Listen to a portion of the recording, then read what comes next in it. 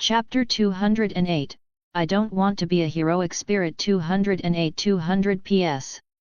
Behold, a gift from the Hydro Archon herself. Bonus chapters, born of your devotion and my boundless generosity. Bask in this rare blessing.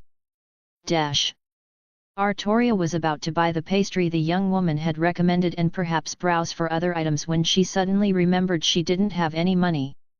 This was a problem. After all, even heroes can be stumped by a lack of funds. Using magecraft to hypnotize the young woman into thinking she'd already been paid? Absolutely out of the question. It would be no better than committing a crime. This brought back memories of her time as Baopon Sith, when she took on various tasks to save up for a house for herself and Jasmine. Sorry, could you wait a moment? Artoria asked, a bit embarrassed. I think I left my money behind. Can I go back to retrieve it? Oh, that's fine. Just tell me what you want and how much, and I'll pack it up for you. You can pay me when you return, the young woman replied cheerfully. Thank you, and I'm terribly sorry. It's no big deal. You must not be used to carrying money, right? Were you used to having bodyguards or servants handle it for you? The woman's imagination impressed Artoria. To have come up with such a plausible excuse so quickly, she must read a lot of novels in her spare time. Her guileless nature also surprised Artoria. She didn't even seem to consider the possibility of being deceived. Leaving the pastry shop, Artoria walked down a small path, mulling over ways to procure money. How had she handled finances in the past? Baopon Sith relied on stealing, Okada Suji lived off funds from her sister, Kiichi. Well, she didn't seem to use money at all. Not very helpful examples. What was I even doing before? Artoria sighed inwardly at her lack of inspiration. What's this? Before she knew it, she found herself standing in front of a casino. She blinked, glancing at the building and then her surroundings before turning back to the entrance. A casino? There's a casino in this city. She stared at the entrance for a moment before an idea struck her. Could this be a choice from Stein's Gate? Is fate guiding me here to make money at the casino? If this is my destiny, then so be it, just like when I was chosen by fate to draw the sword of selection and become king. The more I think about it, the more it makes sense. Not only did she need to buy the pastry, but she also owed for the room Mordred's master had paid for. Leaving debts unpaid would tarnish her dignity as a ruler. Yes, this makes perfect sense. She nodded to herself, stroking her chin thoughtfully. I feel it. Today, my card game skills will be unstoppable. I'll earn plenty. Besides, gambling hones battle instincts. After all, the card table is a battlefield, and the card game is war. As in any war, I must approach it with utmost seriousness. With this conviction, Artoria strode into the casino, exuding an air of unyielding determination.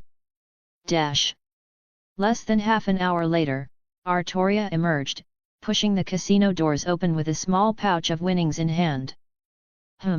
This should be enough. Too much money would just go unused anyway. As ruler, her time in this world was limited. Once the Holy Grail War ended, she would return to her original existence, leaving behind anything acquired here. If there were any funds left when her time here was over, I'll leave it to someone else, perhaps Mordred's master or Fiori. She looked back at the casino with mild dissatisfaction. This casino is rather lacking. Was it truly as bad as she claimed? Not necessarily. The casino occasionally hosted nobles and their families, far from the den of vice she implied. But everything pales in comparison. Next to the splendor of Camelot's legendary casino, this place was utterly ordinary. Before entering, Artoria had truly been penniless. Fortunately, the casino allowed her to borrow some starting funds. After all, her elegant attire clearly crafted from rare materials suggested she wasn't someone lacking resources. No one who wore clothing of such exquisite quality could possibly be in need. Now, I'll head back to pick up the pastries from that shop. It had been nearly half an hour since she'd left, perhaps a little too long. But first. Artoria paused, glancing over her shoulder. I should deal with these little shadows trailing me. Perhaps she had won too much money, or perhaps her striking appearance had drawn attention. With no visible bodyguards, she had attracted some unsavory followers. Ordinary humans posed no challenge to her. She'd defeated demigod heroes in combat, these petty criminals barely registered as a threat. Still, I must avoid exposing the supernatural. I'll need to deal with this cleanly. As ruler, flagrantly breaking the rules would be unthinkable. Back at the inn, modest but well kept, Artoria stepped through the door just as Mordred came down the stairs. Mordred was dressed casually in a white crop top that exposed her midriff, layered under a red jacket, and paired with denim shorts.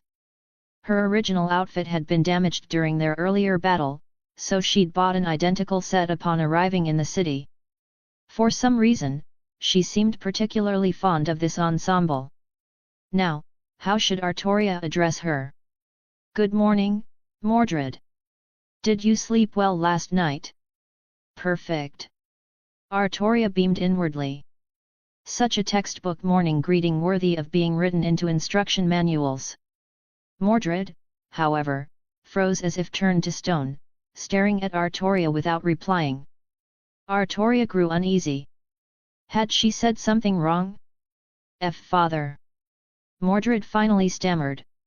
Why the question mark? Didn't I explain everything clearly yesterday? Did you lose your memory? I didn't lose my memory. It's just, that outfit. Mordred's face flushed bright red, though whether from embarrassment or frustration was unclear. Why are you wearing that? Aha! So you mortals truly have outdone yourselves this time, haven't you? To think your offerings could summon forth these bonus chapters, what a feat worthy of my recognition. You've brought glory to Fontaine, and naturally, to me. But do not think for a moment that your work is complete.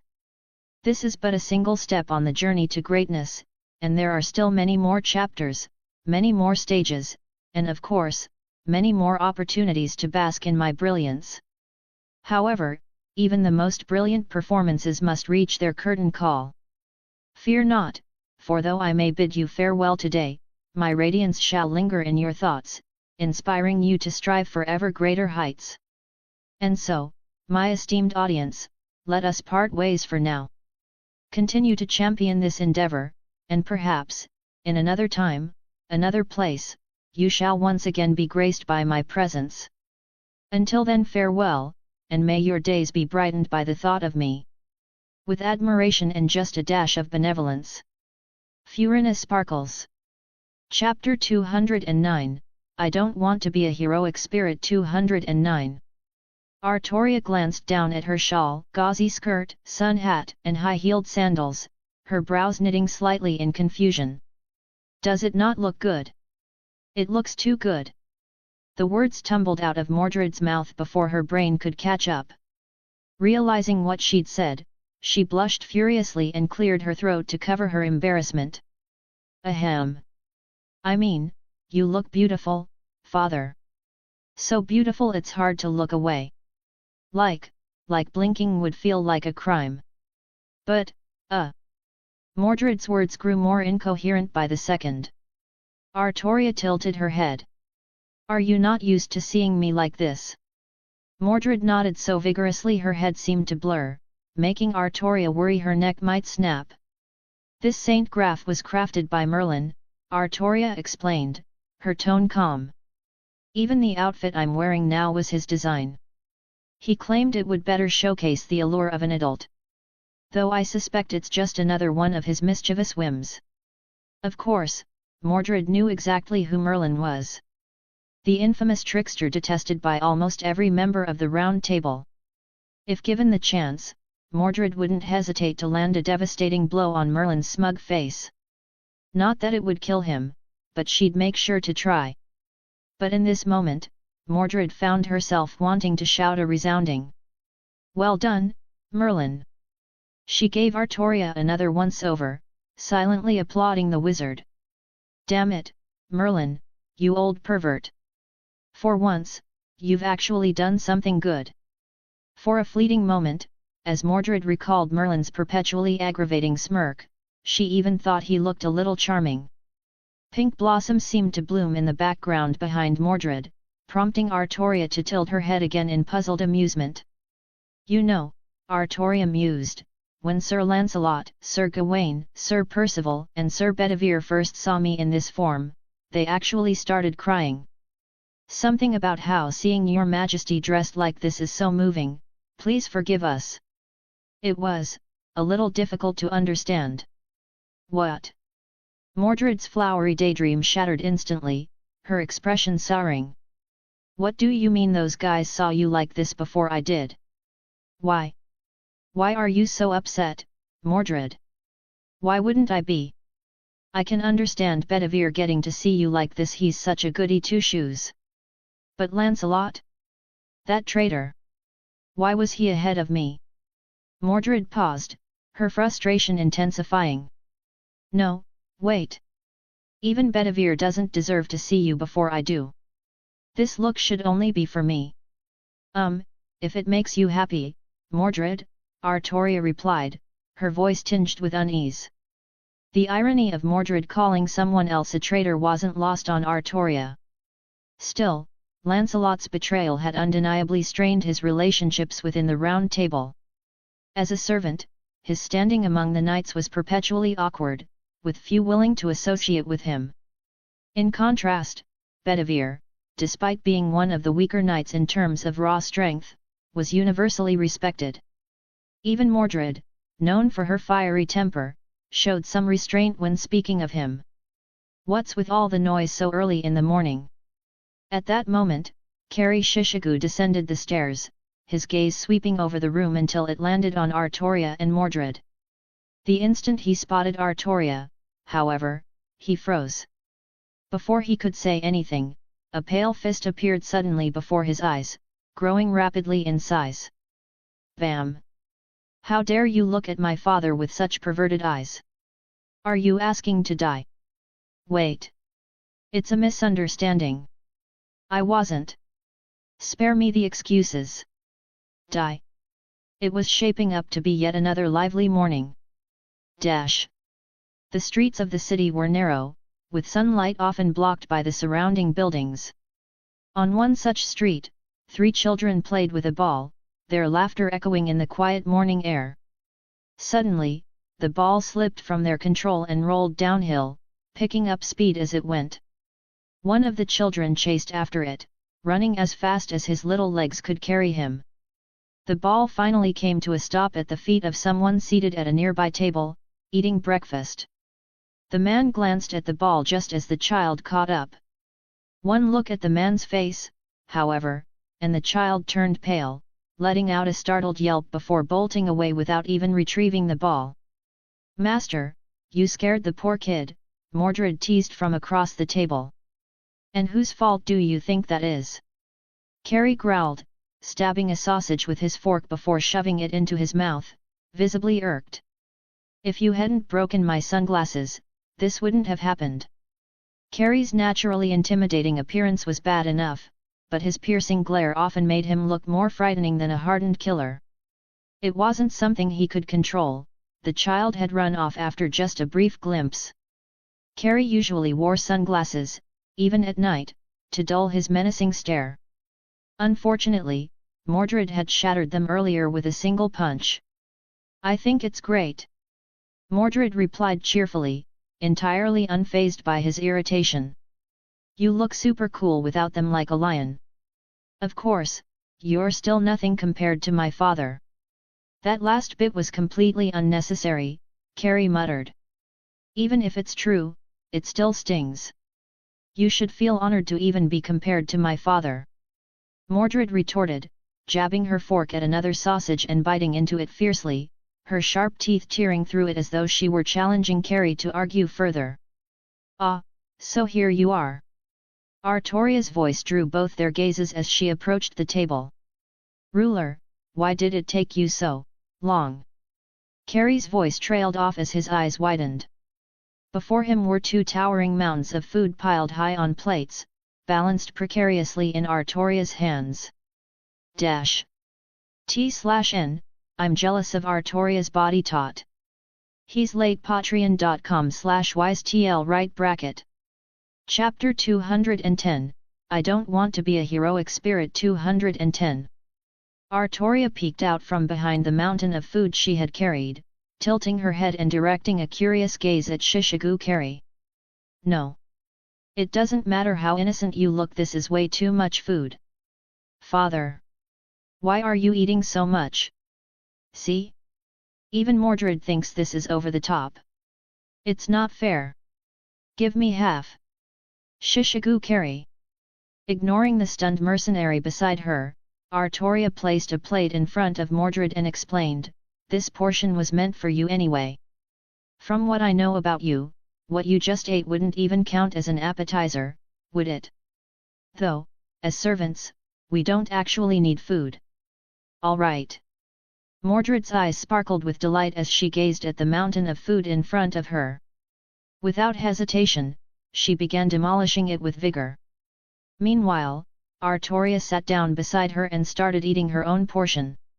Strangely enough, while Artoria ate with much more decorum than Mordred, her speed was slightly faster. Watching the two food mountains rapidly shrink before his eyes, Shishigu Carrie felt a cold bead of sweat trail down his temple. Truly, like father, like son, wait, no. Father and daughter? Mother and daughter? Mother and son? Ruler, how did you manage to get all this food?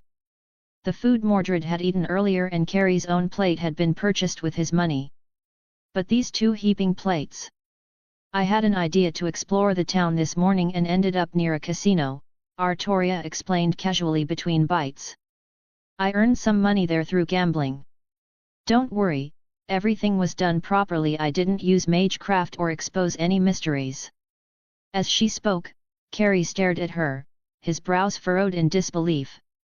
Why?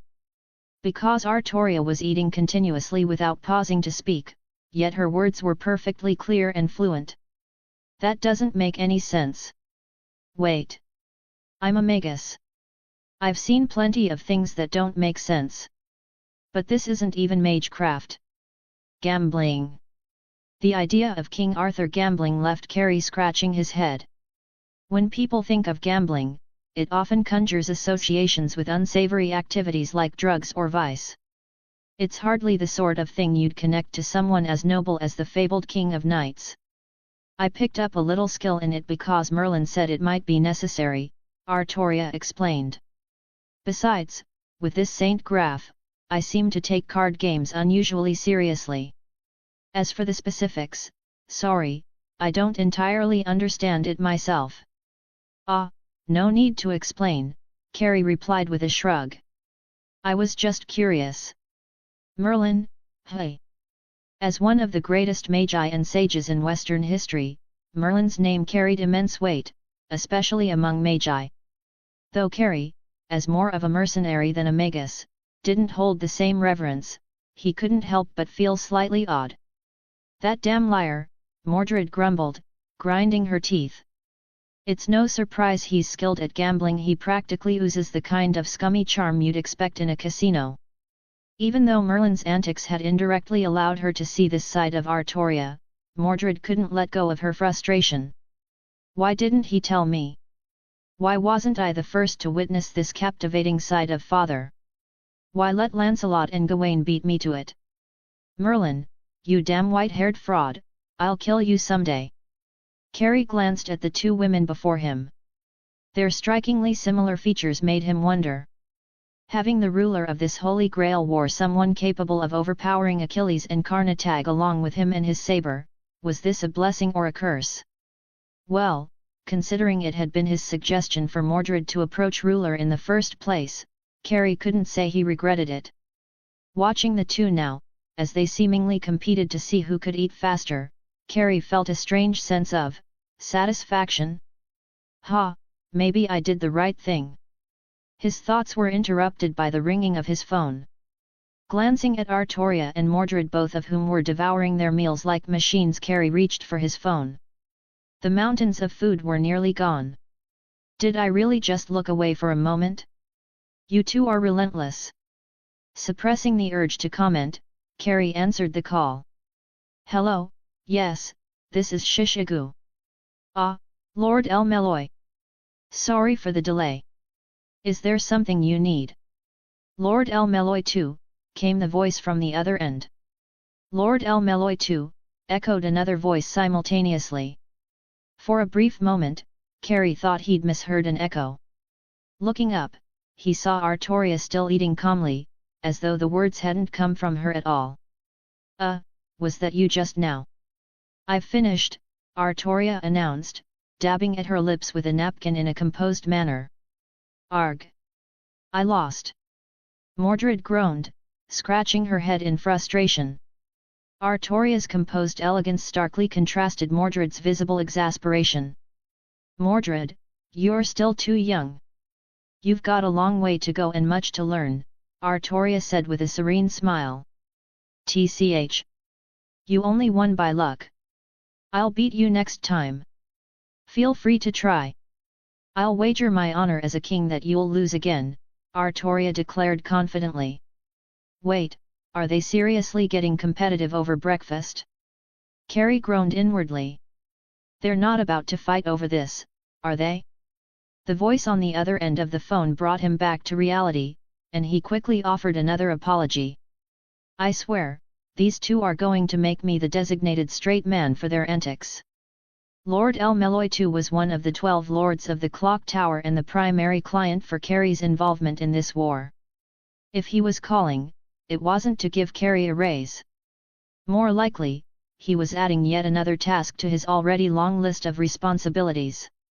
After a thorough exchange of information and a brief negotiation, Carrie accepted the new assignment. As he was about to end the call, an odd impulse struck him. Do you know King Arthur? Excuse me. Never mind, Carrie said hurriedly. Forget I asked. Hanging up, he let out a long sigh. Artoria's earlier interjection of Lord El Meloy II had left him with the eerie sense that she was somehow familiar with the man. But that was impossible, wasn't it? One lived in the 4th or 5th century, the other in the modern era. How could they have any connection? He's late. Patreon.com/wisetl right bracket. Chapter 211, I don't want to be a heroic spirit. 211. Ugh, why is it always me dealing with these dangerous tasks? It's not good for your health to keep sighing like that, Mordred's master, Artoria suddenly interjected. When I treated you earlier, I noticed many lingering injuries in your body. You must have endured a lot of brutal battles. If you don't maintain a positive mindset, you might not live very long. That doesn't matter. I probably won't even survive this Holy Grail war, so why bother worrying about what comes after? Although Artoria's words were meant to show concern, Carrie dismissed them with an indifferent attitude. Hey! Are you underestimating me?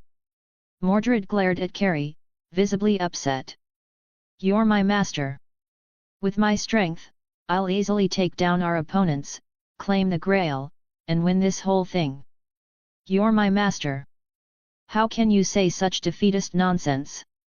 I'll be working with you all moving forward, Artoria said lightly, yet her words quickly drew the attention of the other two. Mordred's master, during that phone call earlier, you were discussing a series of gruesome murders happening nearby, weren't you? Artoria's comment caused Carrie to frown slightly before nodding. This case falls under my jurisdiction as well. As ruler, I can't just ignore it. If you're planning to investigate it, I'd suggest we join forces. So, this case really was caused by a servant. From the clues Carrie had gathered, all the victims were mages from the Mages Association, which was why the association had taken notice. The most plausible theory was that a servant was responsible for the murders. Servants required mana to remain in this world, and the organs of mages, especially their hearts, were the ideal supplement for that purpose. The victims had indeed been disemboweled, their hearts removed. This matched the theory perfectly. However, the Red faction's servants were all accounted for, and the Black faction, as the local rulers, had plenty of artificial humans to serve as mana sources. They had no reason to resort to such actions. This left Carrie unable to confirm the theory, but Artoria's confirmation shifted things entirely. Artoria nodded and explained, the culprit is Black faction's assassin, whose true name is Jack the Ripper. Due to the rising popularity of these subspecies Holy Grail wars, nearly all of the Hassan-i Sabaha's abilities have been thoroughly studied. So the Black faction sought a unique method to summon an assassin outside the usual Hassan lineage. The assassin class originates from the Islamic Hashishin sect, an extremist group active in the mountainous regions between Afghanistan and Syria during the Middle Ages. The sect's leaders were all titled Hassan-i Sabah, also known as the Old Man of the Mountain. Because of this, the assassin class is essentially tied to this legacy, with the servant summoned almost always being one of the 19 Hassan-i Sabah. Artoria mentally added, except for King Hassan, of course. One of the Black faction masters, who happened to be Japanese, wanted to summon an assassin not already well documented. To do so, he returned to Japan, hoping the relative rarity of assassin class legends there would help. He targeted a specific legend, the infamous Foggy London serial killer, Jack the Ripper. To increase the odds of success, he even brought along a prostitute to serve as a summoning catalyst. He succeeded in summoning Jack the Ripper, but the servant killed him immediately, leaving him no time to use a command seal. Jack then formed a contract with the prostitute. The pair came to this country to compete for the Grail. Since the prostitute is an ordinary human, she can't provide Jack with sufficient mana. That's why Jack has been hunting down mages to sustain herself. That's about it.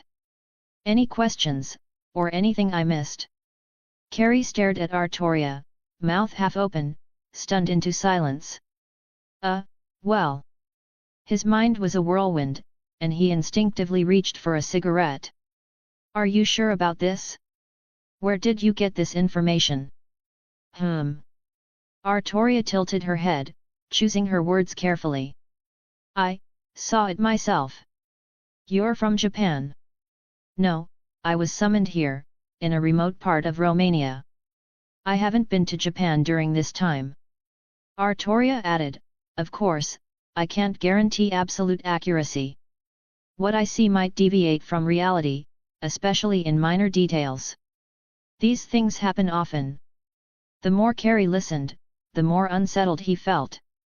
It was akin to discovering his best friend was secretly dating his mother, absolutely absurd and infuriating. In the world of magecraft, there existed a phenomenon known as mystic eyes, capable of influencing reality through sight. Mystic eyes were categorized by their color, ranked from green to red, gold, jewel, and finally rainbow, each tier more powerful than the last. Among these, mystic eyes capable of seeing the future sight were extremely rare. Even jewel-level future sight could only glimpse a few seconds ahead, and only the user's own future. Jewel-level mystic eyes were among the most powerful in the modern era, surpassed only by the legendary rainbow tier, which were widely considered theoretically impossible to exist. The most famous jewel-level mystic eyes were the petrification eyes of Medusa, the Gorgon from Greek mythology.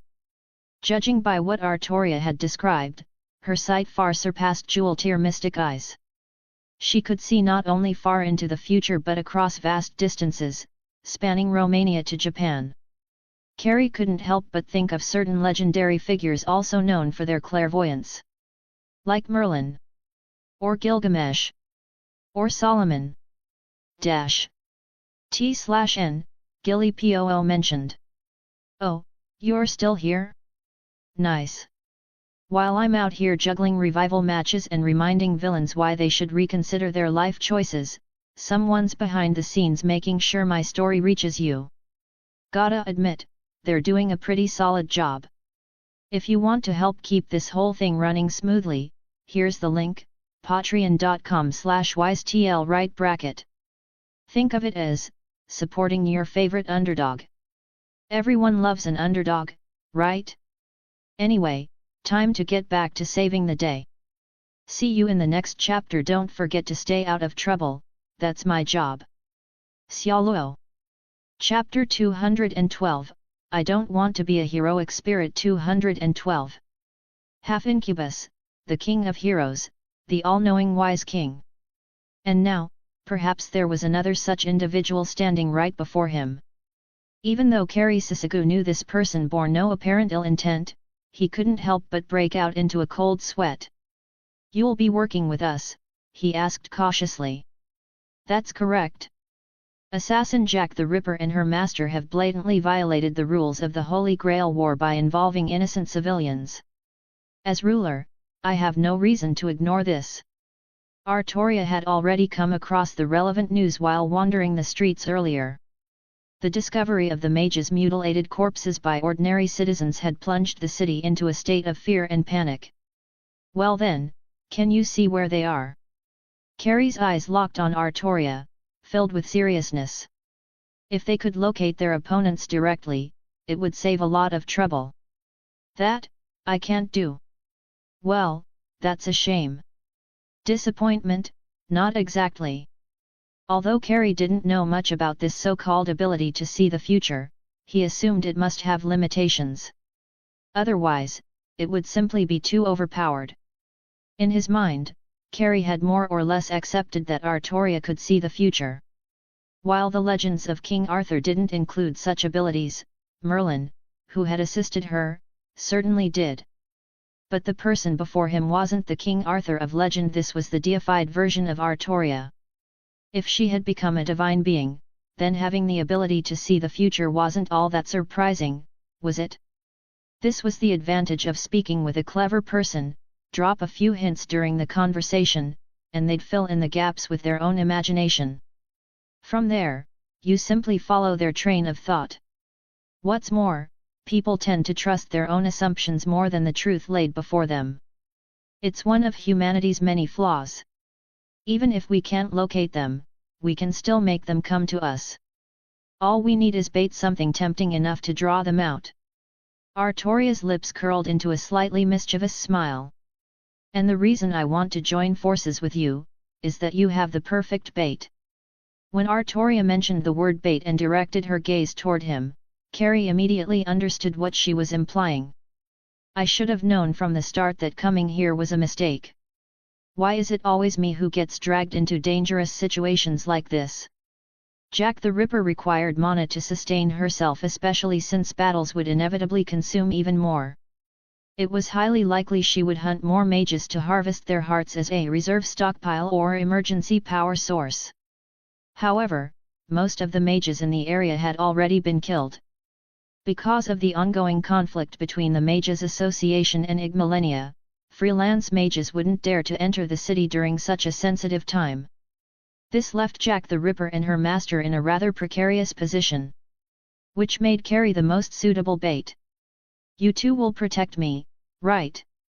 If Jack the Ripper targeted him, Kari knew he wouldn't stand a chance. Even the weakest assassin class servant far outclassed any mage. Such was the absurdity of servants. Of course. Whether out of duty or personal conviction, I cannot stand by and allow such meaningless slaughter, Artoria replied firmly. Ha! Doesn't matter who the enemy is. I'll take them down in no time. Mordred declared with characteristic bravado. Their responses, each fitting their personalities, reassured Kari somewhat. So, are we starting now? Assassin might not be the strongest class, but they're undoubtedly the most troublesome. Knowing she's out there, I doubt I'll be able to sleep until this is resolved. It's best to act sooner rather than later. We can't guarantee she won't strike again during this time, Artoria agreed, a hint of unease flickering across her face. And Jack the Ripper's noble phantasm is particularly problematic. I'm not even sure if I'd be able to withstand it. You even know her noble phantasm, ruler? Yes, I do. That's one piece of information I'm absolutely certain of. How could she not? After all, Her first 5-star servant in Chaldea had been Demon King Nobunaga, and her second was Little Jack. When she'd reached the London Singularity back then, she'd poured countless Saint Quartz into the story summon banner just to get her daughter Jack. Jack hadn't let her down either, successfully joining her roster. As expected, my daughter Jack loves me. Back in those early days, when she didn't have the materials to ascend Demon King Nobunaga's Saint Graph, her progress had relied heavily on her level 92 Jack. Though Jack's attack animations and Noble Phantasm were unpolished at the time, and she didn't feel like a true 5-star servant, the later improvements in animations and attack patterns had delighted her. My little Jack is so adorable. The best daughter ever. Could you tell me what Jack the Ripper's Noble Phantasm is? Of course, if sharing it would break the rules, there's no need to say anything. I'm just curious, not trying to bend the rules. Carrie was keenly interested in Jack's Noble Phantasm. He'd clearly seen the trepidation on Artoria's face when she mentioned it earlier. He believed Artoria was likely the most powerful participant in this Holy Grail war. Precisely because he understood her strength, Carrie felt both curious and uneasy about Jack's Noble Phantasm. Logically speaking, Jack, being a modern-era heroic spirit with virtually no mystery, shouldn't pose such a threat to a genuine deity like Artoria. It was almost inconceivable.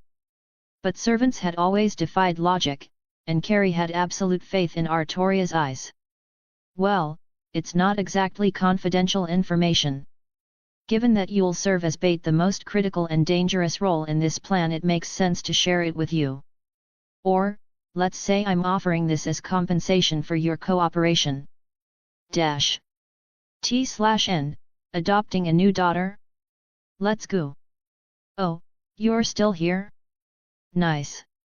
While I'm out here juggling revival matches and reminding villains why they should reconsider their life choices, someone's behind the scenes making sure my story reaches you. Gotta admit, they're doing a pretty solid job. If you want to help keep this whole thing running smoothly, here's the link, patreon.com/wisetl right bracket. Think of it as supporting your favorite underdog. Everyone loves an underdog, right? Anyway, time to get back to saving the day.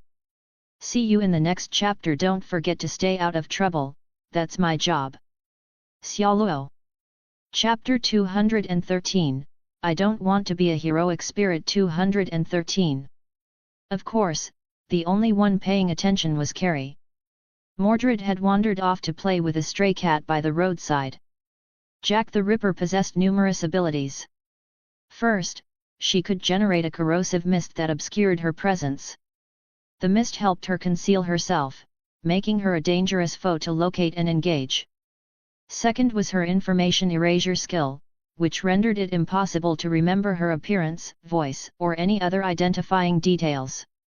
But the most troublesome, and the ability Artoria was most wary of, was Jack the Ripper's Noble Phantasm, Maria the Ripper. This Noble Phantasm was essentially a death curse. If the conditions of nighttime, misty environment, and target is female were met, it could instantly kill the victim. A high level of magic resistance could nullify the Noble Phantasm's instant death effect. For example, Jeanne d'Arc, whose magic resistance was X-ranked, had survived a direct hit from Jack's Noble Phantasm unscathed in the original story. Artoria's magic resistance was high, but only A rank. Completely nullifying Jack's Noble Phantasm wasn't feasible, though she could significantly weaken its effects.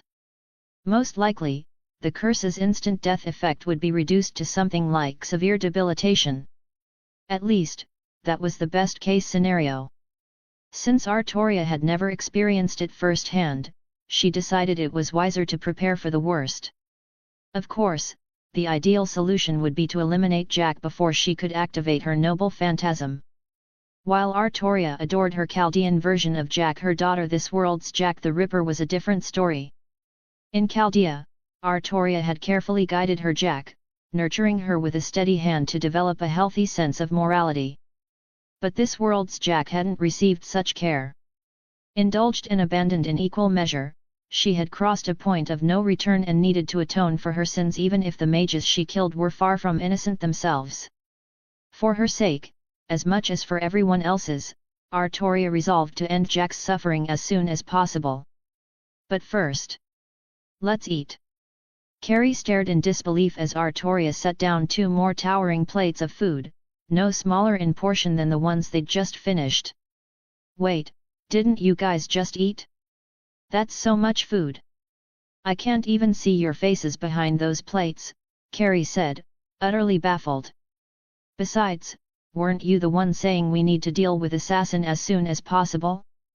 That we couldn't waste any time. Which is why it's even more important to eat properly. Artoria shot Carrie a sharp look, her tone deadly serious. On the battlefield, eating your fill is the top priority. Denying the enemy their food supply is more crippling than taking their weapons. And only by eating well can you maintain peak physical condition for the battles ahead. Going hungry is the gravest of mistakes. Whether as a soldier, a king, a citizen, or a noble, eating well is paramount. If you can't grasp such a simple truth, you're unworthy of being a king. Yes, respecting food is the minimum requirement to call oneself a ruler. Your foolish question is an insult to me. She was clearly angry. Carrie had never seen such an intense emotional outburst from Artoria. Up until now, she had carried herself with the serene grace of an untouchable deity. Also, Mordred. Put my portion down. If you're hungry, go get your own. I'm not stingy, I'll pay for it. Mordred, who had long since abandoned her battle with the stray cat, had swooped in and was voraciously devouring Artoria's food. Though their earlier misunderstanding had been resolved, the two were now bickering again, this time over food. Or perhaps this was just how they showed their camaraderie. Jack the Ripper's actions are likely to occur at night. That's her greatest advantage, it lets her hide and utilize her noble phantasm effectively. So, we'll be acting at night too. Walking down the street, Artoria and Carrie discussed the details of their plan. As for Mordred, she wasn't particularly interested in thinking things through. Especially when Artoria was around, she was content to let her father handle the strategy. All she needed to do was follow orders and execute them. Still, deep down, she was eager for a proper battle. The recent skirmishes hadn't given her any noteworthy achievements, and she wanted to prove herself in front of her father. Mordred. Father? What is it? Artoria's voice snapped Mordred out of her daze. A small bag was placed in Mordred's hand. Here, take this, Artoria said nonchalantly. A gift, or something like that. If you like it, I'll get you more next time. Before Mordred could respond, Artoria returned to Carrie's side, continuing their discussion. This left Mordred standing frozen in place, staring at the bag in her hand. Wah! GG gift. Several moments later, Mordred's face turned a bright shade of red as she let out a loud, incredulous cry that echoed through the streets. This city darkened faster than most. The dusky violet of twilight spread across the sky, blending into the brilliance of the setting sun in the west. Has it really been 1,000 years since my time? Why does it feel like there's nothing here? Mordred complained. I thought the modern world was supposed to have skyscrapers and amusement parks. I haven't seen a single one. When summoned, servants were automatically granted knowledge of the modern era to help them adapt. This was why Mordred even knew to ask such a question. However, this knowledge was akin to reading about something in a book far removed from experiencing it firsthand. That's just the character of this town, Artoria replied. It strives to preserve its medieval architecture. Are they stupid? What's the point of keeping these old, inconvenient buildings? I heard people in this era can get clean water without leaving their homes. It's practically like magic, and everyone has it. Isn't that so much better than what we had? This era has its conveniences, just as past eras had their wisdom. No matter the time, humanity has always strived to survive, to improve, and to grow. They've explored the unknown, expanded their horizons, and nurtured their curiosity and creativity, Artoria said thoughtfully. Humanity seeks the future, but they don't abandon the past. It's through the preservation of wisdom that humanity has been able to raise its sails and explore the seas of mystery. That's their flaw and also the reason they shine so brightly. T/N, sad face, I understand, but poor Jackie. Oh, you're still here? Nice. While I'm out here juggling revival matches and reminding villains why they should reconsider their life choices, someone's behind the scenes making sure my story reaches you. Gotta admit, they're doing a pretty solid job. If you want to help keep this whole thing running smoothly, here's the link, patreon.com/wisetl right bracket. Think of it as supporting your favorite underdog. Everyone loves an underdog, right? Anyway, time to get back to saving the day. See you in the next chapter. Don't forget to stay out of trouble, that's my job. Xiaoluo. Chapter 214, I don't want to be a heroic spirit. 214. Mordred, of course, was referring to Jack the Ripper. At the moment, she and Artoria were away from Carrie Sisegu to lure Jack into appearing. If Carrie had a servant visibly at his side, their target might grow cautious and flee. The sun hasn't fully set yet. For her to appear, it'll have to be night when the darkness fully takes hold. That's also when servants are at their most active, Artoria said calmly. Thankfully, the recent string of murders has made people uneasy. Most of the residents won't leave their homes after dark. That'll make your master stand out even more. Do you really think she'll take the bait? I mean, it's pretty obvious it's a trap. And so what if it's a trap? All we need to do is deal with her before she has the chance to spring it. Servants all have their pride. Even Jack the Ripper won't be immune to it. After hunting down so many mages, she'll instinctively underestimate them. Her sense of caution will be dulled. Our job is to exploit that arrogance. The two maintained a certain distance from Carrie, not far enough to lose sight of him but close enough to intervene within seconds if necessary. By the way, did you already finish those snacks I gave you? Are you seriously hungry again? Mordred froze for a moment at Artoria's question, her whole body stiffening. Yeah. I already ate them. Totally finished them ages ago. Mordred stammered nervously. They were gone before I even realized it. I mean, it wasn't much to begin with. Barely enough to count as a snack. Is that so? Artoria's expression remained neutral. She didn't suspect Mordred of lying. It didn't seem like the kind of thing she'd bother to lie about. Well, if we pass by another shop later, let's see if there's anything else you'd like to eat. I still have plenty of money left. It should last us until the Holy Grail War ends. Is there anything in particular you want? Anything's fine. Whatever you eat, I'll eat, except mashed potatoes. I wouldn't eat mashed potatoes either. They remind me of memories better left behind. Seriously? Mordred's face turned skeptical. Every time Gawain made mashed potatoes, didn't you clean your plate? That's because food is precious. It wouldn't be right to waste it just because it tasted bad. That would be irresponsible both to the food itself and to those who go hungry, though I admit, Gawain's mashed potatoes were particularly terrible. Artoria's face darkened slightly as if recalling an unpleasant memory. You should have told Gawain that ages ago. He always thought he was good at cooking because you cleaned your plate every time. Perhaps you're right, but I couldn't bring myself to crush his enthusiasm. That would have been too cruel. No, you should have crushed it. Let him wallow like a beaten dog in some dark, damp corner, Mordred said, her disdain for Gawain clear.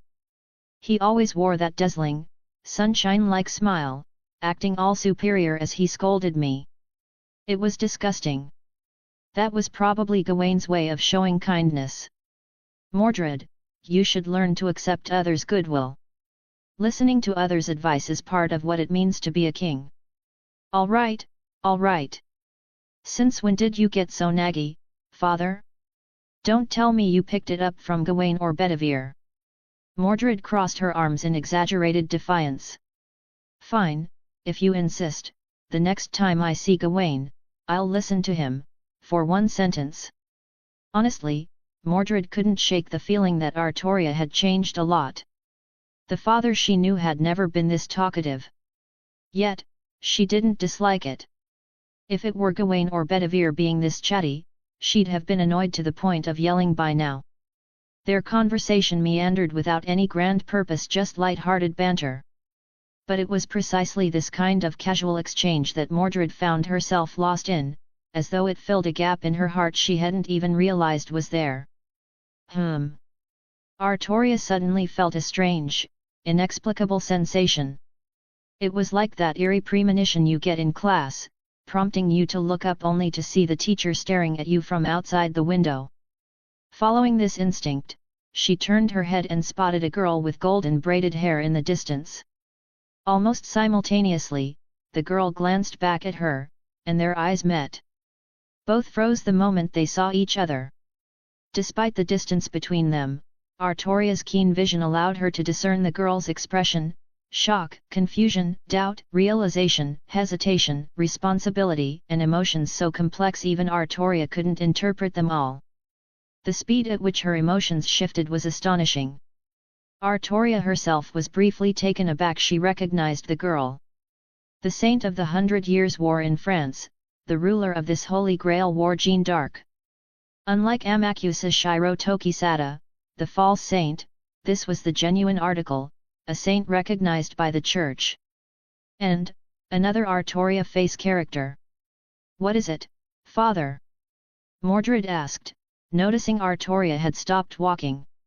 She followed her gaze and frowned. That girl, why does she look kind of familiar? Of course she looked familiar. After all, the three of them did resemble one another quite a bit. Hey? She's coming this way. Mordred, don't show any hostility for now. Contact your master and let him know there's been a development. Servants could communicate with their masters telepathically, and Artoria instructed Mordred to inform Carrie Sisegu of the situation. Meanwhile, Jeanne d'Arc was already approaching. Her gaze shifted from Mordred to Artoria before settling on the latter. Red Saber, and you have many questions, Saint of France, Artoria said calmly, breaking the silence. But this isn't the place for such a conversation. Once the Red Saber's master arrives, I wouldn't mind providing you with some explanations. T/N, Genie. Oh, you're still here? Nice.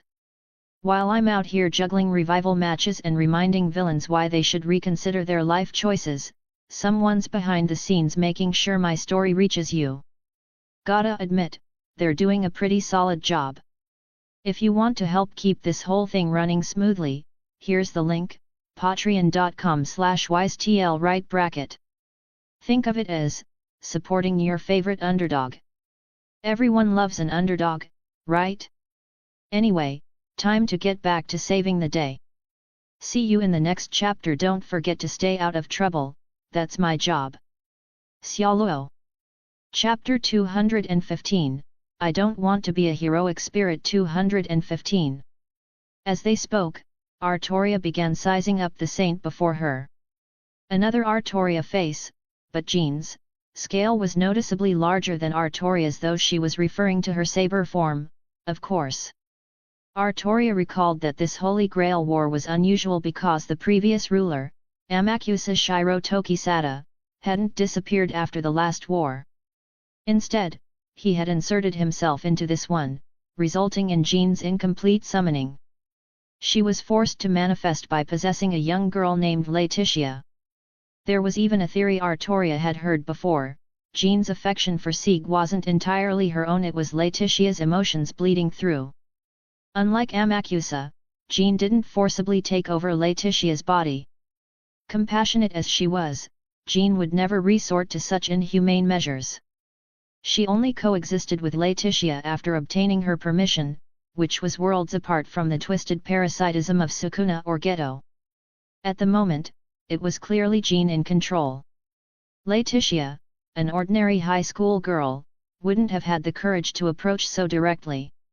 Not long after, Kari Sisagoo arrived. "What's going on? You call me over but don't explain anything," he grumbled, though his hands worked quickly. "I've set up a bounded field. Whatever we discuss won't be overheard." "Thank you. This conversation shouldn't take too long, so there's no need to find somewhere to sit down." Growling. Everyone froze at the sound of an oddly loud stomach growl. Kari instinctively turned toward Mordred, whose face flushed slightly red. "What's that look for? I'm a servant, remember? Servants don't get hungry, let alone make noises like that," she snapped. "And no, that's not what I meant." The sight of Mordred raising her fist made Kari take a step back. He'd already suffered a punch that morning, one that shattered his beloved sunglasses, and his face still hurt even after a whole day. "Wait a second, so you do know servants don't get hungry? Then why are you always complaining about it? I feel like you're silently badmouthing me." "Are you, master?" "You are. Damn it, I'll blow you away." Ignoring the comedic antics of the pair, Artoria turned her attention to Jean, who was clutching her stomach, her face red to the tips of her ears. "Well, actually..." Jean looked on the verge of tears. "Forget it. Let's find somewhere to eat first. Do you have any dietary restrictions?" Jean had been on her way to buy dinner when she spotted Artoria and Mordred.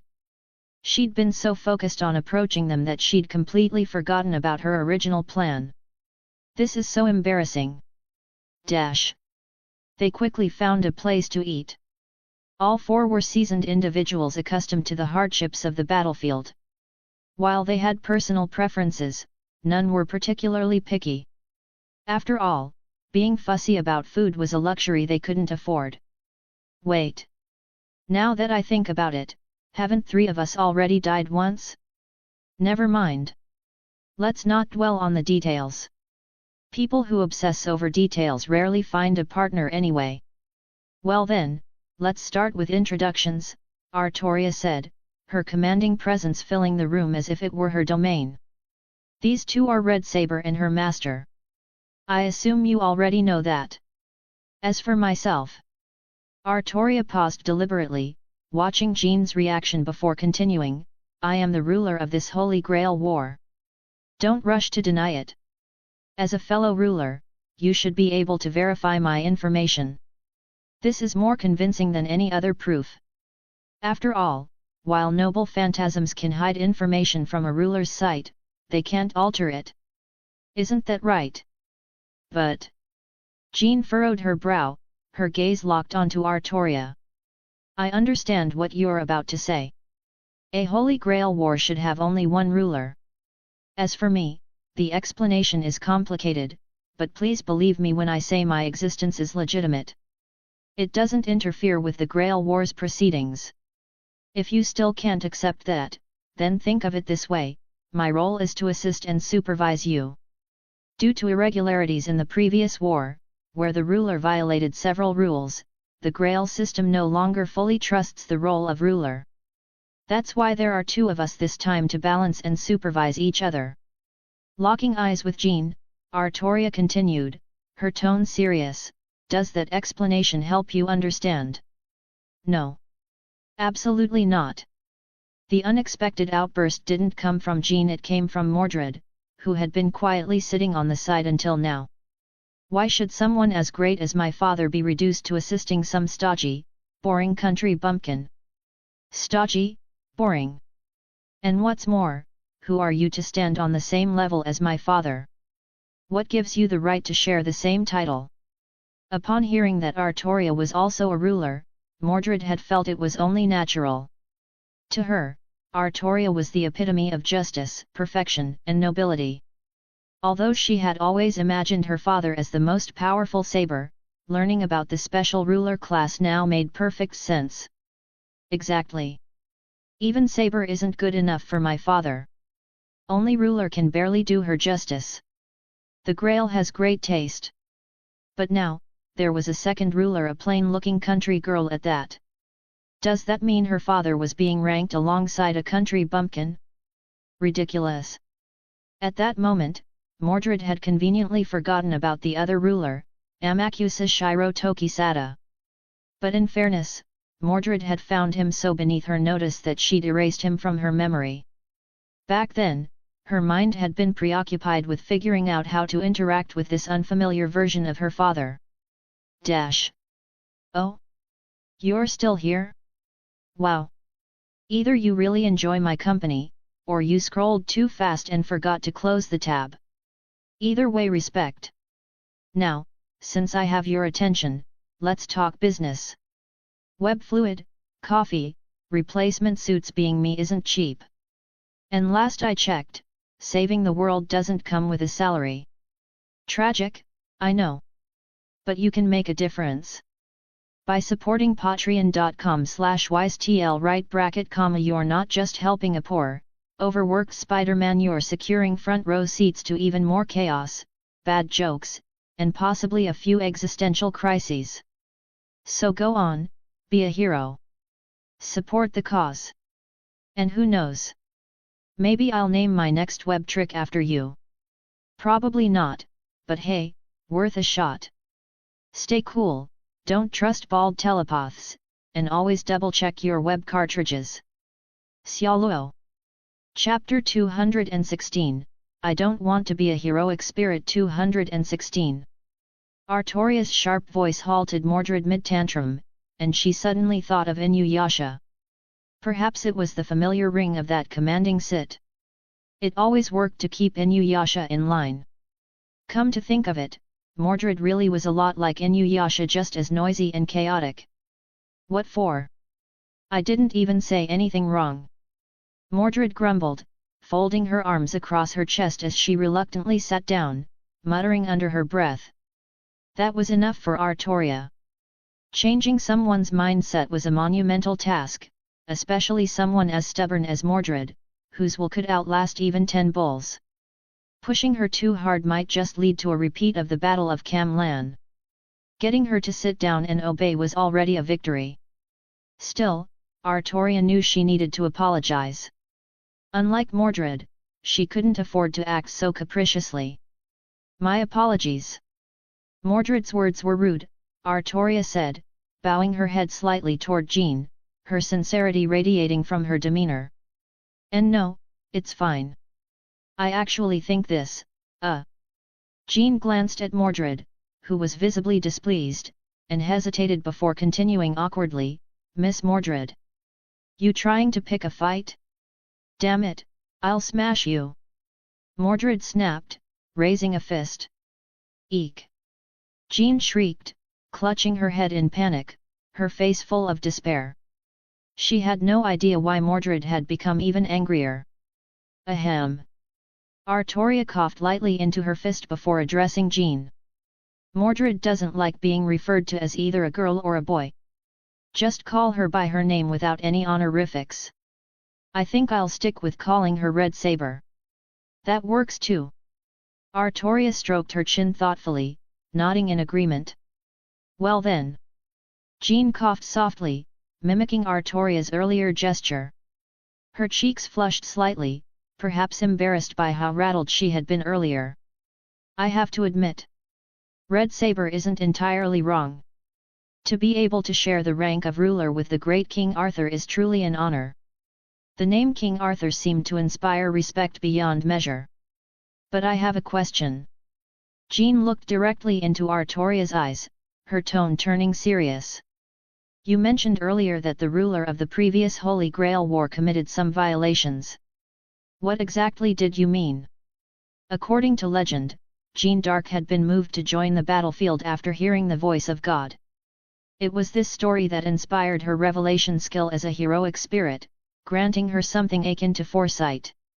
Moments ago, as Artoria mentioned the previous ruler's misconduct, Jean's revelation activated, heightening her interest in the topic.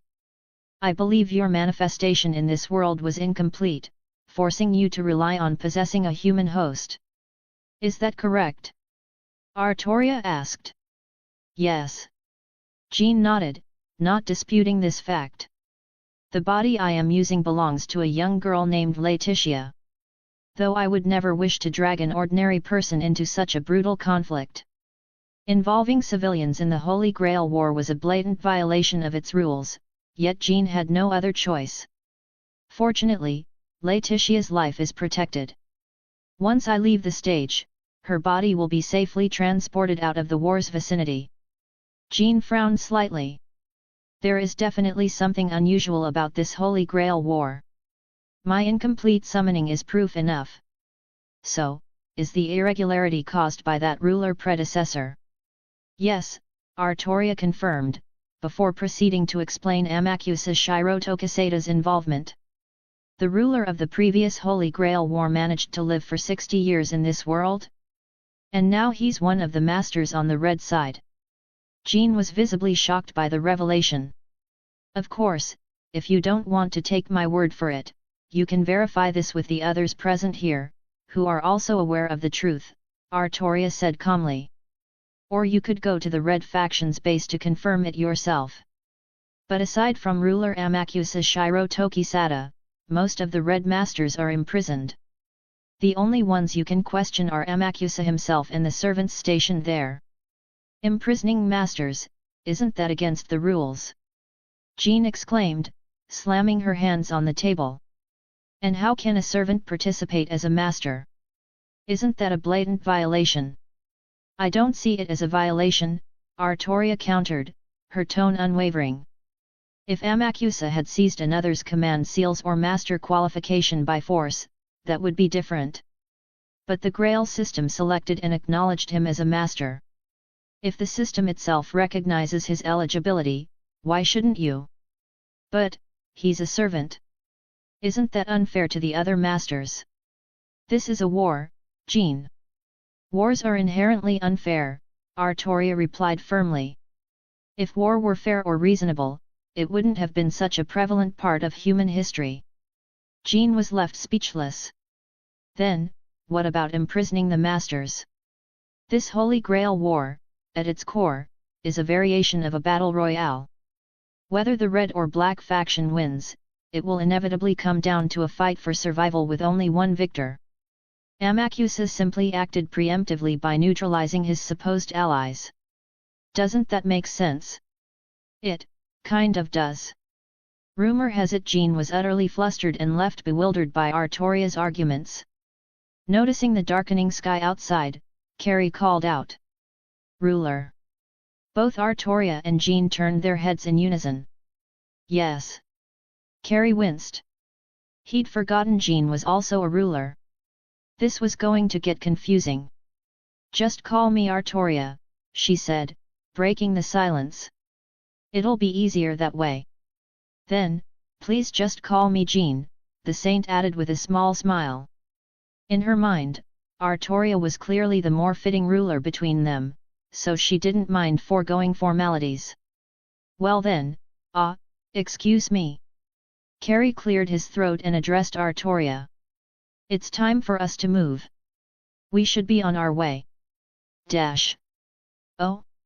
You're still here? Wow. Either you really enjoy my company, or you scrolled too fast and forgot to close the tab. Either way, respect. Now, since I have your attention, let's talk business. Web fluid, coffee, replacement suits being me isn't cheap. And last I checked, saving the world doesn't come with a salary. Tragic, I know. But you can make a difference.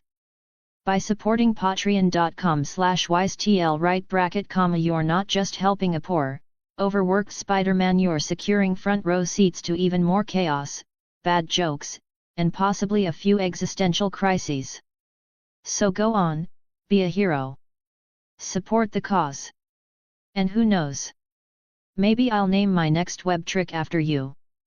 Probably not, but hey, worth a shot. Stay cool, don't trust bald telepaths, and always double-check your web cartridges. Xiaoluo. Chapter 217, I don't want to be a heroic spirit. 217. It seems, it's time, she murmured. She hadn't forgotten they still needed to deal with Jack the Ripper. However, before standing up, she turned to Jean. Jean, do you have any plans after dinner? Hey? Jean hesitated, contemplating for a moment before speaking softly. I've been trying to uncover the reason why my manifestation in this world is incomplete. But Artoria, you've already explained it. It's due to Amakusa Shiro Tokisada from the Red Faction. As for my next steps, I plan to visit the Red Faction's base and meet with him. I want to understand his intentions. For some reason, Jean couldn't shake her concern for Amakusa Shiro Tokisada. She felt the need to see him in person. Thanks to Artoria's detailed explanation, or perhaps persuasion, Jean no longer saw Amakusa as a violator of the Grail's rules but as a legitimate master of the Red Faction. Let's set the Red Faction's business aside for now. For the moment, you'll accompany us to handle another matter, Artoria said. As a fellow ruler, this falls under your responsibilities as well. Artoria hadn't forgotten Jean's X-ranked magic resistance, which could nullify Jack the Ripper's noble phantasm completely. Having Jean along might prove invaluable. After learning about Jack the Ripper, Jean immediately agreed to join the effort. As a ruler, it was her duty to address such chaos. Moreover, she couldn't stand by while innocent lives were at stake. The small town retained much of its medieval charm, including its lack of electricity. This place was decidedly unfriendly to a servant like Nikola Tesla. As night fell, the streets were dimly lit only by the flickering candlelight emanating from windows. It was better than nothing, but only just. Kari Sisuga walked alone down a narrow street, visibly tense. Hey! Who are you? What are you doing out so late? Don't tell me, you're involved in those recent murders. A young police officer in uniform stopped him, his expression a mixture of suspicion and fear. The officer's inexperience was evident, making it hard to take him seriously. Ironically, though the officer's reasoning was flawed, his conclusion wasn't entirely wrong. Kari was connected to the murders. After all, he was out here alone, deliberately drawing attention to lure the killer out. But this officer was definitely an obstacle. Sighing internally, Kari resolved the situation with ease, using a simple suggestion spell to send the nervous policeman on his way. In the past, Kari's rugged appearance often got him mistaken for a criminal or terrorist, leading to plenty of unnecessary trouble. He'd grown used to dealing with it. Lighting a cigarette, he took a deep drag, the ember glowing faintly in the darkness as the cigarette shortened. The nicotine hit cleared his head, sharpening his focus. Truth be told, Kari felt uneasy. Maybe it's the atmosphere, he thought. He couldn't shake the feeling that a pair of eyes were watching him from the shadows, like a venomous snake stalking a helpless rabbit. This analogy fits, doesn't it? He muttered to himself. Sure, I've got some combat skills, but against a servant, those might as well be a rabbit's claws. Talking to himself helped ease his nerves, if only slightly. It wasn't uncommon for people to chatter more when under pressure. Silence could be suffocating, the weight of the moment crushing without distraction. Are you sure this is safe? Jean asked, concern evident in her voice. She glanced at Artoria. Isn't this too dangerous? This is the best method we have, Artoria replied, her tone cold and detached. Besides, this is war. Danger is a constant. He should have known the risks before stepping onto the battlefield. She then turned to Mordred. Are you ready? Of course. An assassin like this is nothing, leave it to me. Mordred slammed her fists together, grinning with excitement. If she dares show up, I'll take her head for sure. When the time comes, Jean and I will provide support from the sidelines. Mordred, you'll be the main fighter. Don't underestimate her, and be cautious of her noble phantasm. Yeah, I got it. The plan was simple. With 3 servants against 1 ordinary assassin, their victory was all but assured. Their only concern was preventing her escape. "Jean, have you visited the Black Faction yet?" Artoria asked casually as they walked. Jean nodded, taking the question seriously. "Yes, I've been there." "Artoria, you must have visited before me, right? I overheard some members of the Black Faction mentioning another ruler." "That must have been you." "Indeed," Artoria replied. "I thought meeting with the Black Faction would help me fulfill my duties as a ruler." She paused, a memory surfacing of Astolfo and the homunculus Sieg. "Did you meet Sieg?" she asked. "Sieg?" Jean tilted her head in confusion before realization dawned. "Oh, you mean the Black Faction's saber?" "Yes, I met him. I never expected to encounter the legendary hero who slew Fafnir, the evil dragon. He's said to be the origin of the word saber." "Why do you ask?" "She's talking about Siegfried, not the homunculus." "Does that mean? When you left the Black Faction's castle, was he still alive?" Artoria pressed. "Yes. I think so." "And Astolfo?" "Ryder was still active when I left. I saw her just before I departed." "So Siegfried didn't give his heart to Sieg? Has the story changed? Is something wrong?"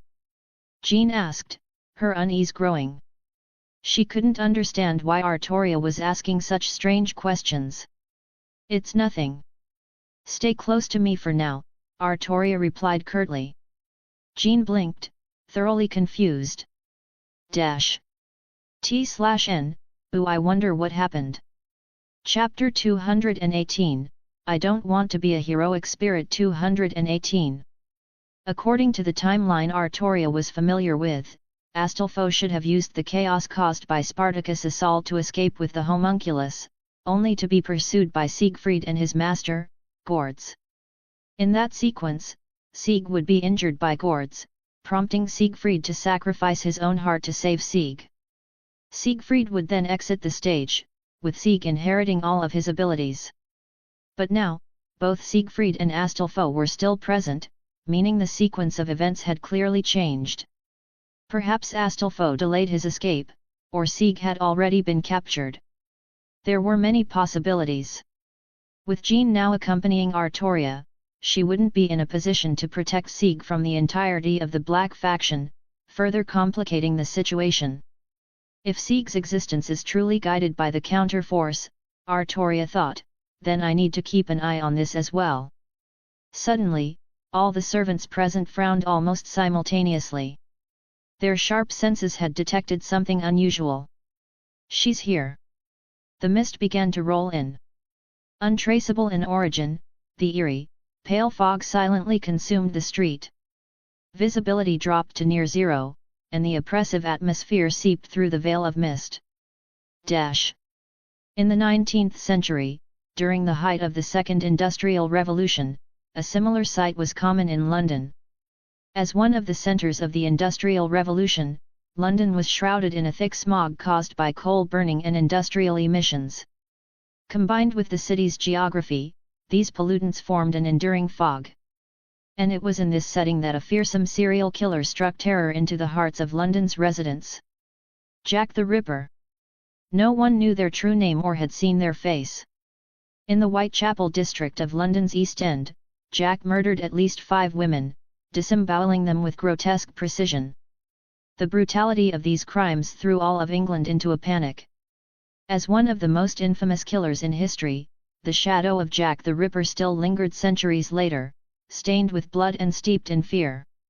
It was this unyielding infamy and fear that elevated Jack to the status of a heroic spirit, allowing her to manifest as a servant in this Holy Grail war.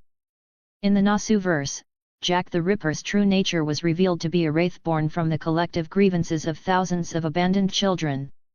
This evil spirit evaded capture because it wasn't truly human. Eventually, it was likely destroyed by a passing mage. In the 19th century, London's lack of proper abortion techniques, combined with widespread prostitution, led to countless infants being discarded like garbage. Their bodies were thrown into the rivers of the East End, and their collective resentment gave birth to Jack. As an amalgamation of these abandoned children, Jack believed that her mother had never wanted her to be born. Her wish was to return to the time before her birth or, in other words, back into her mother's womb. This was why Jack mutilated her victims' abdomens. And since most of those who abandoned children were prostitutes, Jack naturally targeted them as well. Having been briefed by Artoria on Jack the Ripper's background, the others immediately recognized the mysterious fog as her work. The three servants prepared themselves, ready to intervene at a moment's notice. The distance between them and Carrie was negligible, especially for servants. Even without Achilles' legendary speed, they could cover the distance faster than a blink. As tension hung in the air, time slipped by like a mountain stream, unnoticed but inexorable. Something's not right, Artoria thought. The fog was undoubtedly Jack the Ripper's doing, but why wasn't she showing herself? It wasn't until a thunderous crash echoed in the distance that Artoria realized what was happening. Servants are fighting nearby. A sudden clarity struck her, and Artoria made a swift decision. Mordred! Return to your master and protect him. Jean and I will investigate the disturbance. On it. Understanding the urgency, the three of them split up, racing toward their respective tasks at full speed. As Artoria and Jean neared the battle's location, Artoria felt a peculiar sensation. A bounded field to ward off humans? So that's it. Her gaze sharpened, and she accelerated. No wonder Jack hadn't attacked. It wasn't because she sensed the presence of three vigilant servants. It was because Carrie wasn't the only mage in this town. The battle was unfolding in a square where the fog didn't reach. To Artoria's surprise, the combatants were none other than Astolfo and Siegfried. What are they doing here? Though it was called a battle, Astolfo was clearly being overwhelmed. If not for Siegfried's apparent lack of intent to kill, Astolfo would have already been defeated. Why are they fighting? Jean asked, clearly distressed. Aren't they on the same side? They must have had a falling out. When personal convictions clash, conflict is inevitable, Artoria replied, though she knew the true reason. She caught sight of Sieg the homunculus Astolfo had rescued. Unlike the original sequence of events, Astolfo hadn't even made it out of the Black Faction's castle, let alone the surrounding forest. Instead, he had escaped directly here. But the outcome remained unchanged, they had been pursued and caught by Siegfried and Gords. Should we intervene? Jean asked, hesitating as she watched the fight. Her tone suggested she would defer to Artoria's judgment. Artoria gave Jean a peculiar look before responding. No, there's no need so long as they're not violating any rules. Our target is still Jack the Ripper. She could strike at any moment, and her most likely targets are Gords or Sieg. Gords, Siegfried's master, was present but entirely vulnerable while Siegfried was occupied fighting Astolfo. For Jack, he was a much more tempting target than Carrie, who was under Mordred's protection. And then there was Sieg. Despite being a mere homunculus, his exceptionally crafted magic circuits might also draw Jack's attention. This is getting complicated. Artoria muttered, her voice tinged with frustration. Chapter 219, I don't want to be a heroic spirit 219:30 PS. Afterward, she led him out of the thick fog. Hey, are you okay, master? Want me to give you a good slap on the back? Mordred asked, grinning. Cough. Cough, cough, cough. Don't bother, Saber. If you slap me, I might end up worse off. Carrie retorted between wheezes. Given Mordred's lack of restraint, that wasn't an exaggeration. Geez, I was actually worried about you, and you go and badmouth me? But hey, if you've got the energy to complain, you're fine, Mordred said, folding her arms with mock disdain. Oh, and didn't you rig up some fancy anti-poison mask? Fat lot of good that did. Having been briefed by Artoria about Jack the Ripper's abilities, Carrie had prepared an antitoxin mask. He'd even enhanced it with magical protections against Jack's fog. The results, however, were underwhelming. I underestimated things, Carrie admitted with a wry smile. A servant's noble phantasm, breaking through that isn't as simple as I thought. Ha! That's what you get for acting all cocky. Didn't turn out so great, did it? After a while, Carrie's breathing stabilized, though his face was still pale. That fog's something else, feels like I just inhaled 2 lungfuls of acid. Not that I've ever drunk acid, but that's probably close. Jack's fog was corrosive, though it only affected organic matter like human bodies. Clothes and other items remained untouched. The fog could be blocked with magic, but its magical origin made it a formidable hazard. So, what happened exactly? Carrie asked. There's a servant fight nearby, Mordred explained. Father and that country bumpkin already went to check it out, and I'm here to make sure you don't get turned into mincemeat by assassin. A servant fight? Carrie frowned. Is it between red and black faction servants? Who knows? Doesn't matter to me. Anyone who picks a fight is getting their head lopped off. I always keep my word, Mordred replied confidently, clearly itching for a fight. Suddenly, her eyes widened. Saber, we.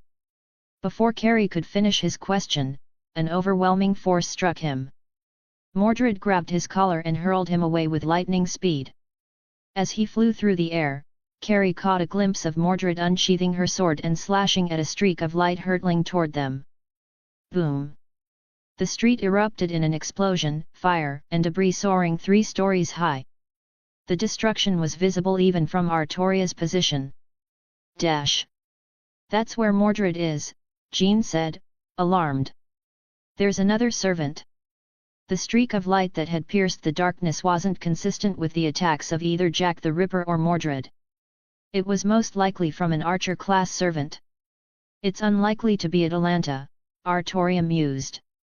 We've just fought her, and Amakusa Shiro Tokisada wouldn't dare antagonize us right now. There's no reason for him to engage. Her tone grew more serious. Which means, it's Black Archer. Though only speculation, it was the most plausible explanation under the circumstances. But why? Artoria muttered, her mind racing. Why are so many Black faction servants concentrated here?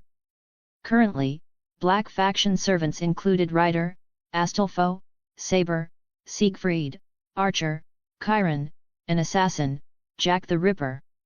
That's more than half their forces. Is just one homunculus enough to warrant such a deployment?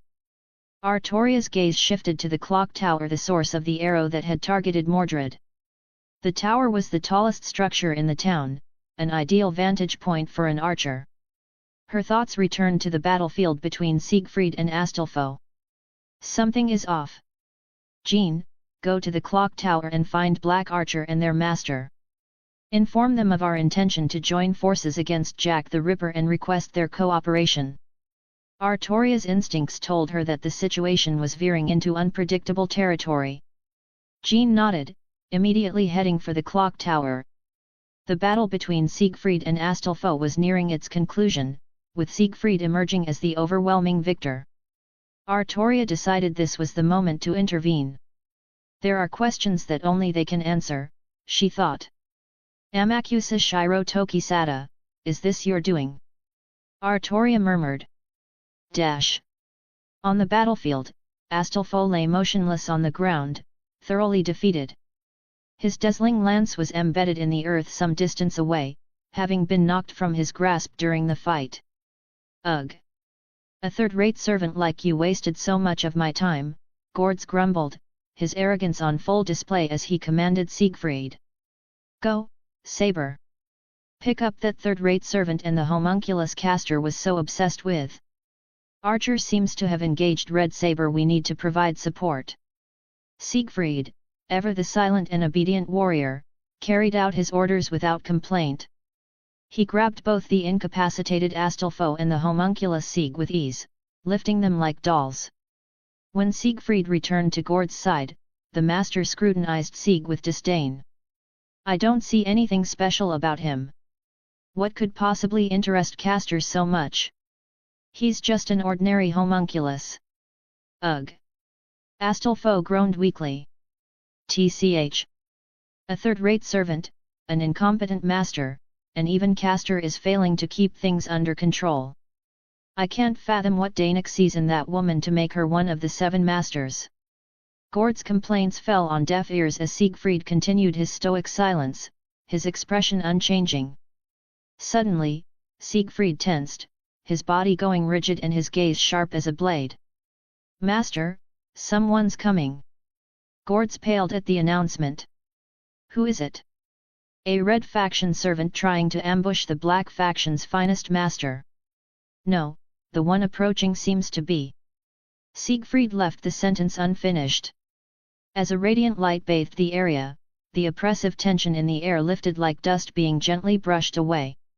Chapter 220, I don't want to be a heroic spirit. 220 40 ps. He had genuinely feared it might be someone from the red faction. After all, as the master of Black Saber, the faction's strongest servant, he considered himself the most significant threat to the enemy and thus their prime target. Surely, they would be eager to eliminate him. This, at least, was how Gords viewed himself. But when it came to Artoria, Gords felt a certain degree of trust. Confident in his perception of her fairness, he stepped out from behind Siegfried with an air of grandeur. As a noble, Gords believed it was crucial to display goodwill, respect, and his own sense of refinement. Straightening his clothes, he struck what he thought was a flawless and elegant pose. Greetings, ruler. It is an honor. Ruler. Ruler. Are you there? Gord's practiced demeanor crumbled instantly as Astolfo's loud voice interrupted him. The rider, still held under Siegfried's arm, called out desperately. Though battered, nearly out of energy, and having endured a thorough beating, Astolfo's eyes shone with a hopeful glimmer, like a parched wanderer spotting an oasis. A moment ago, he had seemed half dead, but now he struggled fiercely, flailing in Siegfried's grasp and shouting at the top of his lungs in Artoria's direction. Ruler! Ruler! Help me!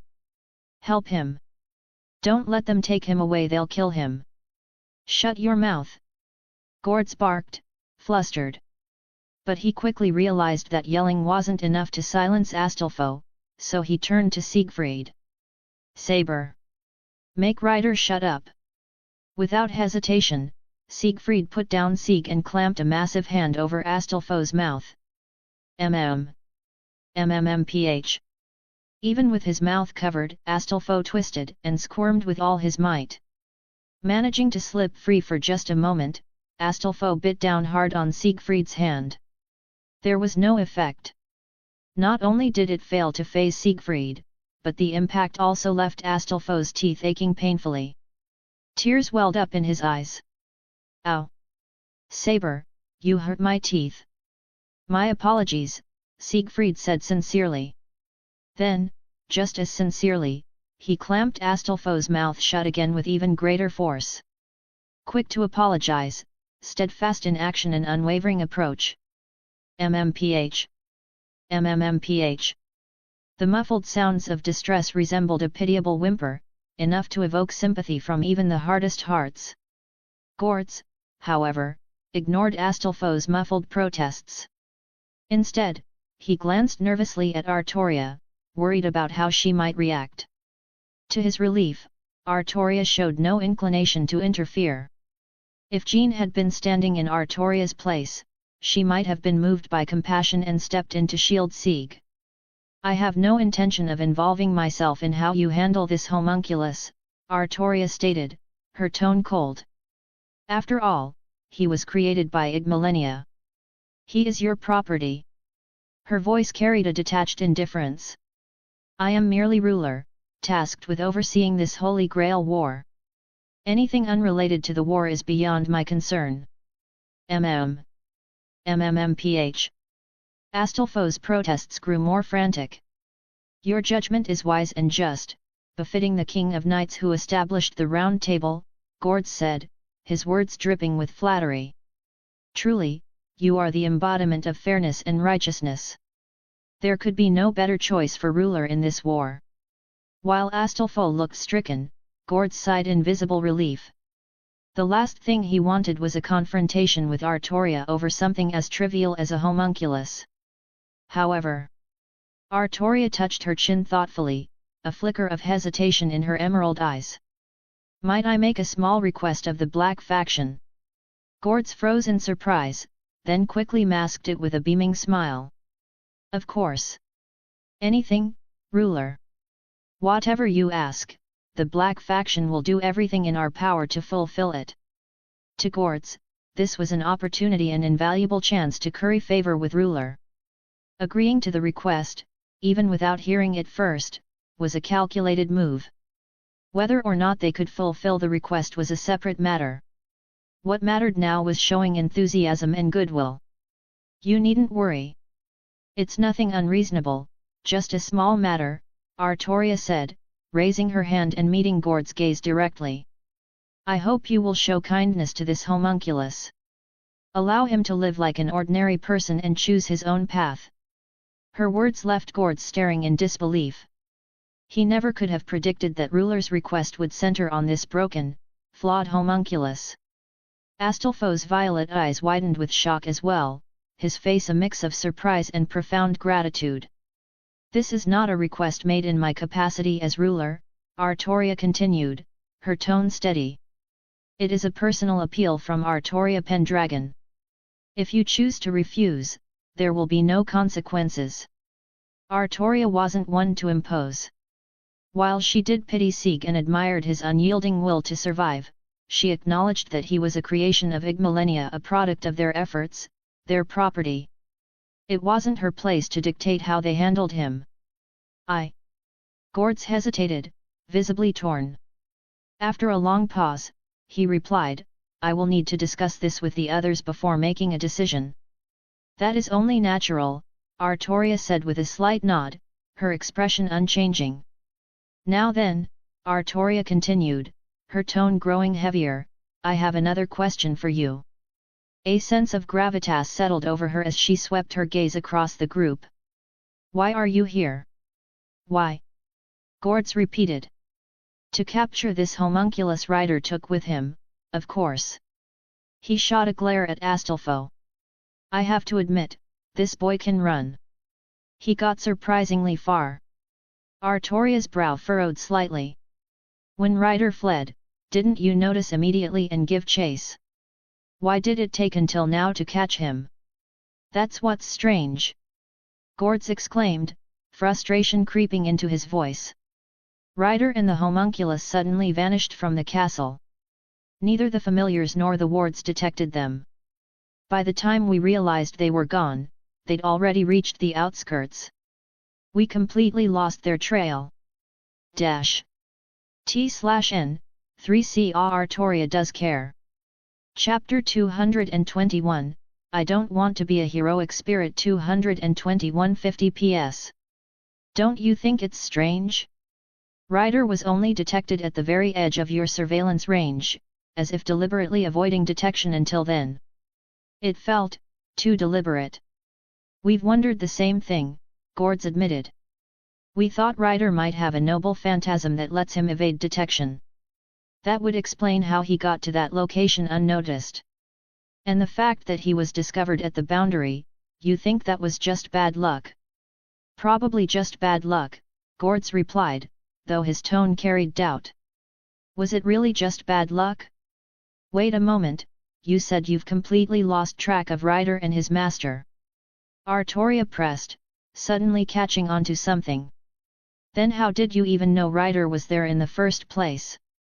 Well, how did we know, exactly? Gords wore a troubled expression. I don't know. Sealnike told me she found Ryder's location but never explained how she knew. Sealnike? Ryder's master. Artoria recalled her brief encounter with that woman back at the Black Faction's stronghold. Even without first-hand knowledge of the original events, it was clear to her that something within Seal Nike was irreparably broken. If every person had a savage beast locked within their heart, chained by reason, then Seal Nike was someone who had long since surrendered to that beast, an incomplete person, driven to self-destruction. Yes, that woman. You've met her too, haven't you, ruler? Gords nodded. That day, she suddenly approached me and said she had finally found Ryder. When Ryder disappeared, she went completely mad, obsessing over finding him. I thought she'd gone off the deep end for good, but somehow she actually managed to succeed. Artoria's evident concern made Gords uneasy. What's wrong? Did Seal Nike do something that violates the rules of the Holy Grail War? Artoria furrowed her brow slightly but then shook her head. No, not exactly. It's just, something doesn't sit right with me. Her words trailed off as she and Siegfried simultaneously turned their gazes toward a particular direction. Hey there! Father, I'm back! From a distance, Mordred waved energetically, her vibrant voice carrying over. Artoria sighed with a mix of exasperation and resignation. Mordred, calling me father like that makes your true name impossible to conceal. So what? Let them know, who cares? Mordred grinned, her tone defiant. If they think knowing my true name will give them an edge, I'll show them how naive they are with Clarent in hand. Her bull-horned helmet morphed with a sleek, technological transformation, revealing her face. Standing beside Artoria with her trademark exuberance, Mordred flashed a bright smile. Besides, since you've declared your true name, how could I, as your only child, back down? It's still hard to get used to suddenly having such a spirited child. Neither Fenhuanyu nor Artoria could quite adapt to it. Shifting her gaze away from Mordred, Artoria looked toward the group accompanying her, Jean, Fiori, and Chiron. First, she addressed Fiori and Chiron. It's been some time, Fiori. Yes, it has, ruler. Fiori wasn't in her wheelchair. Not because her legs had healed, but thanks to a self-made magical apparatus resembling spider-like mechanical legs. Though constructed through magecraft, it appeared more like advanced machinery. Thank you for agreeing to my request to pause the fighting temporarily. I've already heard the situation from Miss Jean here, Fiori replied, her noble demeanor as natural as ever. You wish to deal with the rogue assassin, Jack the Ripper, currently loose in this town, correct? Her tone carried the grace of someone who had trained her aristocratic bearing to perfection. This problem originates with the Black faction. As such, we must bear some responsibility. Have you encountered Jack the Ripper already? Artoria scanned the group, seeking confirmation of any direct conflict with the elusive servant. Jack the Ripper was unlikely to appear again soon. With nearly all the mages and servants in the area converging here, Jack would avoid such a suicidal confrontation. Yes, we encountered her, Fiori replied softly. After Jean explained the situation, we agreed to a temporary truce with Red Saber's group. Their saber dispelled the mist briefly with a burst of mana, and my archer used the opportunity to take a shot at Jack, who was exposed for a moment. Artoria turned to Chiron for details. I aimed for her spirit core, Chiron said with a calm smile, but she evaded the fatal blow. It wasn't a critical injury, but it wasn't minor either. I'm certain she's severely weakened. That's enough, Artoria acknowledged. Tonight has seen many disruptions, but at least we managed to injure her significantly. Standing at the center of the group, Artoria naturally exuded the aura of a leader. Jack's master is an ordinary human. She can't rely on magecraft or mana to heal herself. To recover, Jack will have to kill again, harvesting fresh hearts to restore her strength. In terms of quality, even dozens of ordinary hearts can't match a single mage's. Jack will most likely target mages next. Are all the Black faction members here accounted for? In truth, Artoria wasn't overly worried about the mages present. Fiori, Calls, and Gords were all accompanied by servants Chiron, Siegfried, and Mordred respectively. Jack would have no opportunity to strike with their protection, especially in her weakened state. As a renowned teacher of heroes in Greek mythology, Chiron's judgment was beyond reproach. Artoria trusted his assessment implicitly. Though it was a shame they couldn't resolve the situation tonight, they would simply have to wait for the next opportunity. At that moment, Gord suddenly exclaimed, "Seal Nike! Seal Nike isn't here!" Chapter 222, I Don't Want to Be a Heroic Spirit 222 100 PS. Gord's exclamation was like a boulder crashing into a calm lake, shattering the tranquility. "Ryder's master came with you?" Artoria quickly asked. Yes, because Sealnike insisted on seeing Ryder, she tagged along. Nobody wanted to stop that lunatic, Gords explained. She stayed with us initially, but when the fog rolled in, she got separated from us.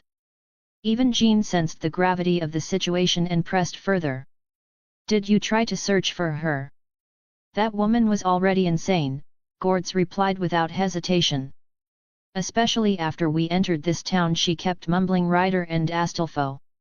Honestly, I lost count of how many times I thought about just leaving her behind. She's a useless fool who couldn't even control her own servant. When she wandered off on her own, I was relieved. Gord's utter lack of concern or compassion for his so-called teammate made Jean and Fiori frown deeply. They understood Gord's actions weren't malicious in the context of the Holy Grail War. Arguably, it was the most pragmatic choice. Still, it was difficult to stomach. On the other hand, Kari Shishigu didn't bat an eye. In the world of mages, if you didn't want to be abandoned, the best strategy was to preemptively abandon others. Such practices were commonplace. The sense of unease in Artoria's heart only grew stronger. Do you have any way to locate Ryder's master immediately? Artoria asked with urgency. The faster, the better. If Sealnike is out there alone without her servant, and Jack the Ripper appears. Sometimes, it feels as though the things you fear most are the ones that happen. Ugh! A muffled sound came from the person Siegfried was carrying under his arm. Because Gords hadn't ordered otherwise, Siegfried had been dutifully holding Astolfo in place, keeping his mouth covered. But now, after staying quiet for so long, Astolfo's body suddenly trembled. His presence weakened rapidly, and tiny motes of light began drifting off his form. These were the signs of a servant disappearing. When a servant vanishes, it's either due to severe injury and the destruction of their spirit core or the complete depletion of magical energy. Could it be? Ryder's master is Saber. Put Ryder down. At the command, Siegfried gently placed Astolfo on the ground. Astolfo was clearly drained and injured, but not to the point of fading away. The only plausible explanation was that Sealnike, who had been supplying him with mana, was dead. Well, looks like this is it for me, Astolfo muttered weakly, a stark contrast to his usual cheerful demeanor. Astolfo, I still have questions for you. Artoria knelt beside him, placing a hand on his shoulders so their eyes were level. The motes of light floating from Astolfo's body grew denser, his form turning increasingly transparent. How did you manage to escape Black Faction's surveillance with this homunculus? Or, did you notice anything unusual during your escape? Escape? Astolfo tilted his head slightly, his voice casual despite his condition. I just carried him on my back and ran step by step until we were out. That's all. His straightforward answer left Gords and Fiori utterly stunned. Wait. You simply ran out. Fiori couldn't suppress her disbelief. Ryder, didn't you use some sort of noble phantasm to evade detection or teleport away? Why would I have a weird noble phantasm like that? Astolfo replied with an odd expression, as if the question itself was bizarre. As his form flickered, Astolfo turned his gaze toward the unconscious Sieg. Ah, what a shame. My journey ends here. Feels like I didn't accomplish anything I wanted to do. If only I were as smart as you, ruler, I might have been able to save more people. No, Rider, just stay as you are, Artoria interjected, to everyone's surprise. If I were in your place, I'd likely weigh the value of lives and sacrifice the few to save the many. If there were too many people like me, I can't imagine how cruel this world would become. That's why I hope there will be more people like you, those who help the helpless without hesitation, without regard for sides or worth. It may seem foolish, but it's not without merit. Hey? You really think so? Astolfo blinked in surprise before breaking into a smile. Being acknowledged by the King of Knights herself. If Roland were here, I'd totally brag about this to him, hee. Then, I'll take my leave now, ruler. If we ever meet again, I'll treat you to some crepes. With a wave, Astolfo bid Artoria farewell. Before everyone's eyes, Astolfo vanished, dissolving into countless glimmering lights that scattered into the night. Rider Astolfo had exited the stage. Now that I think about it, both the Black faction and Red faction lost their riders first. As Artoria watched the last of the lights fade, she turned to Fiori and Chiron. Ruler, have you figured something out? Black faction had assumed that Astolfo had used some unknown noble phantasm to escape their surveillance while carrying the homunculus. After all, while Astolfo was undoubtedly the weakest of Charlemagne's 12 paladins, his many adventures had earned him a collection of strange yet powerful artifacts. These treasures, which became his noble phantasms, seemed like a plausible explanation for his escape. But now, it appeared that wasn't the case. T/N, Nu Astolfo. Chapter 223, I don't want to be a heroic spirit 223-200 PS. Like others in the Black faction, she believed those emerald eyes held a unique power. Fiori was convinced that Artoria had seen something crucial. After a moment of silence, Artoria spoke, her piercing gaze fixed on Fiori. You've likely already formed a hypothesis in your heart. If Astolfo truly hadn't relied on a noble phantasm to conceal his presence while escaping the Black faction's stronghold. Did someone help him? Fiori ventured. It was the only explanation she could think of. She had full confidence in the castle's defenses. Even for a servant skilled in stealth, slipping through the forest surrounding the stronghold undetected would not have been easy.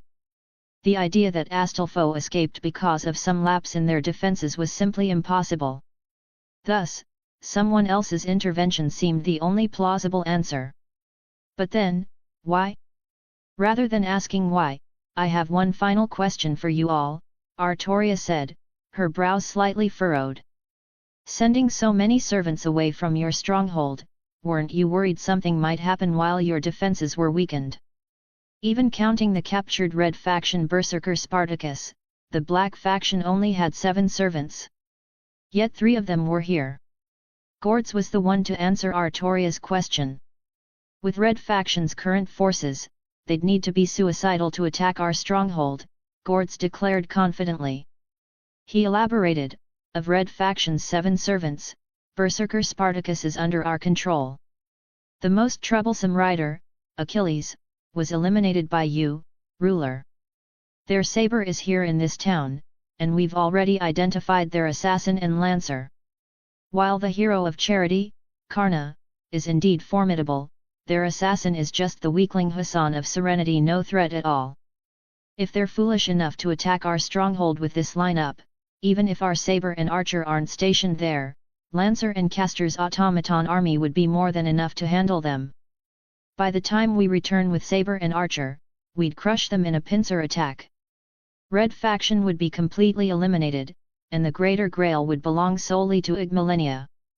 Gord's tone grew increasingly enthusiastic as he spoke, his vision of victory clearly fueling his excitement. In truth, bringing both saber and archer to capture Rider and the homunculus hadn't been strictly necessary. Their decision was based on reports that Red Saber was also in the town. Among Red faction's servants, Mordred was considered almost as threatening as Rider Achilles or Lancer Karna. They had hoped to deal with her as well. Chiron's attack on Mordred wasn't a coincidence, it had been the plan from the start. When Gortz mentioned that Red Assassin was Hassan of Serenity, Artoria paused briefly before a look of realization crossed her face. That Amakusa. I underestimated him. Artoria had resolved her remaining doubts. If she were to share Amakusa Shiroto Kaseda's plan with Fiori and the others, it might seem unfair to Red Faction. But ultimately, it wouldn't change much. Just then, Fiori and Gortz received a message from their stronghold. The message was brief, but the urgency and anger of the sender were palpable. The castle has been attacked. The Greater Grail has been stolen. Fiori and Gortz's first reaction was disbelief. However, the fact that the message came from their leader, Darnik, left no room for doubt. The Greater Grail appeared as a flawless golden sphere. Its front bore a crack, through which 5 feminine statues could be seen inside, beautiful and divine, resembling the legendary Venus. To obtain it, Darnik had gone to extreme lengths. He had enlisted the German military's help, disrupted the Holy Grail War's ritual, and caused the demise of the 3 families. Later, he betrayed and eliminated his German allies, fleeing with the Greater Grail to hide for 60 years. During those decades, Darnik had repeatedly transferred his soul into new bodies to maintain his youth. The price of this, however, was the gradual erosion of his identity. All that remained was his obsession, to use the Greater Grail to elevate Igmalenia to the pinnacle of magecraft. Amakusa Shiro Tokisada, summoned as a ruler in the previous Holy Grail War, had witnessed Darnik's schemes firsthand. It was during that war that Amakusa saw Darnik use underhanded methods to seize the Greater Grail. Miraculously, Amakusa himself gained a physical body after coming into contact with the Grail. Now, once again. At last, the Greater Grail is back in my hands. Amakusa's eyes were fixed on the colossal artifact, its immense magical energy coursing through him. He felt as though the entire world was within his grasp. For the first time, his dream felt tangibly close. Oh, master of mine, let me congratulate you on your triumph. A flamboyant voice rang out, and a middle-aged man appeared, his tone theatrical as though performing on stage. As expected of my chosen master. You seem to possess quite the talent for scripting dramatic plays, directing actors, arranging the stage, and sitting back to await applause and accolades. You've elegantly fooled everyone, though in my eyes, this script of yours is utterly detestable. The man flourished his cloak dramatically, his movements as exaggerated as his words. Helping Black Rider escape, luring Black Assassin and Ruler to the town, and feeding Black Rider and Red Saber's whereabouts to Black Rider's master. Then, using the Empress poison skills to masquerade as someone else, you misled the enemy into grossly underestimating our forces. And just as half their servants were diverted to pursue Rider, you launched a surprise attack and stole the ultimate prize, the Greater Grail itself. Everything has unfolded precisely according to your script. It's all so perfectly smooth it makes me sick. The man's tone grew derisive. Indeed, as one who has dedicated his life to writing, I know better than anyone plots that proceed too smoothly, without twists or tension, are the worst kind of drivel. Such stories are fit only to be torn to shreds and tossed into a stable as fodder. Chapter 224, I Don't Want to Be a Heroic Spirit 224. The middle-aged man continued his theatrical monologue near the entrance when, suddenly, a thick, dark purple fog enveloped him, swallowing his figure whole. Moments later, an excruciating burning sensation surged through his body, as if he had been thrown into a pool of acid. Though the fog obscured his form, his agonized screams pierced the air with chilling clarity. This is my temple, my garden. I don't recall granting you permission to make such a ruckus here, Castor. A voice as sweet and dangerous as poison echoed through the space, both alluring and menacing, capable of leading one to ruin.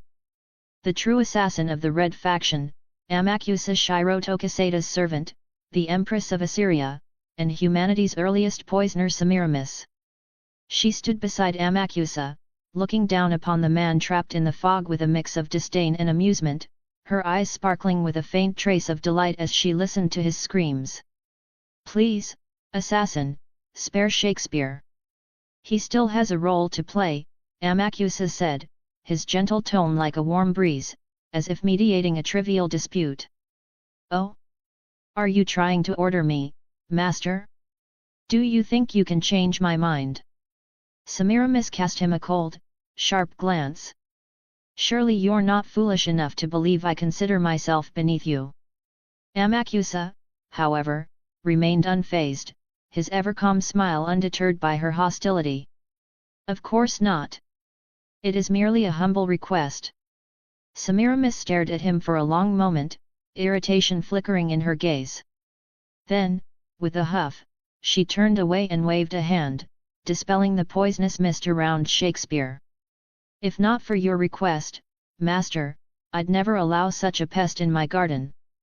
He's as irritating as an insect, and just as annoyingly resilient." "Oh, thank you, your Imperial Majesty, for your boundless mercy," Shakespeare chirped as he sprang to his feet, looking none the worse for wear. As Semiramis had said, Shakespeare's vitality was truly astonishing. By his own account, "I've survived countless instant deaths in the form of deadlines. I'm the man who dies over and over and always rises again.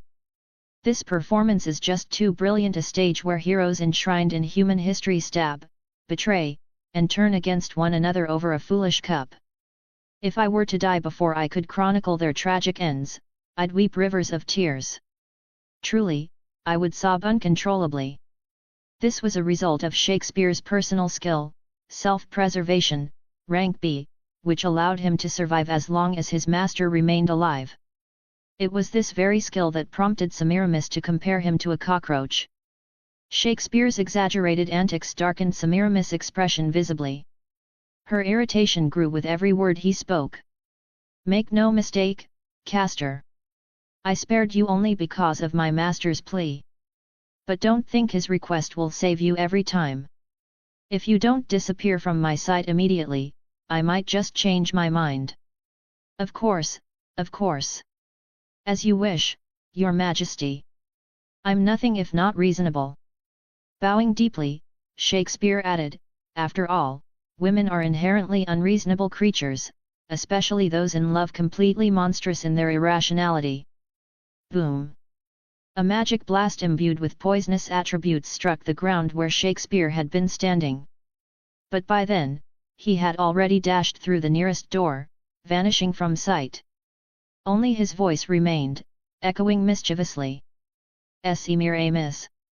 Semiramis trembled with rage, her face so flushed it seemed like it might start dripping blood. She cast a nervous glance at Amakusa out of the corner of her eye, her demeanor suddenly resembling that of a flustered maiden. However, Amakusa's expression remained unchanged. His serene smile was as steady as ever. Relief flooded Semiramis' heart, though it mingled with a touch of disappointment. As her gaze shifted away, Amakusa's expression briefly wavered, his smile faltering into a faint, complex grimace. But just as quickly, he restored his composure. "To be honest," Amakusa said softly, "I had hoped to gain the Black Faction's Castor as an ally. After all, we are not so different. Both of us have seen the suffering of this world with our own eyes, cursed by it for eternity. And both of us aspire to achieve what even the gods could not, to bring salvation to this earth." A hint of sorrow touched his features. But, how disappointing! His resolve was half-hearted. So easily swayed, he was never destined to walk this path to its end. Amakusa closed his eyes for a moment. "It's truly regrettable. I believed he might understand me. But in the end, I had no choice but to take his life with my own hands." "Are you confessing now? To whom? That useless god who has accomplished nothing?" Semiramis asked lazily. "Or could it be, you're starting to regret your actions?" "Don't be ridiculous, assassin," Amakusa replied with a faint chuckle. Turning to gaze at the Greater Grail, he added, "My wish is about to be fulfilled. Even if the gods themselves stand in my way, I will strike them down with my own hands." There's no turning back now. Don't forget our agreement, Master.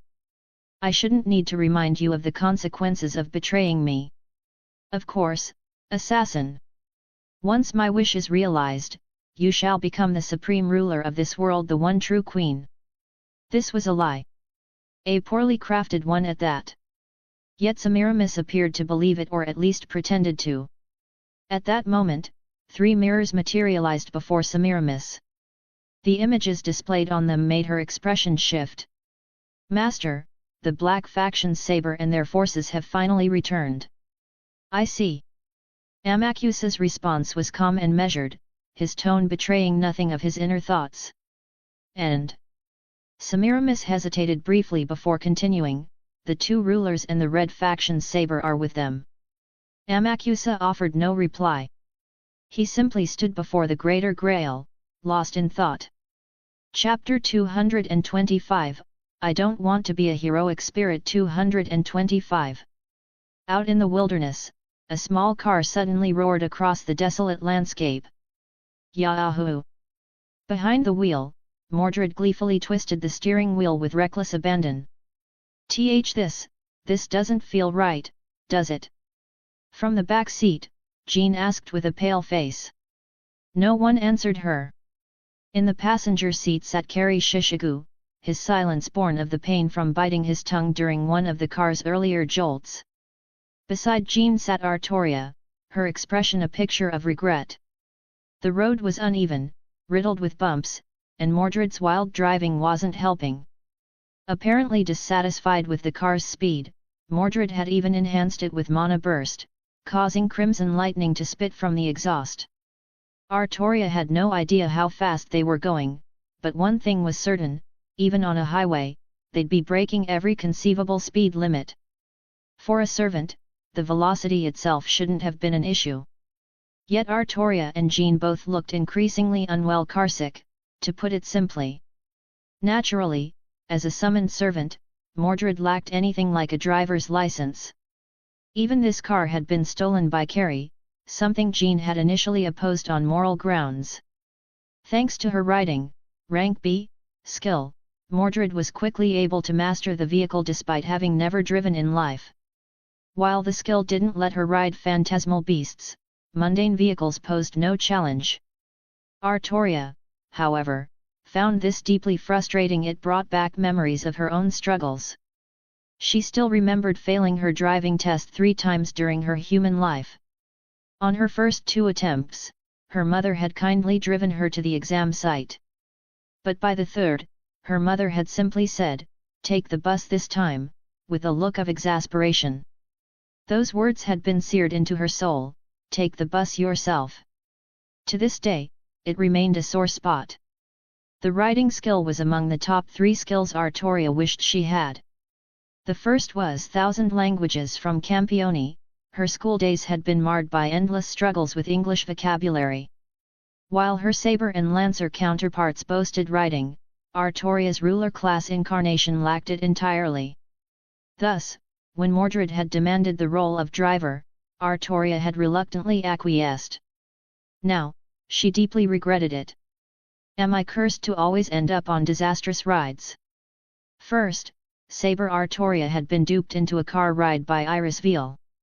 Now, she was stuck on Mordred's literal joyride. The wasteland they traversed was littered with homunculi corpses and the wreckage of familiars, a scene of absolute carnage. In the distance, scorched earth and countless wooden stakes were visible, evidence of a prior battle between Vlad III and Karna. The group was en route to the Black Faction's stronghold, the Igmalenia family castle. Upon learning of the Greater Grail's theft by the Red Faction, Fiori and Gords had immediately rushed back to their base. Artoria and her group had decided to follow. With Jack the Ripper having escaped, and the failed hunt only making her more cautious, continuing the pursuit seemed futile. The theft of the Greater Grail signaled the approach of an inevitable final showdown between the factions, one they couldn't afford to miss. "Looks like this car's finally given out," Mordred said as they reached the outskirts of the castle. "With the way you drove, it's a miracle it lasted this long," Kari replied dryly. Mordred's mana burst had propelled the car to terrifying speeds, but at the cost of its durability. Slapping the roof of the now useless vehicle, Mordred turned to Carrie. "Hey, master, let's jack another car later. I wanna drive again." "Drive, steal, do whatever you want. Just don't drag me into it next time. Your driving kills more than cars, it shortens my lifespan. I can't believe I fell for your lies and got in this thing." "Oh, come on, master. Have some backbone, will ya? Don't embarrass me in front of father. Look at her, she's perfectly fine." Artoria, though metaphorically caught in the crossfire, kept her thoughts to herself. She wanted to suggest Mordred never drive again, but ultimately stayed silent. Artoria and Jean had been to the Black Faction's stronghold before. Now, as they returned, the castle looked unrecognizable. 2/3 of it had been obliterated, leaving a massive, gaping chasm where the missing section once stood. That void, Artoria surmised, was where the Greater Grail had been housed. Amidst the ruins, another sight caught their attention. "What is that?" Even with the servant's enhanced vision, the object floating in the distant sky was hard to discern. Jean squinted, straining to make out the shape. "Is that a castle?" "A flying castle. Technically, it's a garden," Artoria corrected. It was none other than the noble phantasm of Red Assassin Semiramis, the aerial garden of vanity, an X-ranked anti-world noble phantasm. The Black Faction had believed that fortifying their stronghold would ensure their safety. Little did they anticipate that their enemy's base could fly. How could a mere modern mage's fortifications compete with a divine mage's temple? In fact, Semiramis' garden surpassed the grandeur of most temples.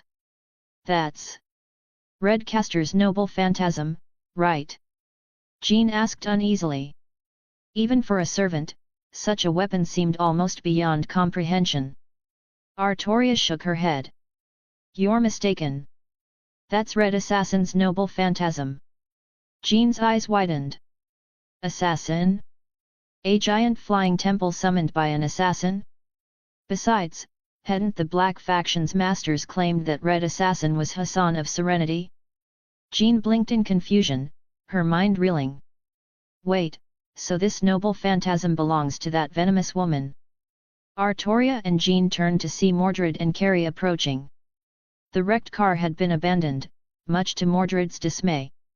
Both Mordred and Carrie had previously encountered Amakusa Shiro Tokisada and Semiramis, leaving less than favorable impressions on all parties. Naturally, they knew that the Red Faction's assassin wasn't Hassan of Serenity, but they had no obligation to correct the Black Faction's misconception. After all, they were still technically members of the Red Faction. Chapter 226, I Don't Want to Be a Heroic Spirit. 226. From afar, Mordred closed her eyes and focused on the floating aerial garden. After a moment, she reopened them with certainty. "There's no mistake. The Greater Grail is up there, which means the Grail is in Father Shiro's hands now." Carrie Shishigo's expression darkened. Though both he and Amakusa Shiro Tokisada were part of the Red Faction, their relationship was barely functional, closer to outright hostility. Fiori and Gords had returned to the castle, likely to assess casualties and damage. After all, in this war, each servant represented a critical asset, and the Black Faction would need every available force if they intended to reclaim the Greater Grail. Artoria shifted her gaze between the slowly retreating aerial garden and the brightening sky. Her brow furrowed. Her subtle change in demeanor did not escape Mordred or Jean, who stood closest to her. "What's wrong, Artoria?" Jean asked. Artoria replied coolly, "It's nothing, but dawn is approaching." Tonight had been a whirlwind of activity. What had begun as a mission to eliminate Jack the Ripper had spiraled into chaos with the sudden appearance of the Black Faction, allowing Jack to escape. Then came the shocking news of the Greater Grail being stolen, prompting their rapid journey here. Looking back, Artoria realized just how much had happened in one night. Dawn. The group followed her gaze to the east, where the sky was beginning to lighten. The first rays of sunlight were about to grace the ravaged land. "The first rule of the Holy Grail War is secrecy," Artoria said, her expression sharpening. Her emerald eyes seemed to pierce through space, locking onto someone far away. "I know you're watching, Red Assassin. If this were still night, I wouldn't care about the commotion you're causing. But with dawn approaching, your aerial garden is far too conspicuous. Ordinary people will see it soon. As a ruler of this Holy Grail War, I cannot allow that to happen. So, I will give you two choices. First, use magecraft to conceal your garden so that it becomes invisible to the human eye. Second, bring it down." Artoria's instincts were correct. Semiramis was indeed observing her from the aerial garden. Her fixation on Artoria was due to the King of Knight's overwhelming reputation. Semiramis had witnessed the devastation caused by Artoria's battles against Achilles and Karna, two of the most powerful servants in this war. In Semiramis' eyes, the remnants of the Black Faction's forces, no matter how formidable they seemed, were no longer a threat. She considered the likes of Vlad III and Siegfried mere remnants of a defeated army. Her confidence stemmed from the unparalleled strength of her noble phantasm, the aerial garden of vanity. Constructing this X-rank anti-world noble phantasm had required a staggering amount of resources, including soil and stone transported from the Middle East. Amakusa Shiro had spent nearly his entire fortune from 60 years of preparation to realize it. But the result was worth the cost. Semiramis believed that the completion of her garden guaranteed victory. How could anyone defeat her when she had such a fortress at her command? Thus, Semiramis greeted Artoria's ultimatum with disdain. Her irritation stemmed from more than just Artoria's reputation. Ever since Amakusa's return, he had been singing the praises of Artoria, how dangerous, how skilled, and how indomitable she was. To Semiramis, this constant praise was infuriating. How could the man she admired speak so highly of another woman? That resentment festered into loathing for Artoria. And now, the person she detested most had the audacity to order her around, further fanning the flames of her prideful anger. "Do as you say? That would be humiliating. I refuse. If you think you can stop me, come and try." Semiramis left the aerial garden visible, defiantly ignoring Artoria's ultimatum. This wasn't a decision made out of blind anger, however. The aerial garden hovered at a significant distance, appearing as little more than a dark speck even to servants. At such a range, even an archer-class servant like Heracles wouldn't be able to land a strike on it. Additionally, the garden was protected by the X-rank defensive formation 11 black coffins, capable of neutralizing any assault, even the overwhelming power of Karna's golden armor. "Let's see what you can do, Artoria." Back on the ground, Artoria's expression darkened as the aerial garden remained unresponsive. Jean hesitated before asking timidly, "Do you think they didn't hear you?" Mordred snorted. "More likely, that venomous woman deliberately ignored father's words. I could tell from the moment I saw her she's the arrogant type who bows to no one." Jean had no rebuttal.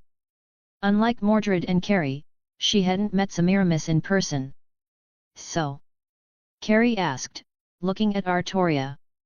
"What's your plan if they keep ignoring your warning? Letting that thing float around is going to cause problems. It's so huge that anyone could spot it, especially now that it's almost daylight." A faint light illuminated the eastern horizon, its pale hue stark against the scorched and ruined land. This ground had already borne too much suffering, too many sacrifices, and yet more pain seemed inevitable. Such was the nature of humanity's pilgrimage through hardship. The sunlight was bright, but it couldn't overshadow the soft, radiant aura that emanated from Artoria. She cast a brief glance at the brightening sky, then over the devastated battlefield, before her gaze settled on the distant aerial garden slowly disappearing into the horizon. Her voice was calm, almost nonchalant, as if stating an inevitability. "I will bring it down." Chapter 227, I don't want to be a heroic spirit. 227. The air grew thick with mana. A breathtaking phenomenon unfolded as the concentration of magical energy in the atmosphere climbed to levels beyond anyone's imagination. Those closest to Artoria, Mordred, Jean, and Carrie Shishigu could feel the extraordinary shift most acutely.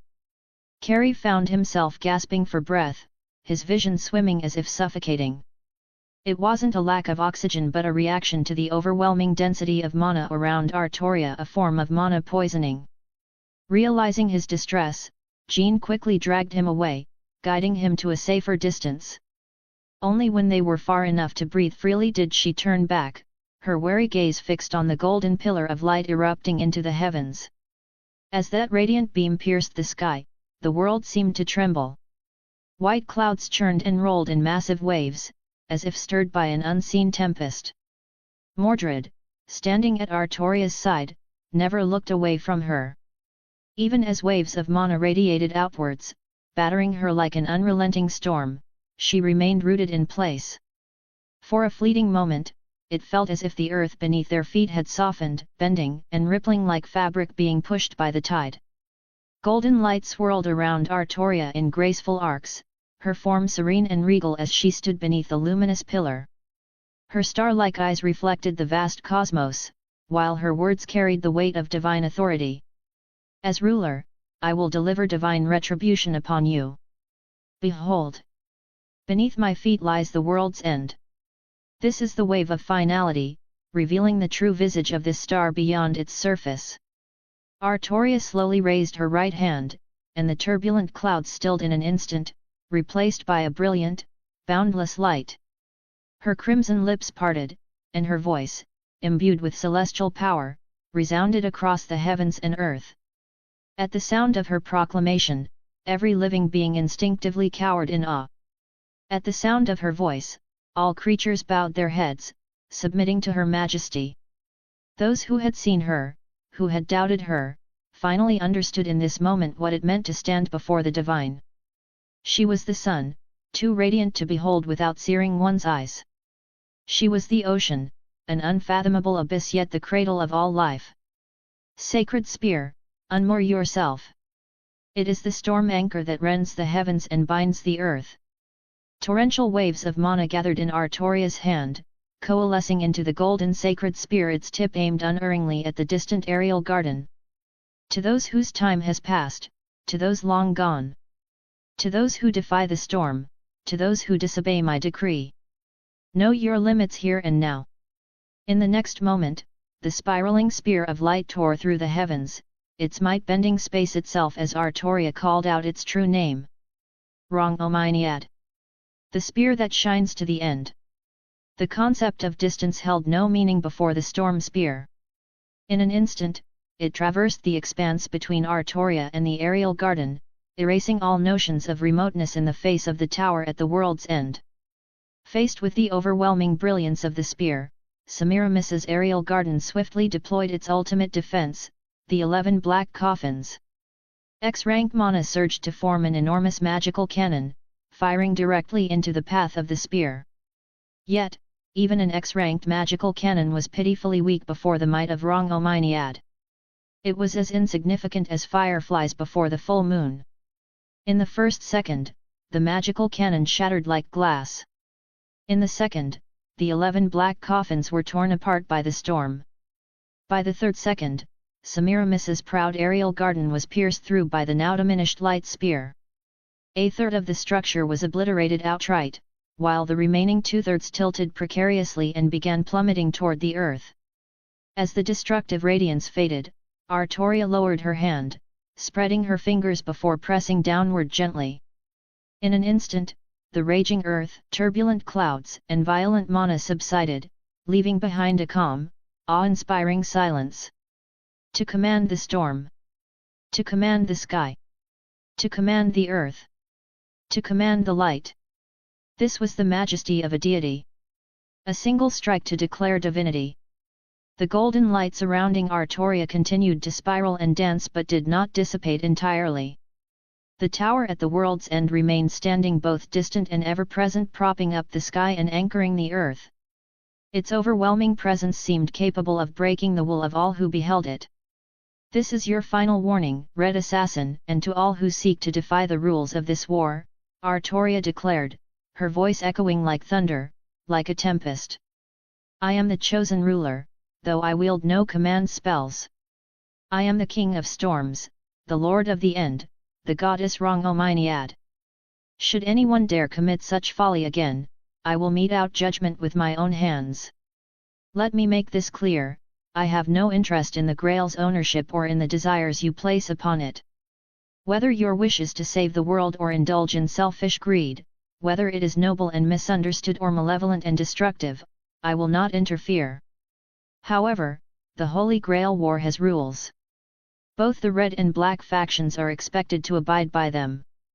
Artoria had held back. Her spear had grazed the aerial garden, sparing those within. As ruler, she could sense the presence of multiple servants inside the garden. Anything more aggressive would have been unacceptable. Dawn is upon us. I hereby declare the Holy Grail War temporarily suspended. The final battle will resume at nightfall. With that, this discussion is over. With those words, Artoria unilaterally declared an intermission. No one dared to object. Of course not. She was still standing there, and her earlier display of power remained fresh in their minds. Despite unleashing such a world-shaking attack, Artoria showed no signs of exhaustion. As unbelievable as it seemed, they couldn't help but wonder, could she unleash such an attack again? Surely not. Their rational minds rejected the notion, yet they couldn't entirely banish the impossible thought. Meanwhile, Artoria was engaged in a quiet conversation with Carrie. The topic? Mordred. What's going on with her? Artoria asked. No idea, Carrie replied. Ever since she saw you bring down that thing in the sky with a single strike, she's been like that. Both of them subtly glanced at Mordred, whose expression was an unreadable mix of emotions. So, it has to do with me? Artoria asked uncertainly, pointing at herself with a finger. Who else? Carrie muttered. Try having some self-awareness for once. Who else but you could put Saber in a mood like that? He stopped short of adding, you're really hopeless, O king who doesn't understand people. After all, he wasn't keen on experiencing a father-daughter double-team beatdown. T/N, she can spam that shit since she has a holy grail inside her. Hey, it was too late to ask someone to do end of chapter notes this week, but I already have someone lined up for next week, also new translation. You will regret this, Ichinos, check it out or something, smiley face. Chapter 228, I don't want to be a heroic spirit. 228. Mordred stood with her arms crossed, lost in thought. Her concentration was so intense that she didn't notice Artoria standing right in front of her. The result? Mordred's head collided with something soft, then bounced back. Father! Artoria's cheeks flushed faintly pink, and her voice, clear as a summer lake, reached Mordred's ears. What's on your mind? You're so focused you can't even watch where you're going. Mordred rubbed her face, her expression somewhat awkward. Let me guess, you're still not used to this form of mine. It's not that. Well, maybe a little. The person before her wasn't quite her father. Or rather, not the father she remembered. Artoria had said as much from the beginning, and Mordred understood that. But, over time, as they spent more moments together, Artoria began to feel eerily familiar. Piece by piece, Mordred had unconsciously started to overlay Artoria's image with the one she remembered, the one she had admired so much. Going shopping with her respected father, sharing small, harmless jokes, competing over meals, and even receiving gifts. These blissful memories couldn't possibly be a dream. Mordred was certain of it. After all, not even in her dreams had she ever felt so happy. And besides, dreams were the domain of that white-haired nightmare. He wouldn't waste time crafting something this wholesome. Then, just moments ago, Artoria had drawn her sacred spear. The sheer power Artoria had displayed was nothing like the father Mordred had once known. If the Arthur of the past had possessed this overwhelming might, would Mordred have dared to rebel? Rebels? What rebels? How many divisions? Could they even survive a single strike from that spear? What would we have even fought with? Back then, Mordred had rallied her rebellion while Artoria was away on campaign. If Artoria had wielded such power, the rebellion would have been crushed before it could even form. Still, Mordred wasn't complaining. Not only was this father stronger, but she was also much kinder, practically perfect. A faint regret bloomed in Mordred's heart. If only father had been like this back then, how amazing would that have been? But, that's not what's really bothering me. Mordred scratched her head, her eyes darting around nervously before sneaking a sidelong glance at Artoria. I was just thinking. Oh, so that's what killed me back then? You've got to be kidding me. No wonder I died. It makes my death feel a lot less unfair, or something like that. Mordred's voice grew quieter as she spoke, her golden hair disheveled as she kept stealing glances at Artoria, her face turning redder with every word. Artoria blinked in surprise, momentarily stunned, before her lips curled into a soft smile. Her emerald eyes sparkled with amusement, and she raised a hand to cover her mouth as her shoulders shook with laughter. Ha ha ha! What are you laughing at? Mordred's cheeks burned with embarrassment. That's a totally reasonable thought, isn't it? Besides, I always thought your best weapon was the holy sword. Where did that spear even come from? I figured it couldn't be much stronger than my clarent. Before Artoria could respond, Jean approached them, seemingly with something important to discuss. Their light-hearted conversation came to a brief halt. Am I interrupting? Jean asked apologetically, a hint of guilt on her face. No, it's fine, Artoria replied, waving a hand. We were just chatting. What is it? Well, it's not exactly urgent, Jean said hesitantly, before gathering her courage. I was just thinking, maybe you'd make a better ruler than I would, Artoria. Hey? That's it. Mordred frowned. Isn't that obvious? Don't tell me you're only realizing it now. And no. That's not it at all. Jean waved her hands in a flustered manner. It's just. I suddenly felt that Artoria might be better suited to decide how the command spells should be used. I was wondering if I should entrust all of them to her. Ah, so that's what you meant. Artoria's expression softened with understanding. As the designated ruler of the Holy Grail War, Jean possessed a total of 28 command spells, a fact that made her a figure of both fear and reverence among the participants. These spells allowed for absolute one-time commands on servants and served as potent reservoirs of mana. Though their effectiveness could be mitigated by a servant's magic resistance or countered with an equal number of command spells, their utility was undeniable. However, Artoria simply shook her head. No need. You should keep them yourself. I don't require them. Hey! Jean looked at her in surprise. As I mentioned earlier, I may lack command spells, but I possess tools of enforcement and deterrence far more powerful. Artoria gestured toward the ruins of the Black Faction's castle, then toward the wreckage of Semiramis's aerial garden. Therefore, command spells would be little more than ornaments to me. Ah! Jean couldn't refute Artoria's logic. It was undeniably true. And besides, Artoria gazed into the distance, the morning sunlight casting a soft golden glow over her radiant hair. She seemed ethereal, almost otherworldly, bathed in the gentle light of dawn. The final battle is upon us. Our duties as rulers are nearly at an end, and I doubt there will be further need for these command spells. A strange sense of anticipation stirred within Artoria.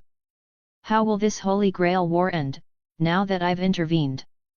Regardless of who emerged victorious, she knew her time in this world was limited. Soon, she would leave and embark on her next journey. But until then, she decided she would savor these moments a little longer. T/N, Nu, More Father and Son Bonding Ug. Chapter 229, I Don't Want to Be a Heroic Spirit 229. After Jean left, only Artoria and Mordred remained. Mordred stood beside Artoria, gazing into the distance. After a moment of silence, she seemed to make up her mind. Father! I've decided to fight for the Holy Grail. Artoria turned her head, her emerald eyes meeting Mordred's determined expression so much like her own. You've made your decision. At Artoria's question, Mordred nodded. When she was first summoned as a servant, Mordred's wish for the Grail had been to return to the moment before Artoria drew the sword of selection, to take the sword herself, and ascend to the throne as king. But the truth was, Mordred had never truly cared for the throne. What she had always craved most was her father's recognition. Later, Mordred abandoned that dream without hesitation, leaving her without a reason to pursue the Grail. Now, however, she seemed to have found a new purpose. Artoria was silent for a moment before speaking softly. I once heard that only heroic spirits who left regrets in life respond to the Grail's summons. If her wish had changed, was she still the same Mordred? It was like asking, how can I prove I am myself? Deep questions like these were nothing but self-consuming exercises. Father, aren't you curious about what my new wish is? Mordred's heart raced as she looked at Artoria's profile, a strange tension building inside her. If Artoria were to ask, should she tell her? Should she reveal that wish? No, there's no need, Artoria said, her voice gentle, like a breeze stirring wind chimes. I've already told you I'm not interested in the wishes you place upon the Grail. So, as long as you believe your wish is true, that it is just, and comes from your heart, then go and realize it. Turning to face Mordred fully, Artoria's golden hair danced in the wind. Her crystalline eyes, as clear as jade, reflected Mordred's face with unwavering clarity. This time, I will trust in the decision you've made. My loyal knight, fight not for me, but for yourself and for the master you now serve. Go and claim victory. Dash. The faint scent of smoke hung in the air. Kari Shishigu exhaled deeply, savoring his cigarette. In moments like these, he felt convinced that he had survived all this chaos just for the chance to enjoy another smoke. Noticing someone approaching, he turned his head to see Mordred walking toward him alone. Well, done talking? Kari asked casually. Mordred ignored him, her stride purposeful. Kari, unbothered, continued enjoying his cigarette. Hey! Mordred suddenly called out. I've decided to take the Grail for myself and use it to fulfill my wish. Are you coming with me or not? That doesn't sound like you, Saber.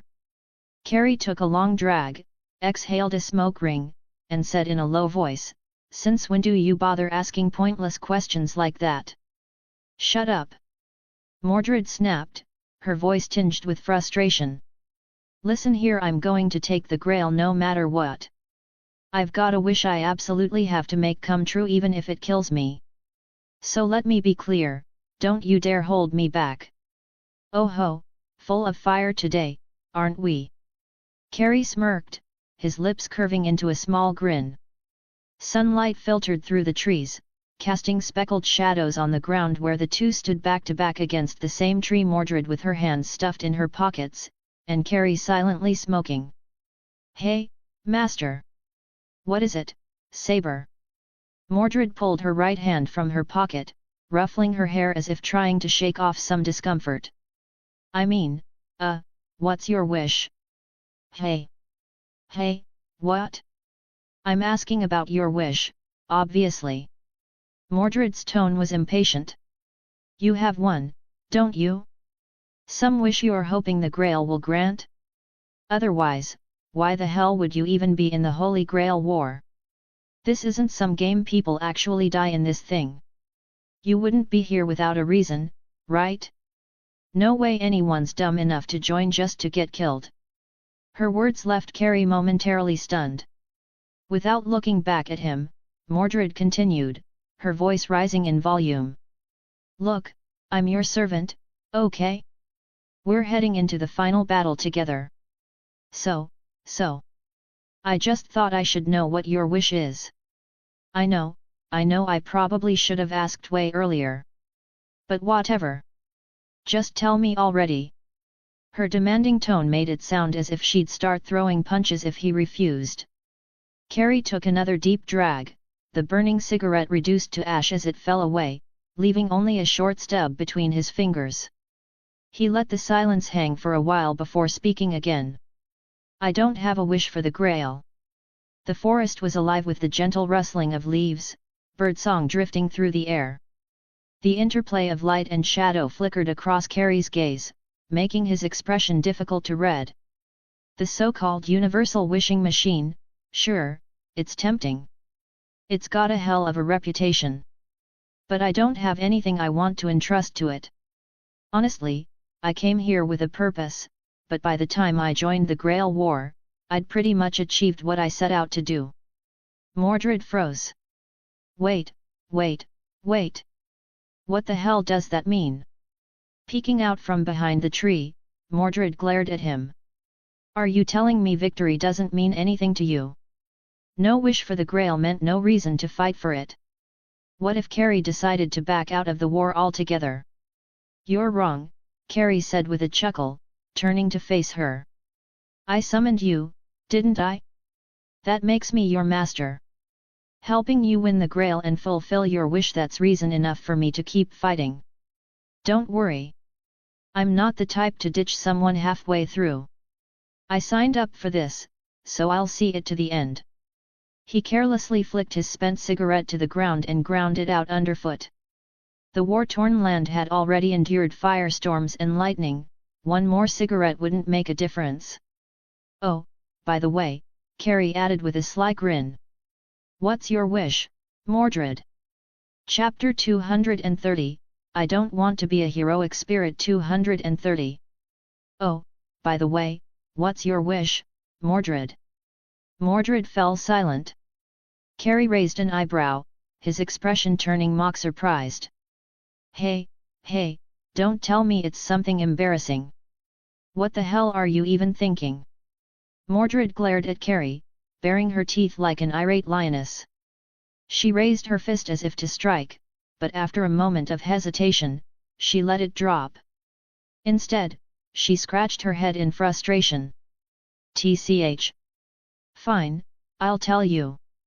She spoke with a tone of resignation, her face tinged with visible discomfort. Even her voice softened, losing some of its usual sharpness. My wish is, for every me to have the memories I've made during this time. As soon as the words left her mouth, a surge of irritation swelled in her chest. You mentioned it before, didn't you? Whether I win or lose this Grail War, I'll lose these memories when it's over. The next time I'm summoned, I'll just be that same rebellious knight who destroyed Britain. I don't want that. Mordred covered her face with her hand, her tightly furrowed brows peeking through her fingers. What a joke! Frustration and resentment welled up inside her, nearly suffocating. She didn't want that to happen again. She didn't want to misunderstand her father and end up crossing swords with her once more. Mordred hadn't told Artoria this, but she despised her past self, the self who had betrayed her gentle father and destroyed everything she had worked for. That's why I have to claim the Grail, only the Grail can grant my wish. The throne of heroes exists outside time. Memories of a Grail war are recorded there but not shared among the different iterations of a heroic spirit. Mordred's wish was to change that, to ensure that all versions of herself would remember this Grail war. Especially her time with Artoria. The things Artoria said, the memories they made together, those were Mordred's most precious treasures, worth more than the world itself. There, I said it. Laugh if you want, Mordred muttered. She exhaled heavily, as if letting go of a weight she had been carrying, her posture relaxing. It wasn't surrender, it was more like she was giving up on caring about what others thought. Carrie raised an eyebrow in surprise. Why would I laugh at that? What? You're really not going to laugh? Why would I? I think that's a pretty admirable wish, Carrie said in a serious tone. Not everyone has the clarity to recognize their true desires. And saying it out loud? That takes guts. Master, you're lucky your words satisfied me, or else I'd have taken your head right here, Mordred said with a snort, hoisting her clarent onto her shoulder and turning to leave. Hey, hey! Wait a second. You mean if I'd laughed just now, you would have swung that sword at me? Of course. Her tone was so matter-of-fact it felt absurd, and her expression was one of genuine confusion, as if questioning why he'd even ask such a dumb question. I'm your master. If you kill me before the final battle, what's your plan then? Hey, you're right. Mordred paused, tilting her head in thought. But it didn't happen, did it? Turning back to Carrie, she flashed him a bright, carefree grin. Since it didn't happen, there's no point dwelling on it. How about I treat you to a meal? No matter what happens, we still have to eat, right? Come on, smile for me. I just walked out of the jaws of death, how am I supposed to smile? Exactly why you should smile. What's that saying in this era again? Something about blessings after a narrow escape. It's great misfortune avoided brings great fortune. Dash. Castor has been eliminated. Artoria paused, startled by the news. Yes. Fiore's expression was heavy, and understandably so. Castor of Icebron had been crucial to the Black faction's strength, rivaling even Vlad III and Siegfried in importance. Not only had of Icebron provided an endless army of magical constructs, but his noble phantasm had been a trump card they had carefully kept hidden. Fiore explained that of Icebron had died at the hands of Amakusa Shiro Tokisada to protect his master, Roche.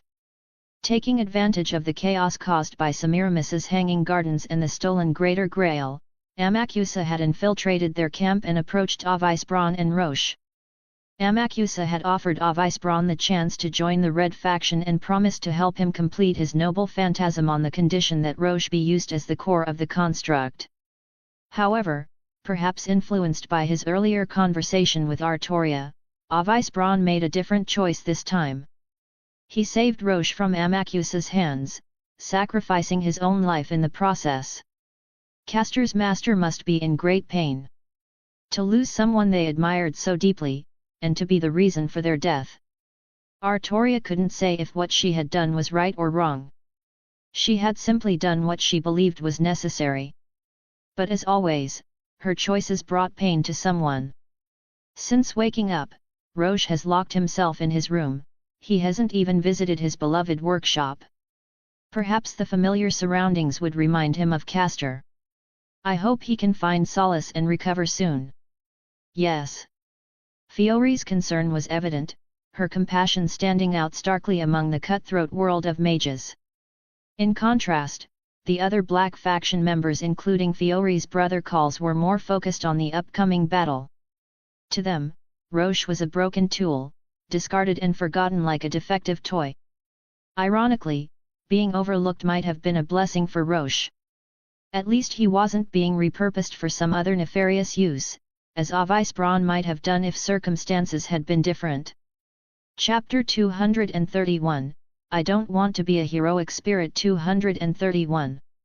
After hearing about Roche's situation, Artoria couldn't help but feel a twinge of guilt. After all, of Icebron had chosen to save Roche because of her words. But as she thought about it more, if not for her, Roche might have died as the core of Avisprin's noble phantasm betrayed and killed by the very person he admired most. People say comparisons make all the difference. With that in mind, Artoria realized, perhaps she didn't owe Roche an apology after all. In fact, if anything, Roche should be thanking her. Artoria decided to gather more information about the current state of the Black faction's forces, primarily through Fiore. The loss of Castor of Icebron was a severe blow to the Black faction's strength. His departure not only cost them the Golem army but also their ace, the Atom Golem. Additionally, the captured Red Berserker Spartacus had been eliminated. Fiori explained that after eliminating Avice Braun, Amakusa Shiro was inevitably discovered by the Black Faction's servants.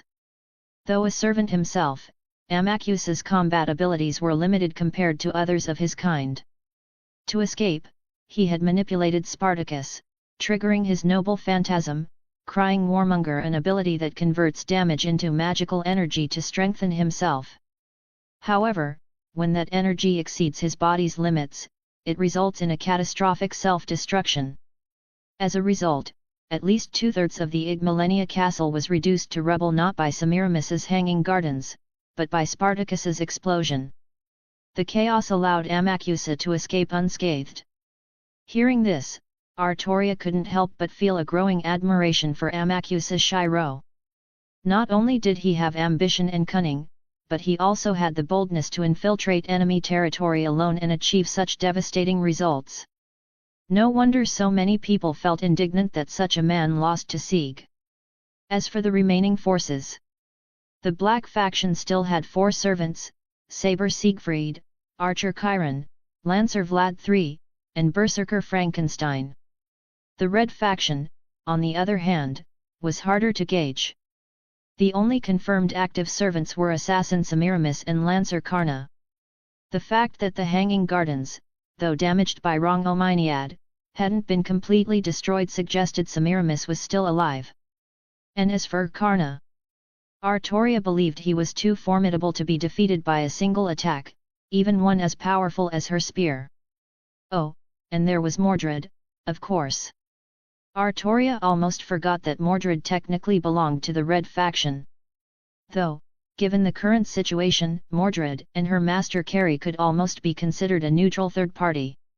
Perhaps even a fourth faction if you counted the elusive Jack the Ripper. During her discussion with Fiori, Artoria learned another surprising detail: Amakusa Shiro's true identity as a ruler-class servant. As a participant in the previous Grail War, Darnik had recognized Amakusa immediately. Fiori had shared this information with Artoria, likely hoping she would consider Amakusa's actions a violation of the rules and intervene. But Artoria remained firm in her stance. If the Grail chose him as a master, then it is not a violation of the rules. It's legitimate. Seeing Artoria's resolve, Fiori reluctantly abandoned her attempts to persuade her. After their conversation, Artoria wandered through the castle corridors, pondering. The red carpet beneath her feet was ornately embroidered with gold, a display of the Ig Millennia family's wealth. She placed a hand on her chin, mulling over a curious thought. I've seen the Black Faction's side. Should I pay the Red Faction a visit too? She'd probably be thrown out immediately. After all, she'd just blown their hanging gardens out of the sky. Showing up uninvited now would definitely look like a provocation. But then again, what could they even do about it? Not like they could beat me, Artoria thought with a small smirk. Artoria stopped in front of a door. It wasn't locked, so she pushed it open with ease. The scene inside caught her off guard. Mordred, and the Black Faction's Berserker? What are you two doing? There they were sitting side by side, seemingly at peace, playing a video game? Artoria blinked in disbelief. Oh! Father! Mordred, sitting cross-legged on the floor, turned her head to greet Artoria with an excited grin. Her cheer was short-lived as she noticed her character taking damage on the screen. Ah! Damn it, hold on, let me finish this. I'll crush these monsters in no time. Artoria couldn't help but feel an odd pang of melancholy, like a parent watching their child fall into a questionable new hobby. Still, her curiosity won out. How did you two end up playing video games together? After a short pause to consider, Mordred responded. Well, my master's been busy doing who knows what, and I was bored out of my mind. So, I decided to explore this castle a bit. She gestured to the game console. And that's when I stumbled across this thing. They call it a video game or something, right? Mordred laughed, her tone filled with genuine excitement. Come on, we're 1,000 years in the future. I couldn't just leave without checking out something cool from this era. What a waste that'd be. Artoria then turned her attention to Frankenstein. And Berserker? Why are you here? Ugh. Frankenstein made a series of unintelligible noises before Mordred stepped in to clarify.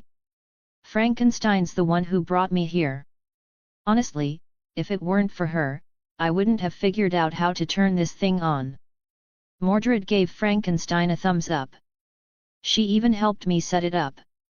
Pretty cool, hey. Artoria found herself at a loss for words. The image of these two rowdy, chaotic individuals sitting together in peace, engrossed in a game, was almost surreal. T/N, itchy nose was blocked, laughing face. Chapter 232, I Don't Want to Be a Heroic Spirit 232. Frankenstein, Cal's servant, was a young woman with a beautiful yet melancholy appearance, her bridal gown contrasting with the long bangs that veiled her eyes. A creation of Victor Frankenstein, she was an artificial life form made from stitched-together corpses. Deemed a failed experiment for her inability to control or express emotions, she was abandoned.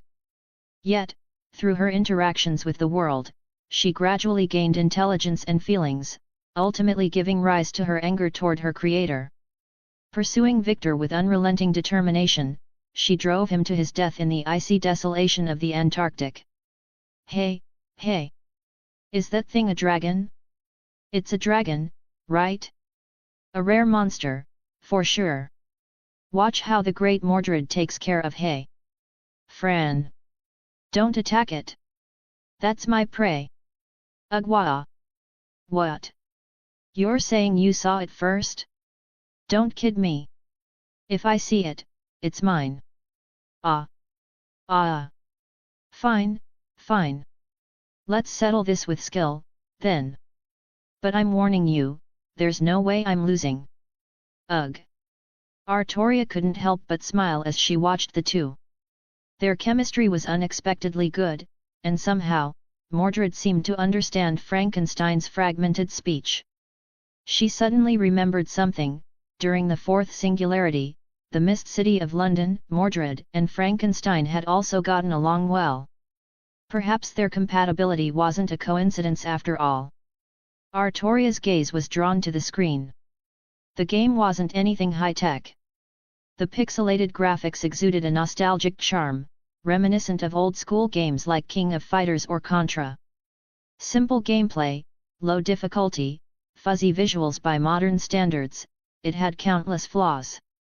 But considering the current era, it was already impressive. The castle housed old, bulky computers, relics of a time long past. For magi, especially the conservative ones, even having this level of modern technology was surprising. After all, magi typically believed that the older something is, the more mystique it possesses. No wonder the modern magecraft department under Lord Elmeloy II had such an awkward standing. Speaking of which, Artoria's eyes wandered to Frankenstein. She recalled that Cal's, Frankenstein's master, would eventually join Elmeloy's classroom. It made sense, then, that these computers and games belonged to Cal's. His affinity for modern technology far surpassed that of the average magus. Father! Why don't you join us? Mordred suddenly suggested, turning to Artoria with a grin. Me? I don't think Artoria hesitated but then shrugged. Very well. I suppose I can give it a try. Initially inclined to decline, she realized she had nothing pressing to do. A little diversion wouldn't hurt. Besides, it had been a long time since she'd touched a video game. It felt strangely out of character, even alien, for her past self. Ugh! Ugh! Artoria sat cross-legged, accepting the controller Frankenstein handed her. Father, do you have any game in mind? I'm unfamiliar with these. Pick whatever you think works best. All right. Let's try this racing game. Fran and I played it before, it's super easy to pick up. Perfect for a beginner like you. Beginner? Since it's your first time, father, it's okay to lose a few rounds. I'll guide you through the first couple of races to help you get used to it. Artoria raised an eyebrow at Mordred's patronizing tone. Setting the controller on her lap, she rolled up her sleeves theatrically before picking it back up. 2 minutes later, Mordred stared at the screen in disbelief, her expression as if questioning reality itself. Meanwhile, Artoria, seated beside her, frowned slightly. This does feel a bit off. The controls are rather sluggish. The old system's response time left much to be desired, worse than the lag Artoria remembered from playing Genshin Impact on her phone back in the day. This makes no sense. How is my Clarent racer losing? I've got a B rank in riding. First of all, Artoria replied dryly, game physics don't apply to servants. Second, why are you naming your virtual car? And third, even an X-rank riding skill wouldn't impact a video game. That's more BB's domain. Mordred wasn't one to give up easily. She challenged Artoria to several more races. As the competition heated up, Mordred's immersion reached a point where she began leaning her body in sync with the game. Left turn? Mordred leaned left. Right turn? Her body tilted right. Artoria side-eyed Mordred's exaggerated movements before copying her. Soon, both were swaying in near-perfect unison. During left turns, they tilted left together, for right turns, they leaned right. The synchronization was oddly harmonious. However, the friendly competition fell apart when they hit a stretch of consecutive curves. Ah! Arg! What the heck? How are you so smooth through the corners, father? Mordred's panic contrasted sharply with Artoria's calm, focused expression. I told you, Artoria said, her tone steady, straight line speed means nothing if you can't handle the corners. Anyone can floor it on a straight. The real test is in the turns. As Mordred approached a left turn, Artoria navigated a right-hand bend. Instinctively, both leaned their bodies. Thud. Their foreheads collided with a resounding bonk. A moment of stunned silence followed. Ow! Mordred yelped, clutching her head in pain. Hiss! Artoria inhaled sharply through her teeth, rubbing her own forehead. Her head is ridiculously hard. Artoria thought, wincing. Does it hurt, Mordred? Artoria asked. No. Mordred muttered, though her glistening eyes betrayed her words. The collision had been no light tap, even Artoria felt stars dancing in her vision. Lowering her gaze in thought, Artoria approached Mordred and gently pulled her closer. Where does it hurt? Here. Mordred pointed hesitantly at the spot she'd been nursing. Without warning, Artoria wrapped an arm around Mordred's head, cradling it softly. Mordred's cheek pressed against something warm and soft, and her nose caught a faint, soothing fragrance. Then, Artoria leaned in, blowing gently on the sore spot. Who? T/N, Daddy. Chapter 233, I don't want to be a heroic spirit. 233. They say a gentle blow on a sore spot can make the pain disappear. It seems to work. Artoria decided to give it a try. Mordred, does it still hurt here? She leaned back to check Mordred's reaction, only to notice something odd. Why is your face so red? And your eyes, they're unfocused. Hey? Can you hear me? If you can hear me, give me a response. Artoria placed her hands on Mordred's shoulders and gave her a light shake. Mordred, her eyes spiraling like a stunned cartoon character, swayed helplessly under Artoria's grasp. Did she lose consciousness? Artoria tilted her head, puzzled. Was the collision from earlier really that bad? Did I accidentally give her a concussion? She paused, frowning. But, does a concussion usually make someone's face turn this red? It was time for dinner. Traveling to the nearby town for a meal would waste too much time, but fortunately, the Igmillenia family offered to provide food. Though Mordred and Carrie Shishiku were also allowed to dine, they politely declined. After all, with the decisive battle looming, there was no mistaking that they and the Black faction weren't truly allies. During the day, Carrie and Mordred had eaten in a nearby town and brought back some leftovers for dinner. That's when Carrie made an unexpected discovery. "You mean to tell me you still haven't eaten the snacks Artoria gave you?" His expression was one of sheer disbelief, as though questioning whether this was really Mordred in front of him. "What's with that look?" "Nothing, I'm just surprised. I didn't think there was any food that could survive in your hands for more than 3 seconds without being devoured." That's because... Mordred's eyes glistened with unshed tears as she stammered, This is a gift from father. How could I possibly eat something so precious? It's got sentimental value." Carrie raised an eyebrow. "Didn't Artoria give it to you specifically to eat?" I know, but I can't bring myself to eat it." "But snacks have expiration dates. If you don't eat it soon, it's going to spoil." Mordred froze, her enthusiasm draining away as Carrie's words sank in. He's right. Food doesn't last forever. Her gaze fell to the small purple pouch in her hand. Her teeth bit her lip as memories of the moment Artoria gave her this gift replayed vividly in her mind. "Master! What now?" "I entrust you with the fate of the world. Cast a spell on this snack to make it last forever." "There's no such spell. And how on earth does that have anything to do with saving the world?" "Of course it does. If father's gift spoils, then the world isn't worth saving anymore. I'll destroy it myself. So the fate of the world is less important than a bag of cookies." Somewhere in the throne of heroes, the counter-force couldn't have anticipated a servant threatening the planet over a snack. And this snack, no less, was a gift from Artoria.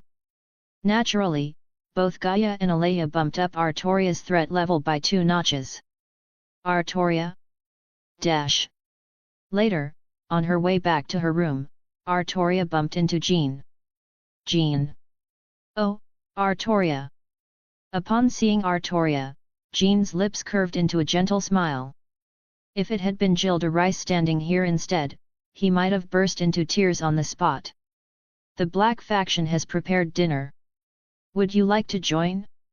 You're in your human form now, so you still need to eat, right?" "Well, Jean hesitated. "But wouldn't that be improper? As rulers, we're supposed to remain neutral. Accepting their hospitality so freely." "It's just a meal," Artoria replied nonchalantly. "They're not going to expect you to fight for them over some food. Besides, tonight might be the last night of the Holy Grail War. This could very well be our final dinner in the mortal world. Once it's over, none of this will matter anymore." Jean sighed at Artoria's blunt reasoning. "Last supper? That sounds terribly ominous."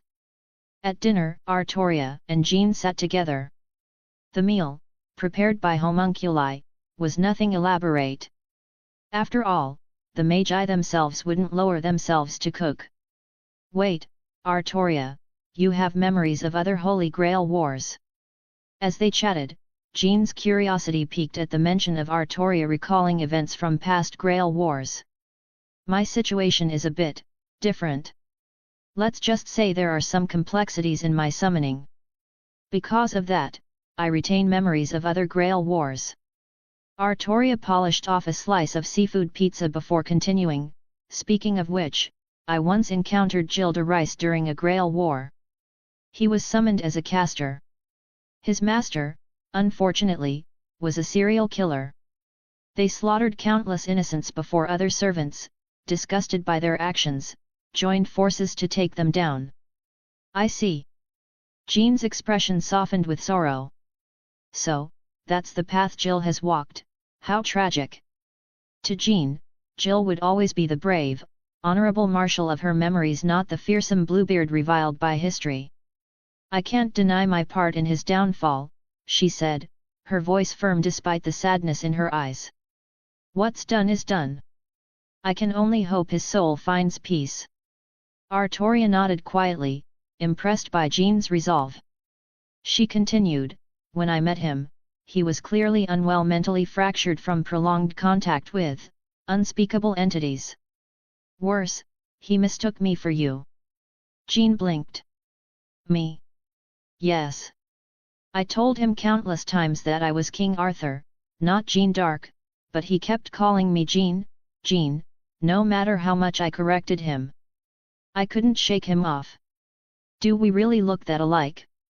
Jean let out a dry, awkward laugh. Ahaha. Come to think of it, Artoria vaguely recalled hearing or maybe reading about another incident in a different Grail war. Something about Berserker Lancelot mistaking Jean for her? He'd apparently screamed, Arthur, at the poor girl. In the end, Artoria concluded with a sigh. Well, I suppose this is all Takuchi's fault. Chapter 234, I Don't Want to Be a Heroic Spirit. 234. The decisive battle unfolded in the same location as in the original story, Semiramis's Hanging Gardens. Because the Greater Grail resided in the gardens, the Black faction had no choice but to enter, even under unfavorable conditions, to reclaim it. The Black faction's servants included Vlad III, Siegfried, Chiron, and Frankenstein. On Amakusa Shirotokisada's side were Semiramis, Karna, Shakespeare, and Atalanta. Amakusa Shirotokisada himself likely couldn't join the fight as a combatant. At the moment, he was probably fully occupied elsewhere. Artoria knew well of Amakusa Shirotokisada's noble phantasms. Twin arm, big crunch. Dual arm, zero order convergence. According to legend, the Saint Amakusa Shiro performed miracles through his hands, which became his noble phantasms upon becoming a servant. With these hands, Amakusa could connect to any magical foundation, allowing him to use magecraft that didn't originally belong to him. This made his noble phantasms akin to a universal key targeting all magecraft systems. In battle, these two noble phantasms granted him simultaneous access to the skills Eye of the Mind, true, and Eye of the Mind, false, as support. This was why, despite his lackluster combat abilities, he could contend with powerful servants. Currently, Amakusa was likely using his noble phantasms to link with the Greater Grail's magical foundation. In other words, victory in the Holy Grail War was unnecessary for Amakusa Shirotokisada. As long as he fully controlled the Greater Grail, even if the Black faction reclaimed it, it would be meaningless. During the day, Amakusa must have been working on this process, given that Artoria had forbidden servant combat. Ironically, Artoria's actions gave Amakusa the opportunity he needed. With her warning, the Black faction dared not invade Semiramis's gardens during the day, granting Amakusa a solid half-day advantage. Though Artoria had struck down the Hanging Gardens with her holy spear, Rongominiad, reducing it to 2/3 of its original size, it still retained some functions such as nullifying Vlad III's territorial enhancements. Vlad III, normally a first-rate servant, had his power amplified to near top-tier levels in Romania thanks to his fame bonus and the protection of the homeland, X, skill. He could even hold his ground against Karna in battle. However, within Semiramis's gardens, these boosts were nullified, drastically weakening Vlad III to the point where his strength fell below Siegfried's. As a result, despite having Vlad III and Siegfried, two servants of the Black faction, Karna managed to suppress them single-handedly. Contrary to Vlad's weakening, Karna grew stronger. Previously, Karna had been unable to fight at full strength due to his ability's immense magical energy consumption. Now, however, Amakusa could draw directly from the Greater Grail's vast reserves to support Karna's full combat potential. Upon entering the gardens, the Black faction members were separated by Semiramis's spatial magecraft. Atalanta was assigned to face off against Frankenstein. Meanwhile, Chiron was teleported to the main hall's entrance, where Semiramis herself awaited him. Moreover, Semiramis possessed a trump card perfectly countering Chiron. Perhaps due to her confidence, she not only brought Chiron but also Mordred and another figure, the Jack the Ripper, who had killed the Black Faction's rider and her master. The assassin exclusive skill presence concealment posed a challenge, but as both an assassin and the garden's master, Semiramis detected Jack the moment she entered. Unable to accept defeat, Vlad III's master, Darnik, used 3 command spells to transform Vlad into the vampire Dracula, embedding his obsession with the Greater Grail into Vlad's Saint Graph. Drawing her gaze from several battlefields, Artoria pursued the vampiric Vlad III. She arrived just in time to witness Amakusa Shirotokisada slaying the vampire. Afterward, Amakusa turned his gaze toward Artoria, who hovered in midair, his expression grave. That attire.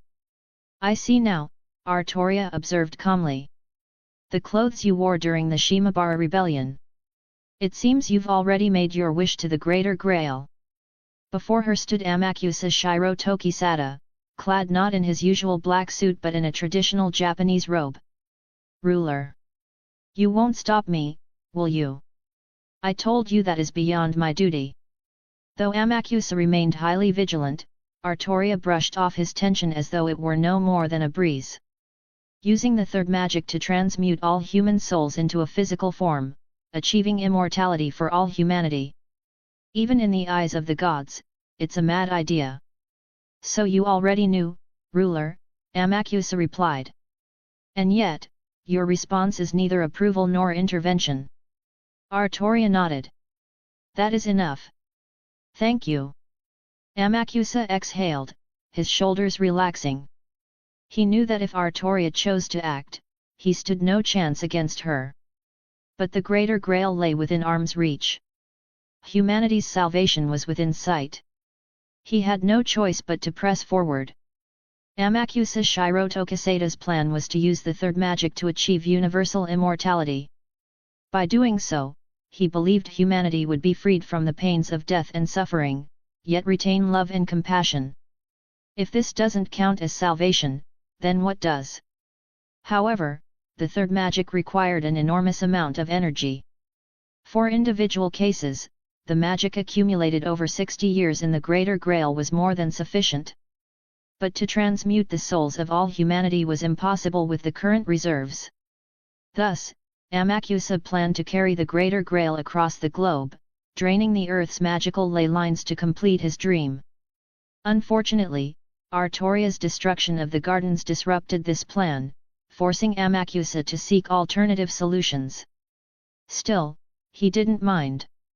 He had endured 60 years of hardship and overcome greater obstacles. Now, with hope in sight, Amakusa didn't fear taking more time. And yet, precisely because his dream was so close, Amakusa found himself filled with doubt. So, he turned earnestly to a higher power and asked, "Will my wish succeed in the future?" Artoria paused, surprised that Amakusa would ask her such a question. "What kind of answer are you looking for?" she asked serenely. "If I confirm your success, will you grow arrogant? If I deny it, will you give up?" Artoria didn't directly answer, leaving Amakusa momentarily stunned. He soon regained his usual gentle smile. "No. You're right. No matter what future your eyes see, my path won't change." Clenching his right hand over his heart, Amakusa's gaze sharpened with resolve. "If my future is destined to fail, I'll destroy that future with my own hands. Thank you, ruler. Perhaps because my dream is so near, I've become somewhat weak. This time, having you as the ruler is truly a blessing. You're far more suited to this role than I am." Amakusa sincerely praised Artoria. "My eyes see more than just the future," Artoria suddenly said. "I've seen a world where death remains inevitable, yet no one falls ill or suffers. Everyone is kind, filled with hope for the future." Her words drew Amakusa's full attention. It was the very vision he sought. No war, no conflict. People trust one another, believing in each other's goodness and honesty, striving for a better tomorrow together. A true utopia. In that world, currency doesn't exist. If someone asks, they receive, if someone needs help, they're always answered. This was all thanks to a pure white king. Though he wielded absolute power, he refused to rule.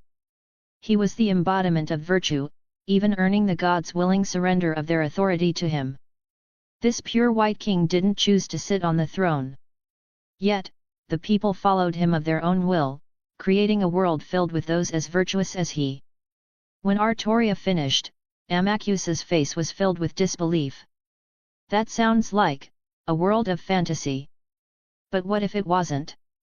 Artoria countered. What if that world was real? Even the king's name was Utopia itself, Siddhika Utopia. I even saw you there, Amakusa Shiro Tokisada. Me? Amakusa blinked, confused. Someone sought to destroy that world, to kill the pure white king. To do so, they summoned servants. One of them was you along with Semiramis, I believe. Artoria thought aloud. In the end, however, the other you switched sides immediately upon learning of the world's nature. Ahaha, wouldn't that be natural? Though it was a betrayal, Amakusa saw no issue with it. If such a perfect world and king truly existed, I would protect them with everything I have. That is the destination of my dream, the pinnacle of my wish. Even if it burns my soul to ashes, I would safeguard it all. Siddhika Utopia, the pure white king. I'd love to meet him someday, though the other me already has. Amakusa laughed a carefree, joyous laugh he had never shown before. Artoria's story had proven his ideal world was not mere fantasy. It truly existed, giving him boundless motivation. He felt as if the clouds in his heart had lifted. At that moment, Artoria's gaze shifted as she sensed something. She raised her hand, watching as particles of light began to rise from her body. Ah! It seems my time here is up. As the ruler of this Holy Grail war, Artoria's presence was tied to the conflict. Once it ended, she would no longer remain in this world. The war's conclusion required only one outcome, servants fighting until only one remained. Though Amakusa had used unconventional means to wish upon the Greater Grail, the war's victor still retained the right to make a wish. I wonder who the last victor will be. Mordred, perhaps. Seems like it'll be tough for her. Fragments of stone fell from above, evidence of the garden's instability. Total collapse was imminent. Did assassin lose? Amakusa murmured thoughtfully. He had treated Semiramis as a tool to be used, and he believed she saw him the same way. Yet, upon learning of her defeat, the emotions surging within him now, what were they? Unlike other servants, Amakusa wouldn't disappear due to his previous Holy Grail war victory granting him a physical body. Artoria, however, had grown nearly transparent, the particles of light drifting from her becoming more numerous. This is my first time leaving the world as a servant. It feels strange. Artoria spoke softly to herself. It seems every servant says something profound upon departure. Self-reflection or advice for the living, but I don't have much to say. Feels kind of underwhelming. The rejection force around her intensified, signaling the approach of her departure. Suddenly, "Father!" A familiar voice called out, its owner trying to sound strong but unable to conceal their exhaustion. Artoria turned in surprise and saw two figures standing by the blackened gate. One of them, though covered in blood, wore a brilliant smile and waved excitedly toward her. "Hat!" A smile spread across Artoria's face despite herself. "So, it's like that. Mordred, you really did it. I'm proud of you." Leaving these words behind, Artoria vanished. She dissolved into countless particles of light, disappearing before Mordred's eyes. Yet, that gentle smile was forever etched into Mordred's eyes, her heart, and her very soul. T/N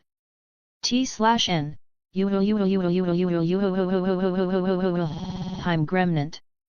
Chapter 235, I don't want to be a heroic spirit. 235. Now then, please head to bed quickly. Good night, Princess Alice. Good night. The door closed, leaving Alice alone in her room. This was Alice's chamber, spacious and luxurious. Each day, maids spent considerable time maintaining it, ensuring it was immaculately clean and orderly. The bed was large and soft, big enough to accommodate 4 or 5 people with ease. Today, the capital had been abuzz with activity because the Demon King's army launched another nighttime assault.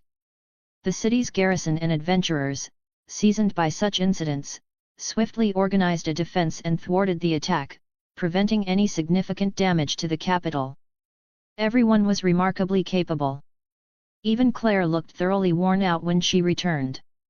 After all, while the capital's adventurers were powerful, some wielding divine weapons and blessed by the goddess as heroes in training, they weren't without their flaws. As Claire mentioned, although these adventurers were indeed formidable, they excelled more at solo combat than teamwork, making them a headache to coordinate.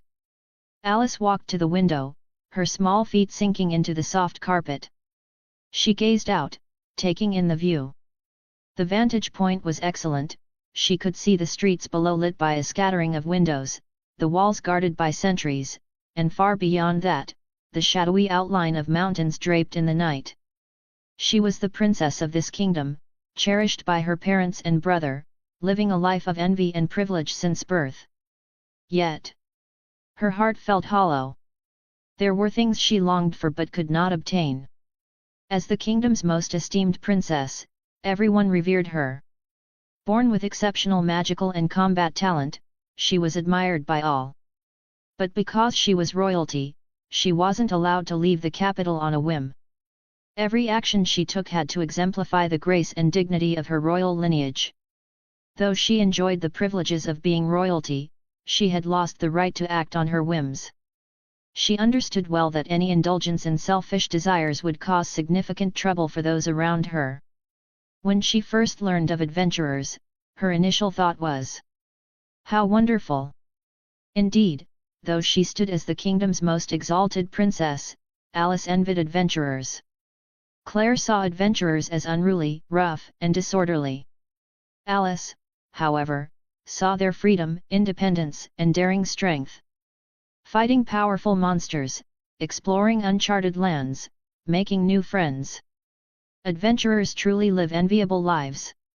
Alice's understanding of adventurers was incomplete, likely because the adventurers she encountered in the capital were already screen-skilled and well-mannered. But Alice genuinely envied them. "Oh dear, I've been daydreaming for quite a while," Alice murmured, snapping out of her thoughts. "No, I need to sleep quickly. I have Lady Rain's magic lesson tomorrow morning."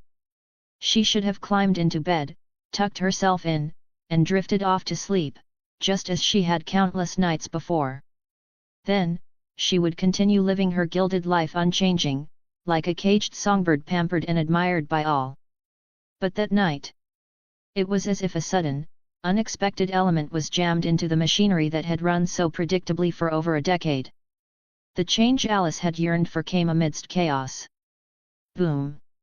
The ceiling shattered, debris scattering everywhere. Dust billowed up, obscuring the room. Cough! Cough! Cough! Cough! Alice's drowsiness vanished instantly. Clad only in her thin nightgown, she covered her mouth and coughed as the swirling dust irritated her throat. Who am I? Where am I? What just happened? The 3 philosophical questions ran through Alice's mind. It seemed, something had fallen from the sky, crashing through her ceiling. Alice's room was at the highest point of the castle, chosen for its security. Any would-be intruder would have to bypass layer upon layer of defenses to reach it. No one had considered the possibility of something falling from above. Lacking experience with such situations, Alice was utterly bewildered. After all, she was only a 12-year-old girl. Amidst the chaos, a bright yet melodious voice rang out through the dust. Very good. This pleases me greatly. Naturally, my entrance must be grand, descending from the heavens best showcases my magnificence." A sudden gust of wind blew through the room, scattering the swirling dust. And there she was, revealed in the dim moonlight, a stunning figure cloaked in fiery red. Her golden hair, as radiant as the sun, was tied back with a crimson ribbon, her emerald green eyes brimming with confidence so dazzling that Alice couldn't meet her gaze. She wore a fiery red dress that accentuated her shapely figure, though part of the hem was translucent white. From Alice's vantage point directly in front she could even see the base of her thighs. In short, she was a girl as brilliant and beautiful as the sun itself. Alice stared at the figure, and the girl noticed her in turn. After all, the spacious room held only the two of them. The stunning girl placed one hand on her chest, extended the other toward Alice, and, with the grandeur of a singer on stage, declared loudly, "Servant Saber! Nero Claudius! Beautiful young lady, are you my master?" Hey! Alice's mind spiraled further into confusion. Suddenly, Nero frowned slightly, as though recalling something, and muttered, Ah, I remember now. I'm no longer on the battlefield of the Holy Grail War, so I have no master at the moment. But just now, with that dramatic atmosphere, I couldn't help but emulate Saber and Shiro's first meeting. But even so, this was my brilliant entrance. To think that the audience captivated by my radiance is just one person? Surely this doesn't do my magnificence justice. Flowers, cheers, lights, applause. Where have they all gone? Despite her dramatic entrance, Nero rambled on about things Alice couldn't comprehend. Yet, so dazzling. Alice couldn't help but mutter in awe. T/N, Nero. My love. Chapter 236, I don't want to be a heroic spirit. 236 30 PS. Are you complimenting me? Though Alice's voice was as soft as a shy sparrow's chirp, Nero caught every word. That. Ah, praise indeed. Your eyes are as clear as mirrors, and your compliment is most fitting. Before Alice could say anything further, Nero tilted her head back, basking in the admiration with pride. No matter where I am always the most dazzling and exceptional one. Isn't that obvious? I am the flower of Olympia. The resplendent scarlet rose in full bloom. Though your compliments are entirely expected after all, my brilliance and beauty are self-evident. I am nonetheless pleased. Thus, I shall graciously accept your praise and even feel honored by it. Confident and radiant, lively and cheerful. This was Nero Claudius, Emperor of Rome. However, Nero's exuberance left Alice at a loss. As a princess confined to her metaphorical gilded cage, Alice had never even had the freedom to choose what she was exposed to. Those allowed near her were invariably people who revered her. Any crude or malicious individuals were kept far away. The books brought to her contained nothing but tales of brave heroes easily vanquishing monsters and evil dragons, as if real heroes never faced any difficulties. Thus, this was Alice's first encounter with someone like Nero. She had no idea how to respond. Just then, commotion erupted outside the room. Princess Alice! Princess Alice! Is everything all right? There was a loud noise just now. Princess Alice! Are you safe? Hearing the voices beyond the door, Alice snapped out of her daze. The speaker was Claire, her personal bodyguard, always the first to arrive when trouble arose. Alice opened her mouth to respond but hesitated, unsure of how to explain the current situation. Even she didn't fully understand what was going on. Oh? Could it be that admirers drawn by my talents have arrived? Nero glanced toward the door with delight. Now this feels right. With my grand entrance, of course a crowd should gather like stars in the sky, their cheers thundering like applause. This is true Rome, and romance. After Nero's loud proclamation, silence fell eerily outside the room. The quiet didn't last long. 2 or 3 seconds later, the people outside began pounding on the door with frantic intensity. Princess Alice. Why is there someone else in your room? And it's a strange woman's voice. Princess Alice. Are you inside? If you're there, please answer me. Though the expressions of those outside were unseen, the urgency in their tone and the rapid knocking, 3 or 4 times per second made their panic palpable. CL. Claire? What's going on? Rain. Rain. Princess Alice has been kidnapped. It must be the Demon King's minions. Those despicable fiends must have sneaked into her room and taken her. Princess Alice is in danger. What? Hearing the conversation outside, Alice realized Claire and Rain had misunderstood the situation. She panicked, shouting through the door. No. That's not it. Claire. Rain. Is that you, Princess Alice? Are you safe? Don't worry, I'll get in there and deal with those vile Demon King's lackeys. Trust me. I'll rescue you safely, and I'll leave not a single one of those scoundrels alive. They'll wish they'd stayed in the sewers they crawled out of. Wait. Claire. You're mistaken. Hey. You inside. Demon King's lackeys. If you so much as harm a single hair on the head of our beautiful, kind, delicate, angelic, heart-meltingly adorable princess, I'll beat the crap out of you, shove it back in, and beat it out again. I'm Claire, and I mean every word. Got that? If you're scared, let her go right now. Claire seemed so agitated that she couldn't even hear Alice's protests.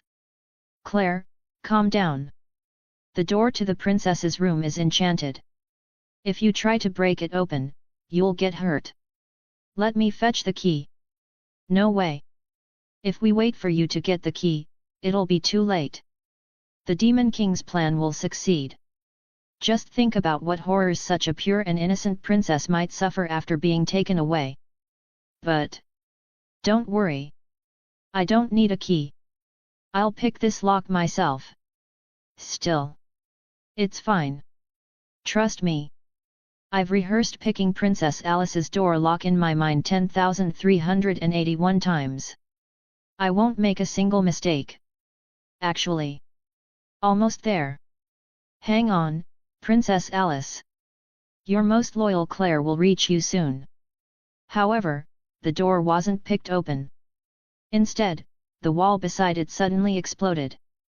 Rain stood at the newly created hole, turning to look at the stunned Claire crouching by the door. Smoke still trailed from the tip of the staff in Rain's hand. Actually, I was going to say. While the door has several layers of enchantments, the walls don't. They're just made of reinforced materials. Claire was silent for a moment. When a piece of debris struck her on the head, veins bulged visibly on her forehead. If the door is enchanted, why didn't they enchant the walls too?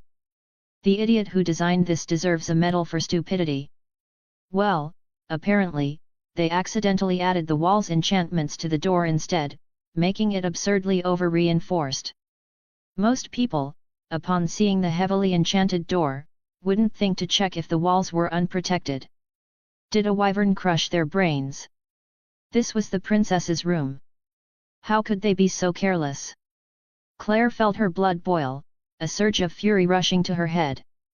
Still, she hadn't completely lost her cool. She remembered what mattered most. Demon King's lackeys. Return the princess. Claire stormed into the room through the hole Rain had blasted, sword drawn, shouting angrily, "Be smart about this, and I might let you die quickly." But as she stepped inside, she found.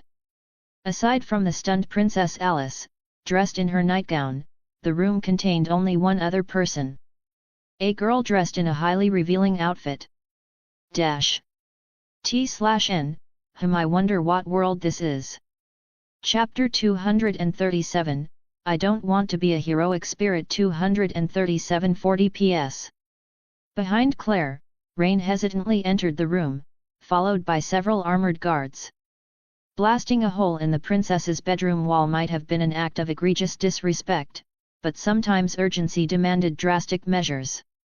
Even so, Rain's face was deathly pale, paler than a skeleton's might be.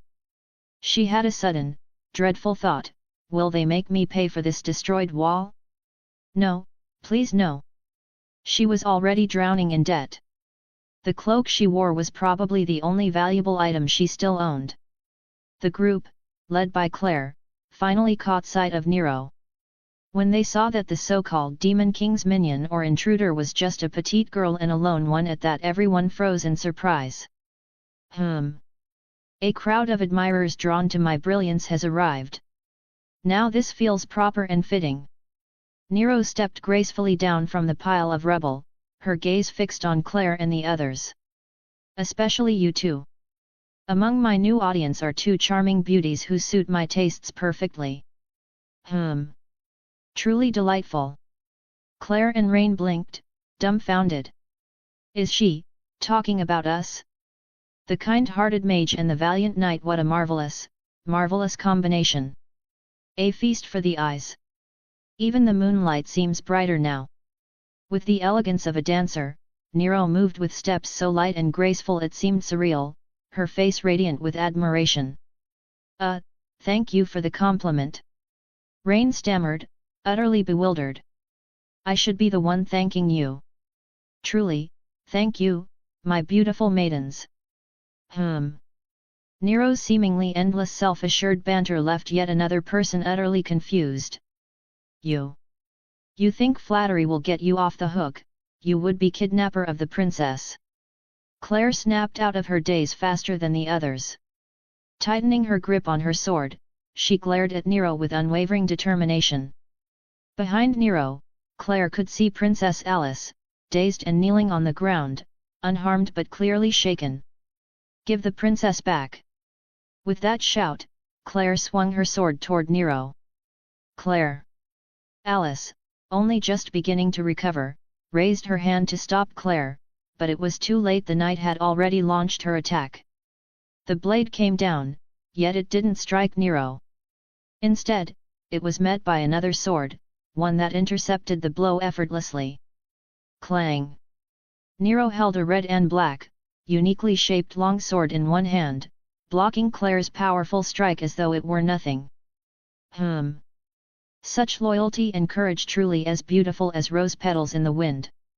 I commend you. You. Claire's eyes widened in shock. She was pouring her strength into her sword, yet she was being overpowered. Slowly but surely, her blade was being pushed back. What stunned her even more was that Nero was using only one hand to wield her sword, and she didn't even seem to be exerting her full strength. And then there was the most perplexing detail, where had Nero gotten that sword? The guards and Rain all shared the same question. None of them had seen Nero draw the weapon, yet here it was, a massive sword seemingly conjured from thin air. Its bizarre design, striking as it was the least of their concerns. Realizing her disadvantage in a contest of strength, Claire abandoned the clash. Using the momentum of her blade, she retreated back to her group.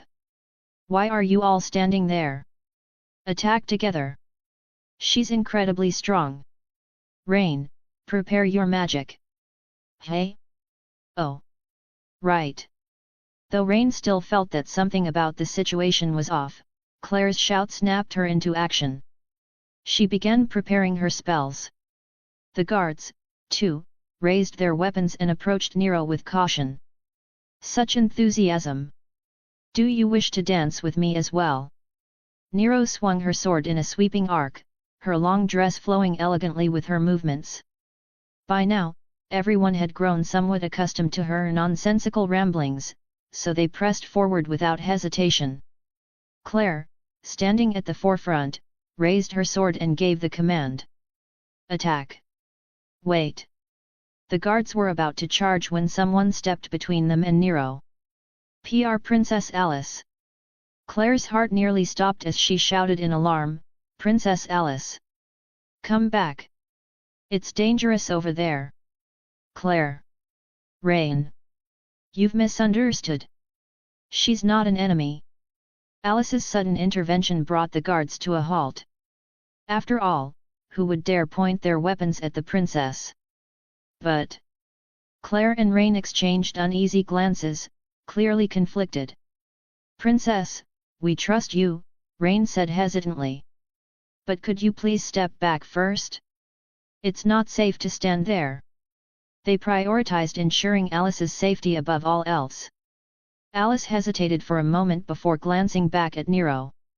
Then, slowly, she walked through the group and stood by Claire's side.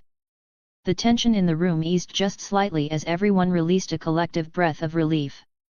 Even Nero, though still holding her sword, made no threatening moves. Well then. After confirming Alice's safety, Claire refocused her attention on Nero. "Who are you? Why are you in the princess's room?" "Princess? Ah, I see," Nero mused with a soft smile, tilting her head slightly. "A future empress, perhaps.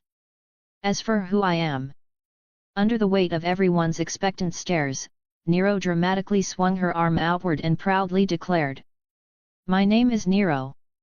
Nero Claudius. I am the Emperor of Rome." The room fell into stunned silence. Emperor?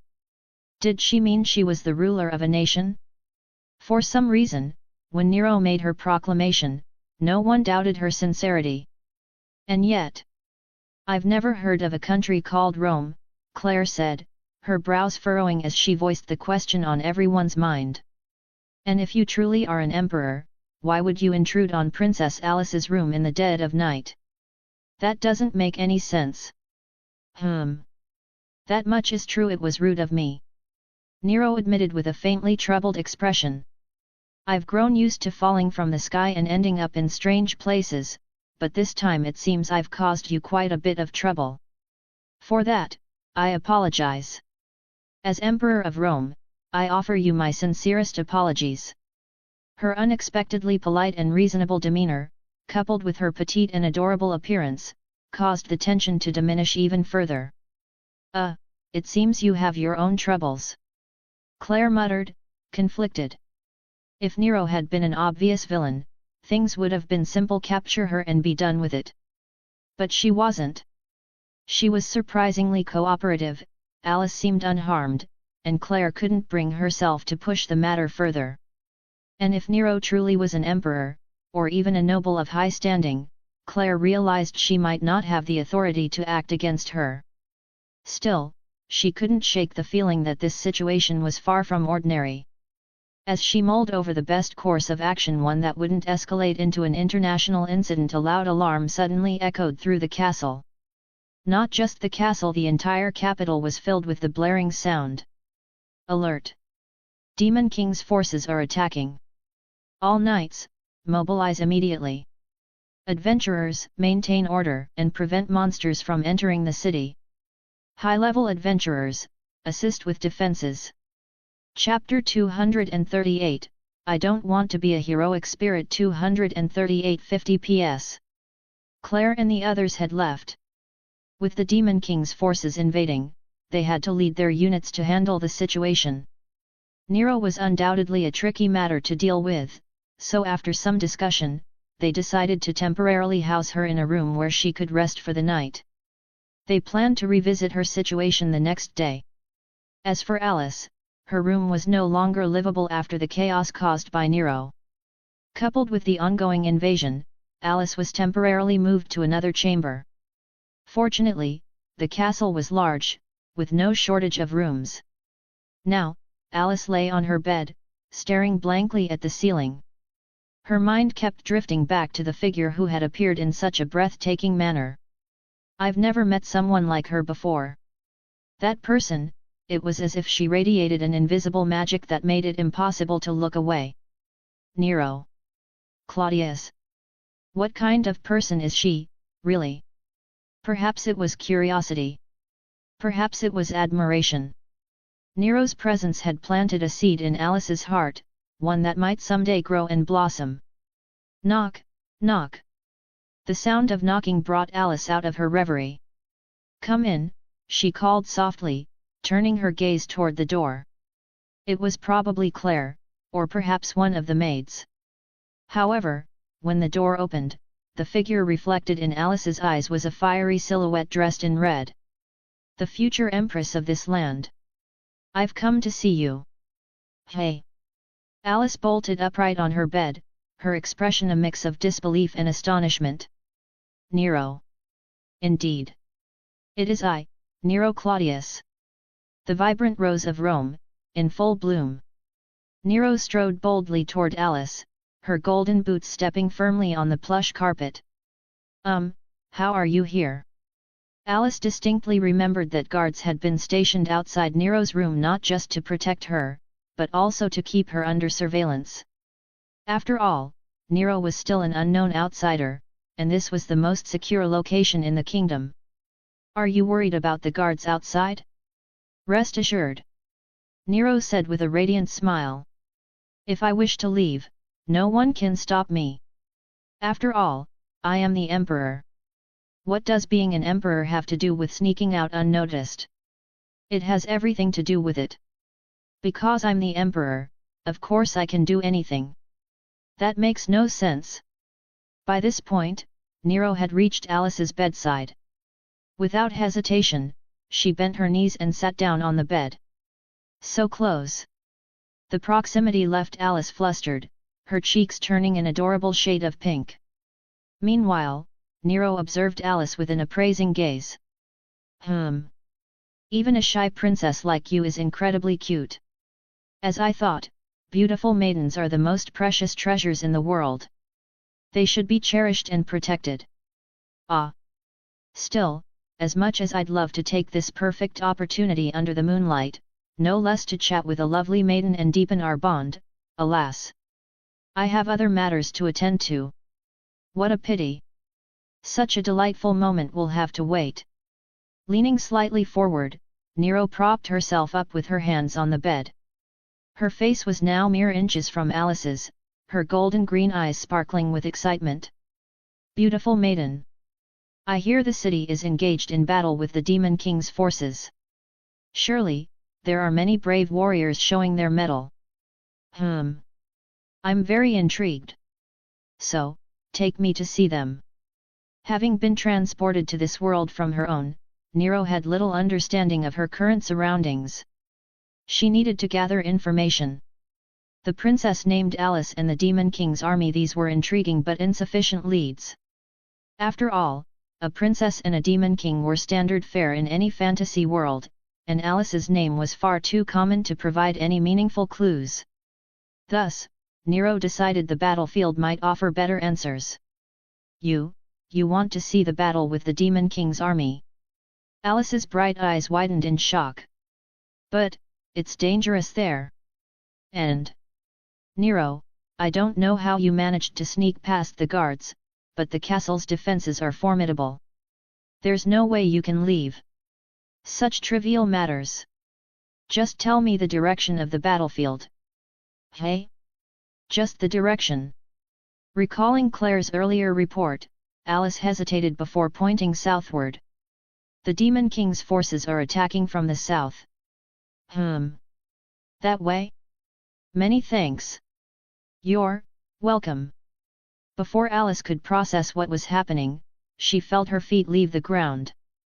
Nero had lifted her effortlessly with one arm. Wait. Realizing her current predicament, Alice's face turned even redder. Wait. What are you doing? Why are you confused? Didn't I just say, take me there? Naturally, you're coming with me. Nero blinked innocently at Alice before a look of sudden understanding dawned on her face. Oh. I see. You must find this position uncomfortable, don't you? That's my mistake. If I'm carrying such a lovely maiden, it should be a proper princess carry. I truly am a genius. No, that's not. Ignoring her protests, Nero gently set Alice back onto the bed. Then, with one arm around Alice's slender shoulders and the other scooping her legs, Nero cradled her delicately in a textbook princess carry. In an instant, a sweet, indescribable floral scent filled Alice's senses. Warmth radiated from Nero's embrace, enveloping her in a cocoon of comfort. Alice's head rested against Nero's shoulder, and the golden strands of Nero's hair brushed her face, tickling her lightly. She could feel her cheeks growing hotter than ever before. What a delicate and light frame you have, so endearing. Now hold on tightly, for I shall take you to the battlefield of heroes. No. You can't. Alice's face was flushed as she stammered in panic. I can't leave the castle. Claire and the others won't allow it. It's too dangerous. Is that so? Perhaps you're right. Still holding Alice securely, Nero stepped onto the windowsill. The moonlight spilled through, illuminating Nero's side profile with a soft glow that made her look ethereal, radiant and captivating. In that serene moment, the moon seemed to pale in comparison to Nero's confident smile. But, those dazzling eyes of yours, sparkling like the finest gems, are filled with excitement. You're looking forward to it, aren't you? I'm looking forward to it. Alice froze, her thoughts in turmoil. Without waiting for further explanation, Nero bent her knees slightly and leapt gracefully out the window. Above them stretched a glittering night sky, stars sparkling like scattered jewels. Around them, the serene embrace of the night. Below, the warm glow of the city lights. Nestled in Nero's arms, Alice couldn't suppress a bright smile that lit up her face. T/N, Greruia it should have been me. Chapter 239, I don't want to be a heroic spirit. 239 100 PS.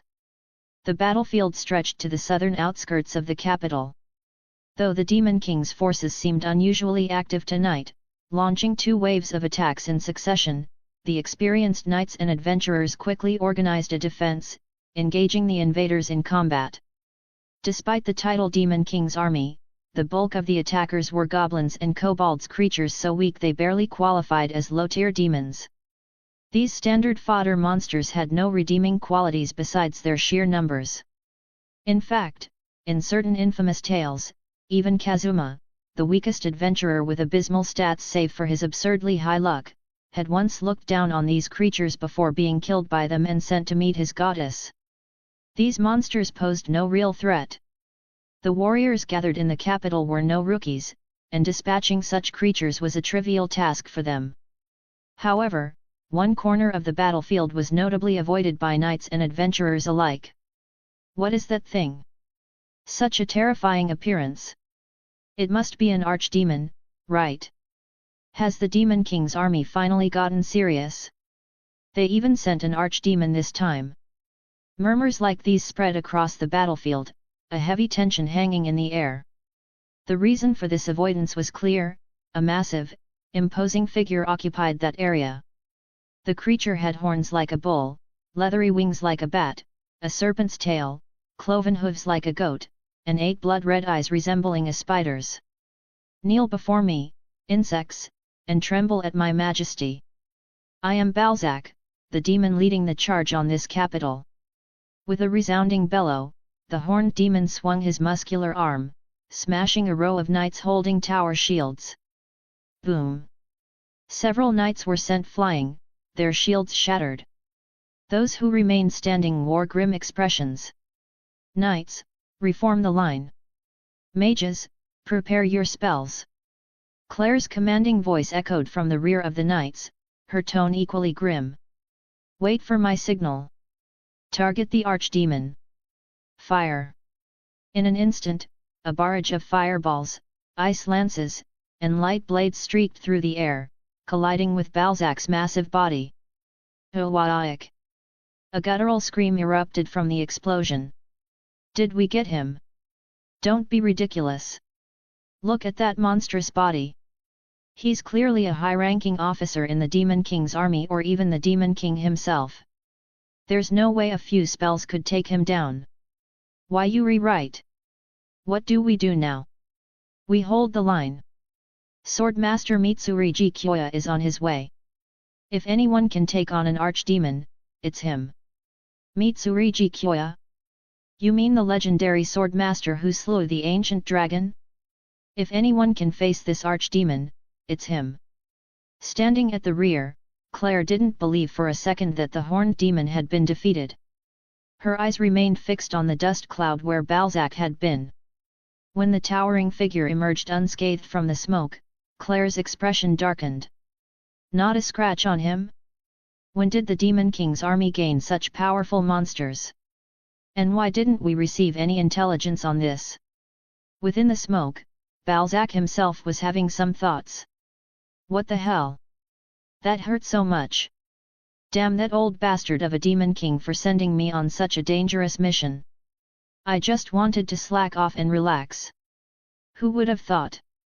Does no one understand? I'm not actually an archdemon. I'm just a nobody who put all my energy into crafting a badass appearance to scare people off. I don't even like fighting. My hobbies are fishing and feeding stray cats.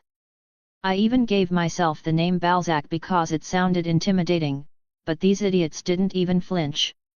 If this keeps up, I'm seriously going to die. I need to get out of here. But leaving outright felt humiliating, and that cheapskate Demon King would probably dock his pay for it.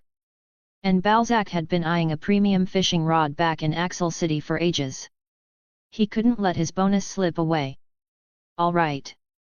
Time to throw out some cool lines, summon a few monsters for cover, and make my escape.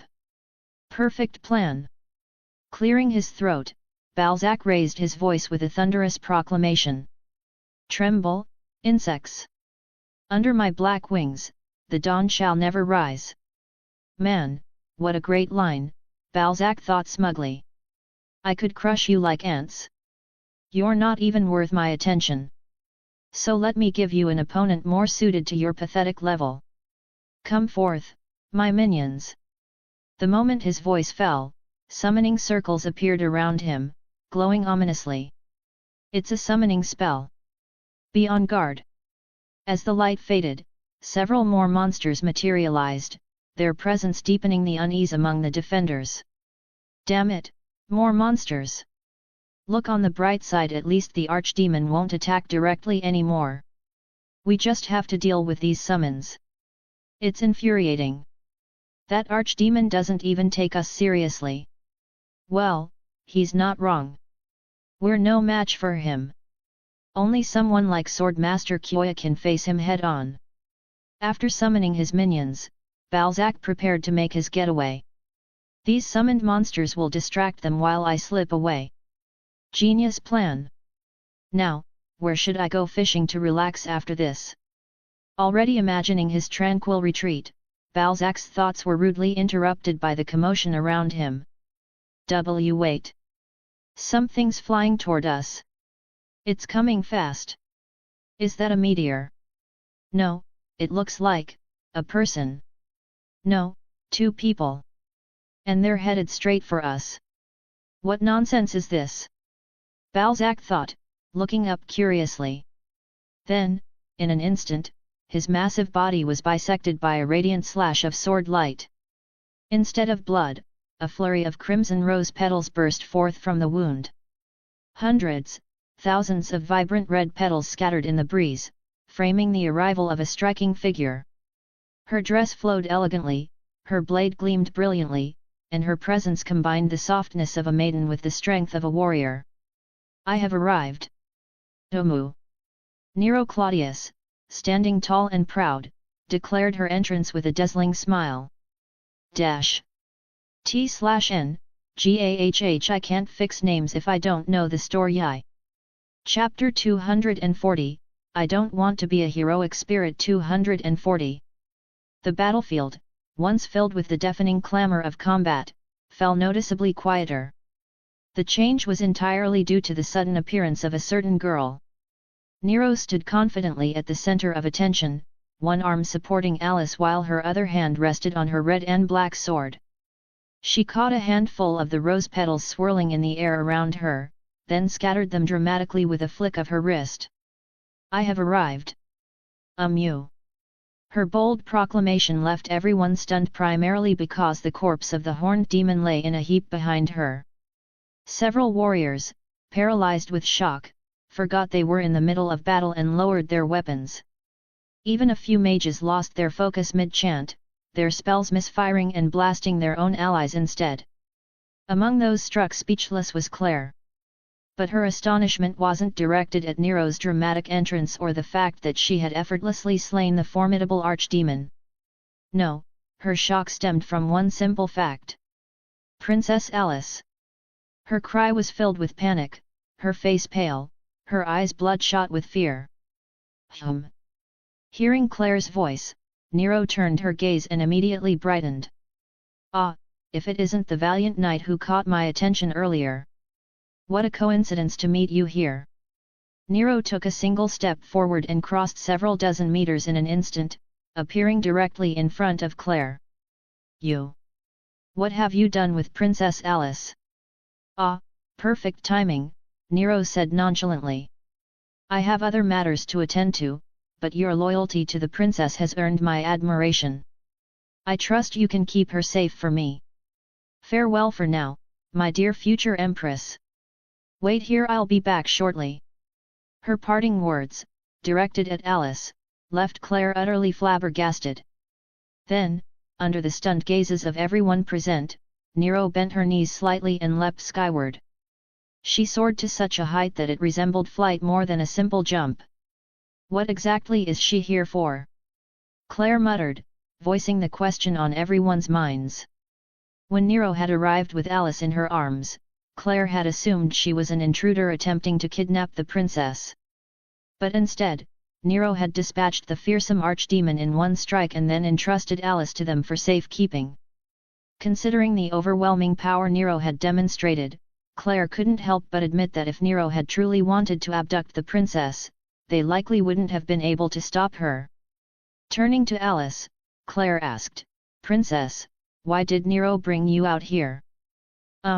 Well, it's because she wanted to see the battlefield but didn't know where it was, so she asked you to guide her."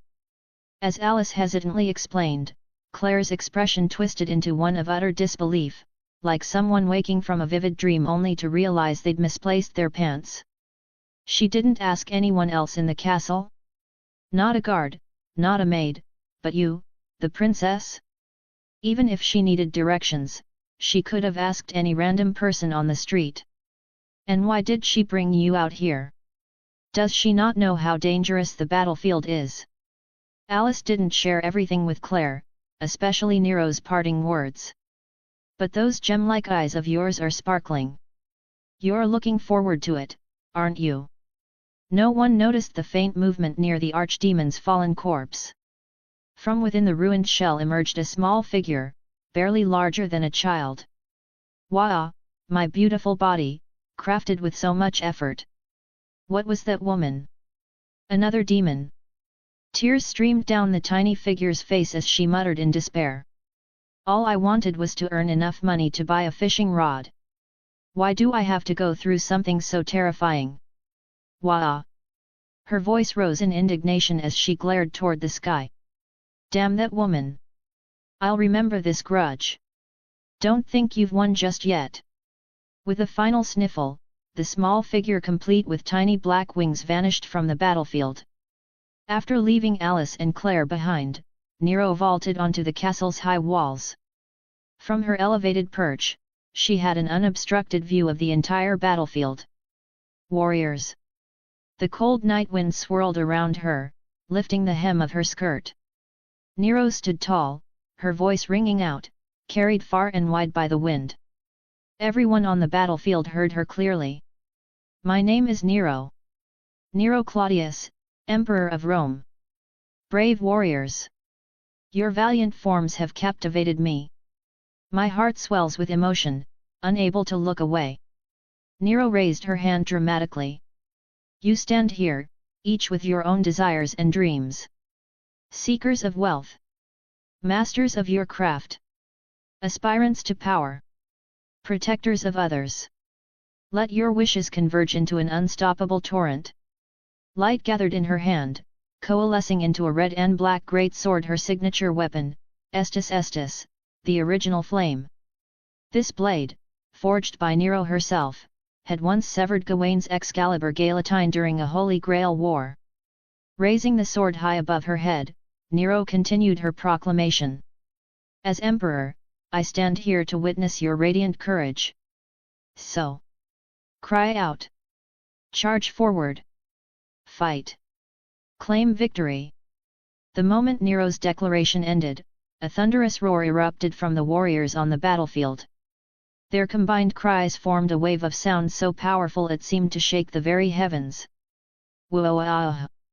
None of them had ever heard of Nero or the Emperor of Rome, but their spirits visibly surged. And it wasn't just morale. The warriors at the front lines felt their weapons and armor grow lighter, their fatigue from the late-night battle vanishing as boundless energy coursed through their veins. The mages felt their minds clear, their incantations flowing effortlessly, and their spells becoming noticeably stronger. What is this? Claire stared at her hands, marveling at the overwhelming vitality filling her body. Her stunned gaze swept across the battlefield, where her comrades fought with newfound fervor. The realization hit her like a thunderclap: this wasn't an isolated effect. Everyone had been empowered. What is this? A skill? And, who is that person? Turning her eyes back to Nero, Claire saw the young woman standing atop the high wall, her sword held aloft, bathed in moonlight. That figure, so commanding and dignified, inspired an instinctive sense of reverence. For a moment, Claire felt as though she were standing before her own king, no, even more so. Beside her, Alice gazed at Nero as well, her bright blue eyes shimmering like a clear lake reflecting the starry summer sky. And within that reflection was a single, radiant star. Its name was Admiration. A good story, much like a well-fought battle, is all about precision, strategy, and passion.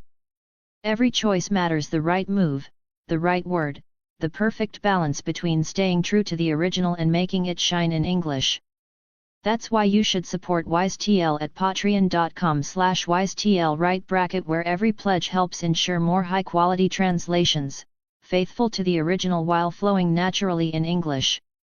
Trust me, as a champion, I know a thing or two about mastery. Now, if you'll excuse me, I have another battle to prepare for. But you? You should definitely check out that Patreon. Cynthia. Chapter 241, I Don't Want to Be a Heroic Spirit. 241. The Demon King's army had been repelled, and the warriors of the royal capital emerged victorious. Not a single life was lost, and those injured recovered swiftly under the priest's healing spells. The greatest contributor to this triumph? Without a doubt, Nero. Not only had she effortlessly vanquished the colossal demon that left everyone else helpless, but she also used her unique skills to bolster the strength of all the warriors. When the Demon King's forces attempted to retreat, Nero leaped from the city walls, plunging into the enemy ranks to wreak havoc.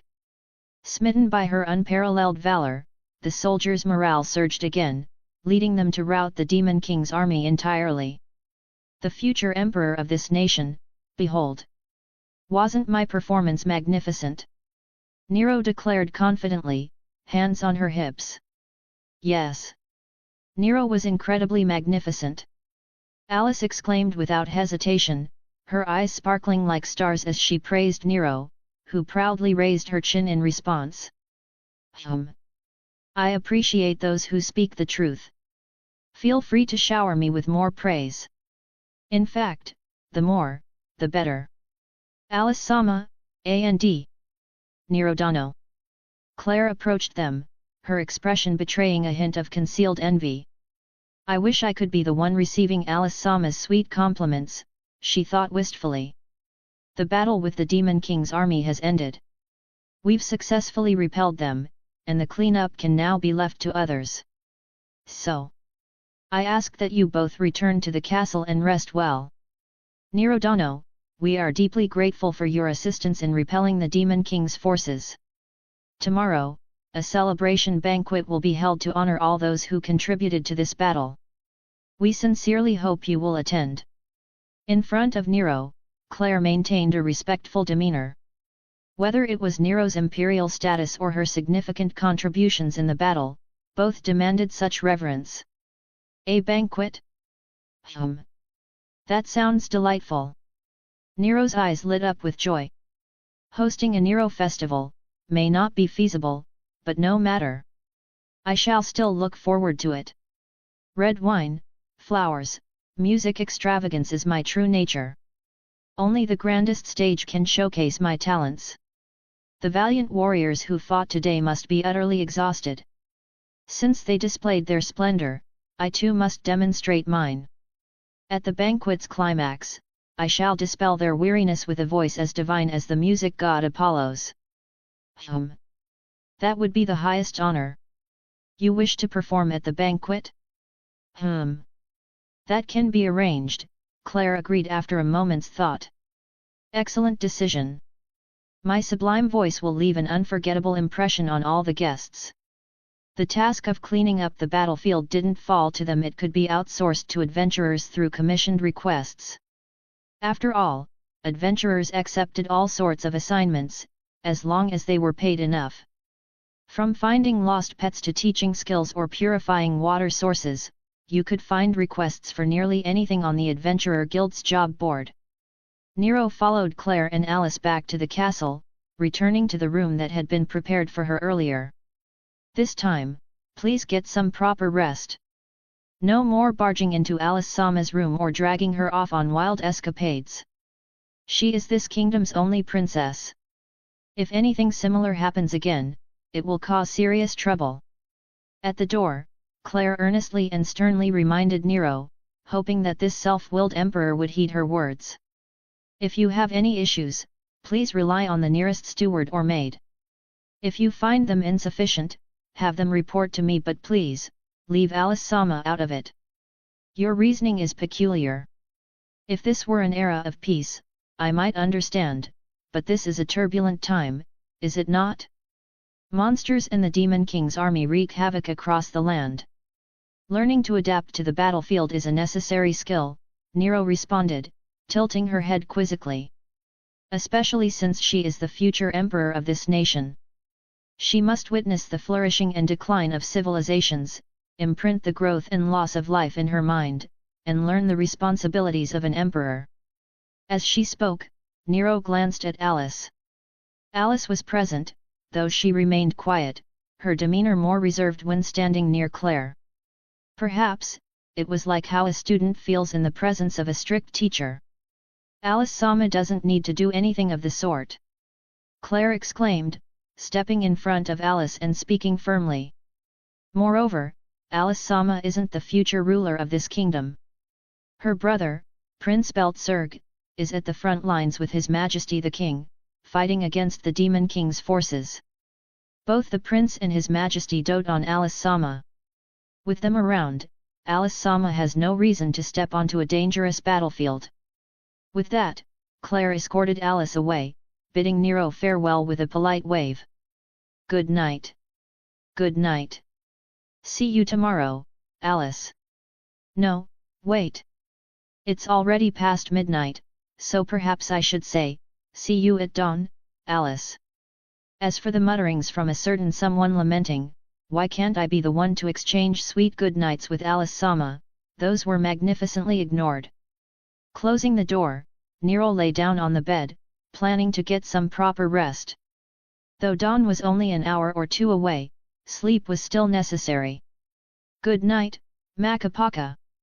That night, she managed to sleep somewhat well. With a comfortable bed and a pleasant dream, everything seemed serene and perfect.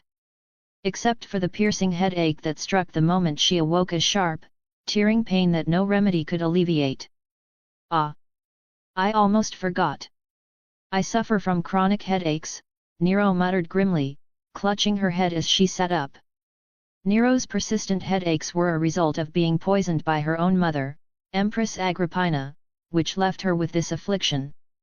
Despite her X-ranked imperial privilege skill that theoretically allowed her to adapt to any class, her chronic headache made it impossible for her to assume the caster class. Or at least, that's what her profile stated. However, Nero indeed possessed a swimsuit variant that allowed her to take on the caster class. And in her caster class profile, it even claimed that the class suited her better than her saber class. Isn't that a contradiction? T/N, Sorgi forgot Kve apps. A good story, much like a well-fought battle, is all about precision, strategy, and passion. Every choice matters: the right move, the right word, the perfect balance between staying true to the original and making it shine in English. That's why you should support WiseTL at patreon.com/wisetl where every pledge helps ensure more high-quality translations, faithful to the original while flowing naturally in English. Trust me, as a champion, I know a thing or two about mastery. Now, if you'll excuse me, I have another battle to prepare for. But you? You should definitely check out that Patreon. Cynthia.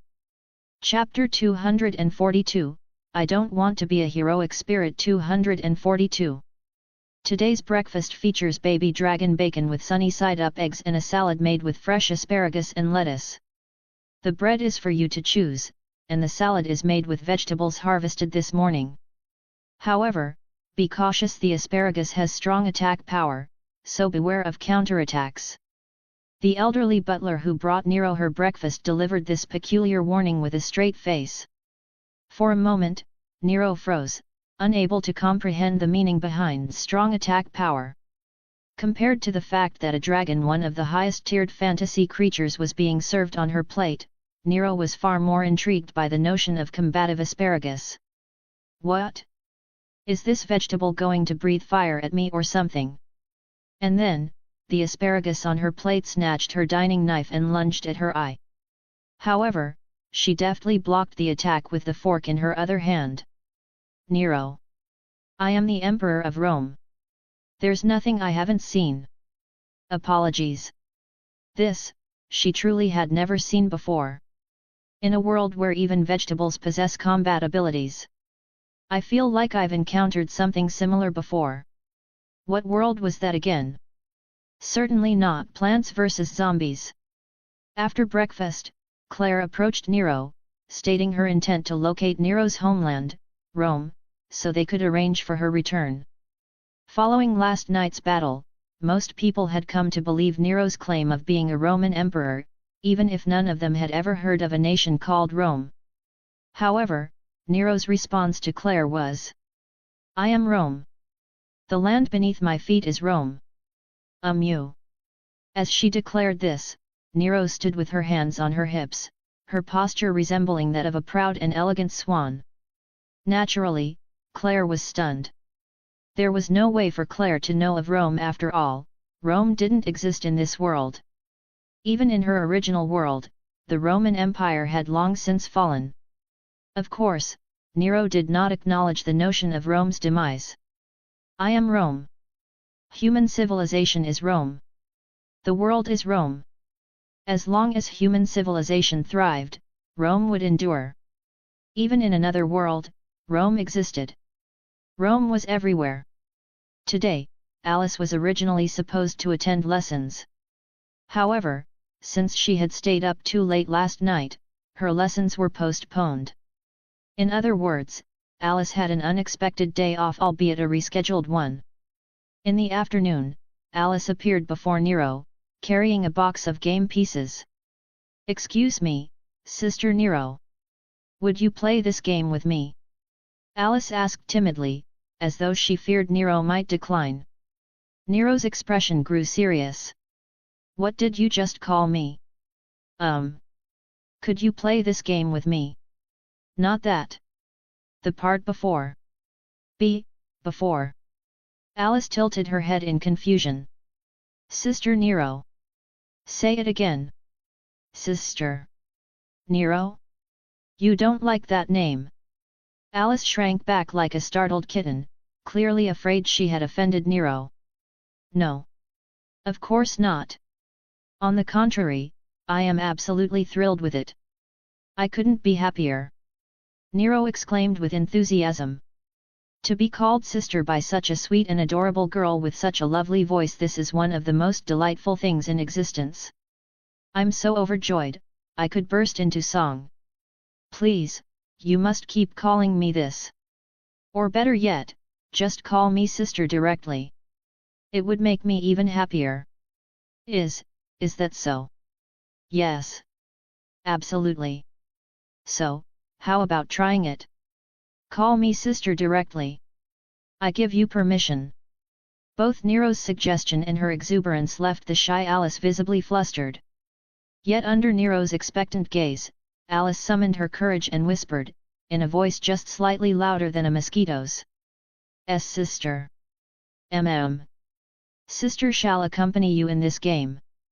And so, Nero officially became Alice's sister. There had been someone in the past who also used to call Nero sister. I wonder how Jasmine is doing now. Should I find a chance to go back and see her?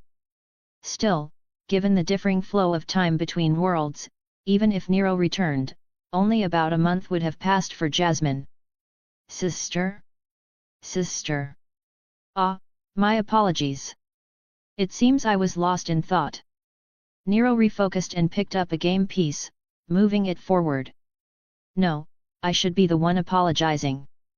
If you were thinking about something important and I interrupted you, don't worry about it.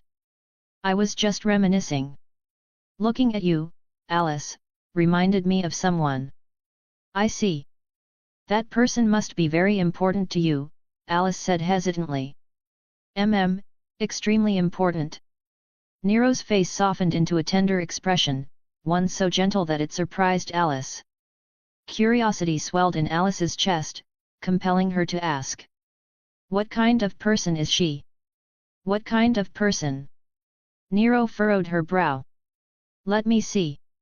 She could cook, shop, and handle chores. She was extraordinarily talented and obedient, though a bit shy and awkward around others. Sometimes she was more stubborn than anyone else, despite her abilities. She gave the impression of being helpless without me, as if she couldn't do anything on her own. In short, she was someone exasperating and troublesome, yet endearing, almost like a little sister. Why only almost like a little sister? I can't very well say that Jasmine is like both a sister and a daughter to me, can I?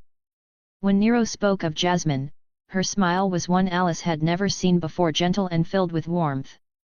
That smile stirred something indescribable in Alice's chest, a complex emotion she couldn't fully grasp. Driven by this feeling, Alice's desire to know Nero's past became all the more urgent. Sister. What is it? I'm listening, my dear little sister. Every time Alice said the word sister, her heart would race, especially when looking into Nero's face as she said it. The term sister was foreign to Alice. She had a brother but no sisters. In terms of age, many around her could have been called sisters, such as Claire, Rain, or even the eldest daughter of the Dust Innes family, who was close to Alice. However, as a princess of royal lineage, everyone around Alice treated her with reverence, addressing her with the utmost respect due to her status. Additionally, her father and brother doted on her immensely, lavishing her with the finest of everything. That's why Alice had never met anyone like Nero before, a person who dared to barge into her chambers in the dead of night and whisk her off to a perilous battlefield. Nero had brought Alice many firsts. And so, to Alice, Nero was unlike anyone else. Thus, Alice wanted to understand Nero better. So, I want to hear about your past, sister. Alice raised her head cautiously to look at Nero, her eyes full of vulnerability. It was as if a refusal from Nero would shatter her completely. Is that okay? T/N, hyphy I am gonna die if I don't find out which world this is. A good story, much like a well-fought battle, is all about precision, strategy, and passion. Every choice matters: the right move, the right word, the perfect balance between staying true to the original and making it shine in English. That's why you should support WiseTL at patreon.com/wisetl right bracket, where every pledge helps ensure more high-quality translations, faithful to the original while flowing naturally in English. Trust me, as a champion, I know a thing or two about mastery. Now, if you'll excuse me, I have another battle to prepare for. But you? You should definitely check out that Patreon. Cynthia. Chapter 243, I Don't Want to Be a Heroic Spirit. 243. Alice's request to hear about Nero's past put Nero in a bit of a dilemma. Should she tell Alice about Nero's history, or delve into the past of Phoenix Plume, her identity in another life? Since the Alice in front of her knew Nero as Nero, it made sense that what Alice wanted to hear was likely Nero's own story. "Have I made things difficult for you, sister?" "No, not at all. It's just that I'm unsure of how to start." Nero's hesitation had gone on long enough to make Alice visibly uneasy. Honestly, this timid, overly considerate personality is just like Jasmine's. Perhaps this was the mark of exceptional upbringing? I've decided on the story I'll tell you." Hearing this, Alice's eyes lit up with eager anticipation. "But I don't intend to share the details of my life before death. That's not a story suited for you to hear. If your retainers or family knew the full extent of my past, they'd surely forbid it as well." Alice tilted her head, a look of confusion flickering in her gaze. "Before death?"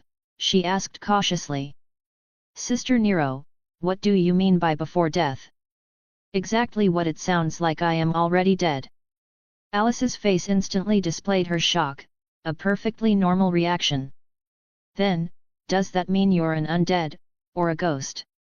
"Perhaps something like a ghost, but more accurately, I am a heroic spirit."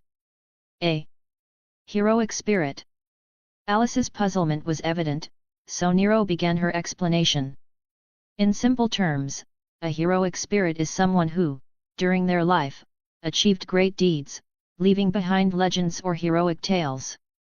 These individuals are remembered by the world, and upon death, they become recognized by the world itself as heroic spirits." After Nero's explanation, Alice's eyes sparkled even brighter than before. "Accomplished great deeds, remembered through history. Sister, were you really someone that amazing?" "Of course. Naturally. I'm a genius. I was the best in every field," Nero declared, crossing her arms over her chest in pride. "Even among heroic spirits, I'm absolutely at the top tier." "That's incredible." Applause erupted from Alice, her gaze full of admiration for Nero. Buoyed by the attention, Nero's mood soared. "To accept it so quickly, your world must not have a concept of heroic spirits, does it?"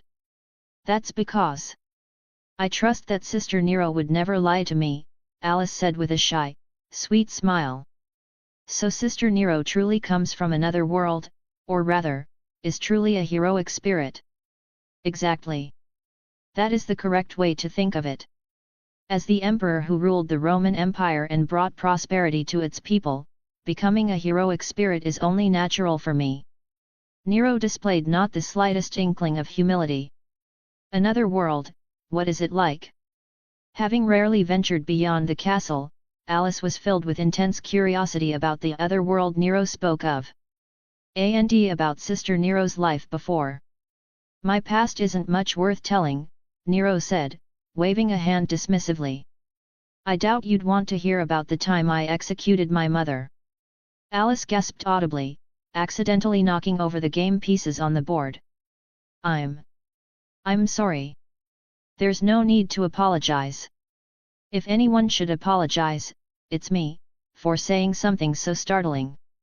Nero's tone was calm and soothing. Perhaps thinking back to her days with Jasmine, she instinctively reached out and gently patted Alice's head.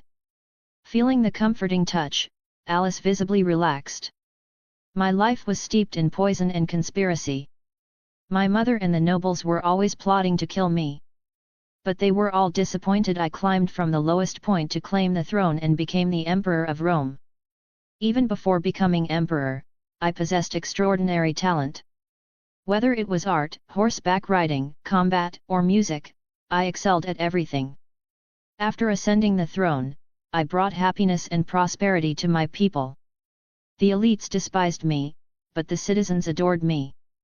In short, my life was perfect. Everything I desired, I achieved with my own hands. Therefore, I died with no regrets." Nero spoke with conviction, and she truly believed it. She had even stated that she had no wish she needed the Holy Grail to grant, her life had no regrets. She considered herself the ultimate performer, having delivered the most grandiose and splendid performance with her life. Both her entrance and exit were flawless. If there was one imperfection, it was that her death had been far too lonely. After slitting her own throat with a dagger, Nero lay in the wilderness, alone, not closing her eyes even after 3 sunsets. That was Nero's wish, a small, simple wish. In my final moments, I wished for someone to be by my side. Let's skip over my life before death. Instead, I'll share stories of what happened after, though that phrasing feels odd. Thus, Nero began recounting her experiences in the world of curses and spirits. She even told Alice about Jasmine. The chess game on the table was long forgotten, and Alice listened with rapt attention to Nero's tale. Although Nero considered herself not particularly skilled at storytelling, Alice was utterly engrossed. For someone who had rarely left the castle, everything about the other world Nero described was fascinating. Even if Nero's storytelling wasn't dazzling, it was certainly above average. Compared to the formulaic tales of heroes overcoming countless trials to defeat the demon king or dragon that Alice had read, Nero's stories were refreshingly different. Neither of them noticed how much time had passed until Claire arrived to inform them that the banquet was about to begin. Alice, as the princess, and Nero, as the greatest contributor to the recent battle, were expected to prepare early for the event.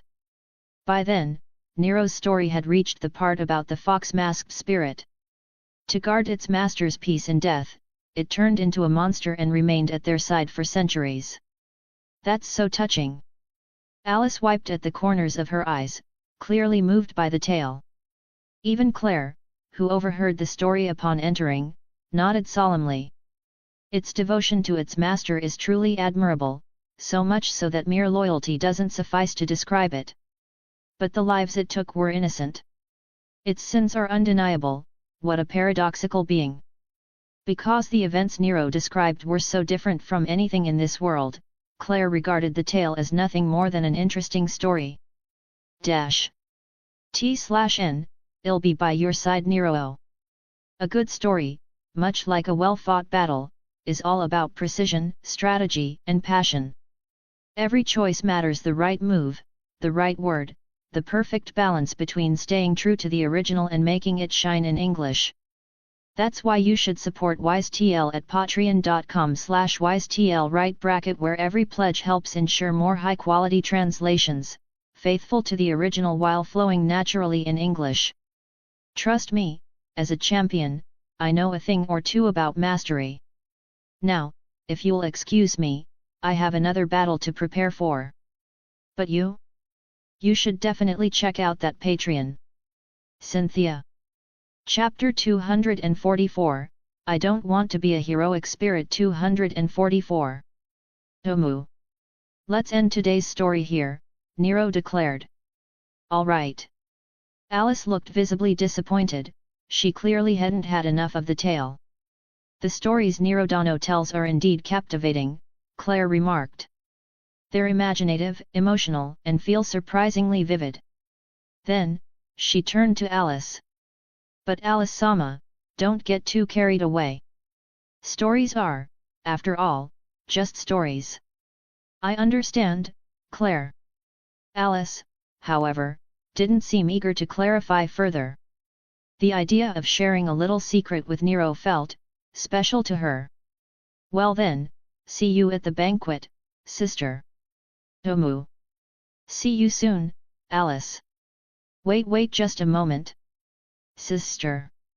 What happened while I was gone? Claire's expression was one of utter shock. For some reason, seeing Claire flustered like this made Alice find the situation unexpectedly amusing. Well. Alice raised a finger to her lips with a playful wink. That's a secret. Alice-sama. For an event like the banquet, formal attire was naturally required. However, Nero, after some thought, decided she didn't need to change. The red dress she was wearing was her finest creation, personally designed and made to perfection. As a servant, her garments were woven from magical energy, so there was no concern about them becoming dirty. That said, Nero did have another formal outfit, a ceremonial attire named Venus silks. Representing prosperity and passion, this dress honored her beloved goddess of beauty, Venus. Nero adored this gown, considering it one of her favorite ensembles. But tonight, she chose not to wear it. If this were the Nero festival, I might consider wearing that gown. However, Tomu. If I wore it, I fear everyone's attention would be stolen by me.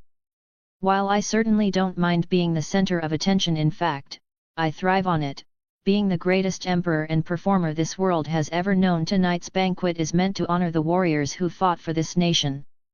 Even I, precisely because I am who I am, wouldn't want to overshadow their achievements. The banquet primarily hosted the adventurers who had participated in the battle.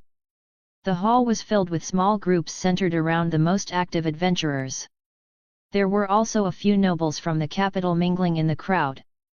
Despite her intentions not to steal the spotlight, Nero's entrance naturally drew countless gazes.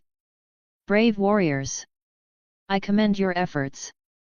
So, celebrate to your heart's content. Whoa! The crowd erupted in cheers. Nero had a natural talent for stirring the emotions of those around her. What had originally been a banquet organized by the nation's leaders to thank their warriors quickly became an event centered entirely around Nero the moment she entered. Nero Dono is as flamboyant as ever, though I suppose I've gotten used to it by now, Claire muttered with a resigned shake of her head as she observed Nero's antics. As Nero made her way through the hall, many people gathered around her. She seemed to enjoy the attention, handling both adventurers and nobles with equal grace and charm. The adventurers who approached Nero were mostly those who admired her, those who had been awed by her prowess during the battle. Nero-san was incredible during last night's battle. Especially when she struck down that terrifying demon as soon as she appeared, it was absolutely amazing. So cool. Exactly. Did you see how even the mage's spells were useless against that demon? I'd wager that thing was a high-ranking officer in the Demon King's army. But Nero-san's sword cut through it like it was nothing. That sword must be a divine weapon, right? And for Nero-san to wield it so effortlessly, she must be an exceptional swordswoman, too. It's not just her swordsmanship. Nero-san herself is amazing. When the Demon King's army was retreating, I couldn't believe it when she charged straight into their ranks. The way she fought was so elegant, it was almost like she was dancing. The flurry of praise came primarily from adventurers who had witnessed Nero's feats firsthand. Tomu? You're all curious about my sword? Yes. Nero-san, that sword of yours, just from its appearance, it's clearly extraordinary. It must be a divine weapon, right? Hearing their excitement about her weapon, Nero's face lit up with delight. Tomu. You have excellent taste, she said with a pleased expression. This sword is called Estus Estus, or the original flame. It's one of my finest creations. Among all the weapons I've forged, it's undoubtedly the best. Wait. You mean, you made that sword yourself, Nero-san? Of course. After all, I'm an emperor. There's nothing I can't do. Whether it's archery, swordsmanship, music, dance, horseback riding, or governance, I'm an unparalleled genius in every field. Her declaration stirred another round of astonishment and admiration from the crowd. At that moment, a small group of individuals emerged from the crowd, nobles, judging by their attire and demeanor. They smiled as they approached, but their expressions lacked the warmth and admiration of the adventurers. Nero Dono. The sight of them caused Nero to frown.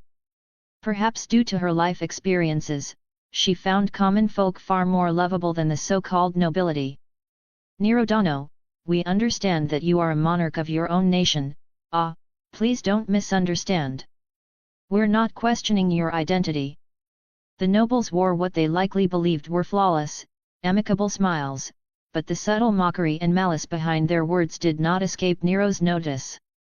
We were simply curious about your country. We're deeply grateful for your assistance in this war, and your valor last night did not go unnoticed by any of us. Considering the possibility of future diplomatic relations with your nation, isn't it only natural for us to be curious about the land you govern? Their words sounded polite enough, but their thoughts were likely along the lines of, what kind of country would let a little girl become its monarch? A king who's a blacksmith? What an absurd joke! Their arrogance was almost laughable, but their disdainful thoughts were all too easy to read. Damn it, my head's starting to ache again. Nero's expression darkened slightly, though she maintained her composure. A good story, much like a well-fought battle, is all about precision, strategy, and passion. Every choice matters: the right move, the right word, the perfect balance between staying true to the original and making it shine in English. That's why you should support WiseTL at patreon.com/wisetl right / where every pledge helps ensure more high-quality translations, faithful to the original while flowing naturally in English. Trust me, as a champion, I know a thing or two about mastery. Now, if you'll excuse me, I have another battle to prepare for. But you? You should definitely check out that Patreon. Cynthia. Chapter 245, I Don't Want to Be a Heroic Spirit. 245. She was born at dawn, not as the rightful heir to an emperor but as the last descendant of her line. Perhaps because of her unconventional lineage, she loved others more than herself. She adored the nameless citizens far more than the celebrated nobles. And yet, this way of living was never understood. Faced with the nobles' probing questions, Nero's lips curved into a faint smile. You ask what my Rome is like? I am Rome. The land beneath my feet is Rome. The sky my hands touch is Rome. The center of the world. The pinnacle of prosperity. The ultimate in grandeur. This is Rome. Nero spoke these words with complete composure, as if uttering the undeniable truth, even though it sounded like the kind of fanciful nonsense a child might spout. The nobles likely sneered inwardly, perhaps dismissing Nero as a lunatic. She didn't care. Unshakable, unapologetically self-centered. This was Nero. Not all the nobles were there to antagonize Nero, though. It wasn't that they believed her claim of being an emperor. If anything, her bold declarations only made them less likely to believe it. However, beyond her imperial title, Nero's display of overwhelming strength in the battle and her mysterious ability to empower others had undeniably earned their attention. Even if they didn't see her as an emperor, they saw her as a formidable warrior worth befriending. After all, in a world plagued by demon kings and monstrous creatures, strength often carried more weight than authority. There were others, too, drawn to Nero for reasons beyond her power. Good evening, Nero Dono. To think the mighty warrior who felled the great demon in battle would also possess such stunning beauty. Your loveliness rivals that of the goddesses themselves. I am truly fortunate to have attended this banquet, otherwise, I would have missed the chance to meet you. The speaker was a reasonably handsome nobleman, his smile practiced and smooth. Omu. You have an excellent eye. Your compliments are most appropriate. Don't hold back, feel free to praise me as much as you like. I adore being flattered, especially by beautiful young men and women. And so, there were also those drawn to Nero's captivating beauty. Ah, my irresistible charm! The banquet was meant to reward the brave warriors, but its finale was Nero's much-anticipated performance. Claire had gone out of her way to arrange for a temporary stage, specially constructed for Nero's performance. Although everyone in attendance already knew Nero, Claire still gave a brief introduction before praising her contributions to the battle against the Demon King's army. Once Claire stepped aside, Nero ascended the stage amidst cheers and applause. A performance? I didn't expect Nero-san to have such refined interests. With her goddess-like beauty and that melodious voice, I'm sure her singing will be extraordinary. Absolutely. I'm already excited. I even brought a magical recording device. I'm going to capture Nero-san's performance and replay it over and over later. Hey, No fair. Make me a copy too. She's gorgeous, incredibly strong, charming, and she can forge divine weapons, and now she sings, too? How can such a perfect woman exist? If only I could marry her. If you meet a beautiful, talented, kind woman who excels at everything, she's not your wife, she's my wife. Go home to your own wife, idiot. You trying to pick a fight? Fine. Let's settle this. Whoever wins gets to call Nero-san their wife. Are you stupid? My wife is about to sing, and you think I'll miss her performance to brawl with you? What would you compensate me with if I missed her concert? When Nero stepped onto the stage, the lighting cast her in a radiant glow. Claire's preparations for the setting had been thorough. Still, it was too modest. It was, after all, a temporary stage that would be dismantled after the performance. Such an impromptu arrangement was hardly worthy of Nero's stature. As the Emperor of Rome and its finest artist, her performances deserved the world's most opulent venue. Nero addressed the crowd. Omu! Brave warriors! You repelled the Demon King's army with your weapons, protecting the peace of this city once again. This victory, this honor, belongs to all of you.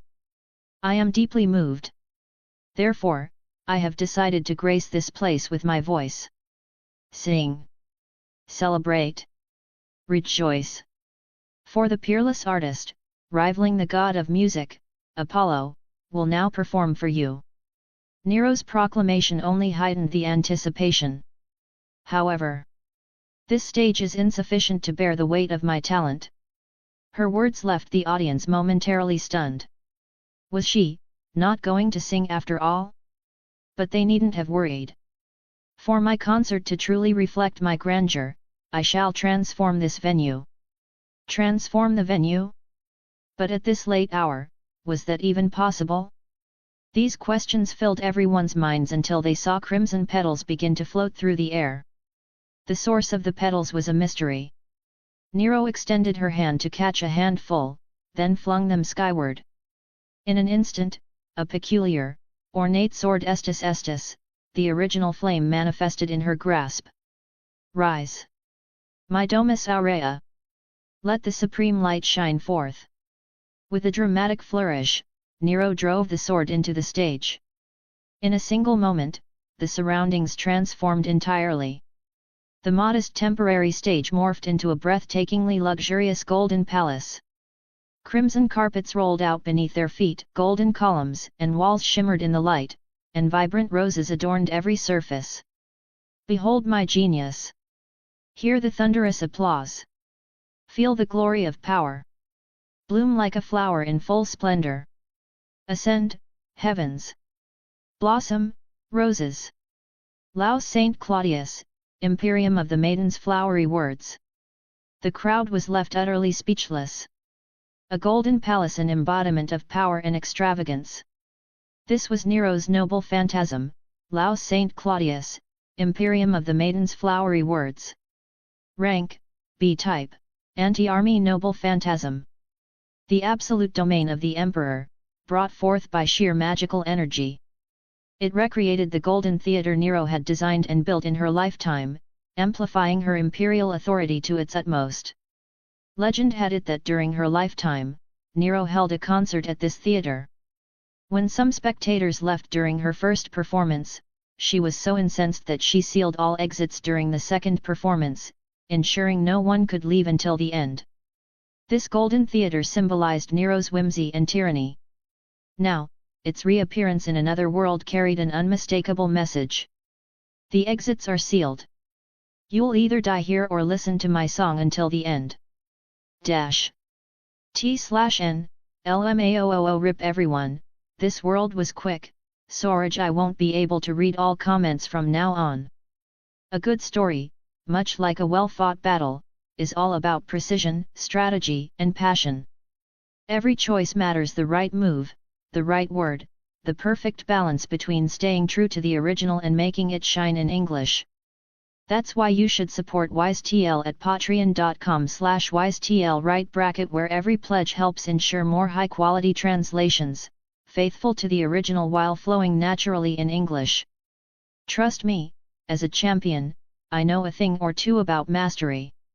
Now, if you'll excuse me, I have another battle to prepare for. But you? You should definitely check out that Patreon. Cynthia. Chapter 246, I don't want to be a heroic spirit. 246.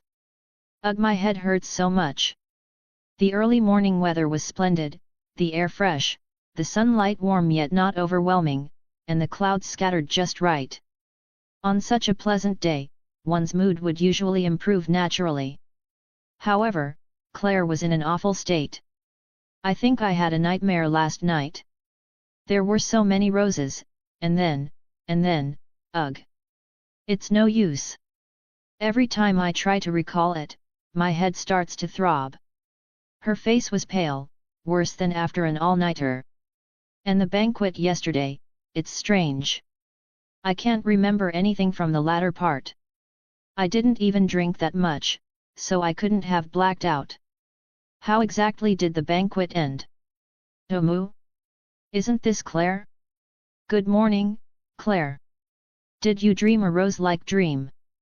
The moment Nero's cheerful voice reached her ears, Claire's face darkened further. I'm sorry, Nero Dono, but could you please not speak for a moment? Leaning shakily against the wall and holding her forehead, Claire added, I don't know why, but hearing your voice makes my head feel like it's splitting apart. Just let me rest for a bit. Moo? A headache? That's quite serious, Nero remarked, blinking in sympathy. I understand. Even a perfect genius like myself suffers from debilitating headaches occasionally.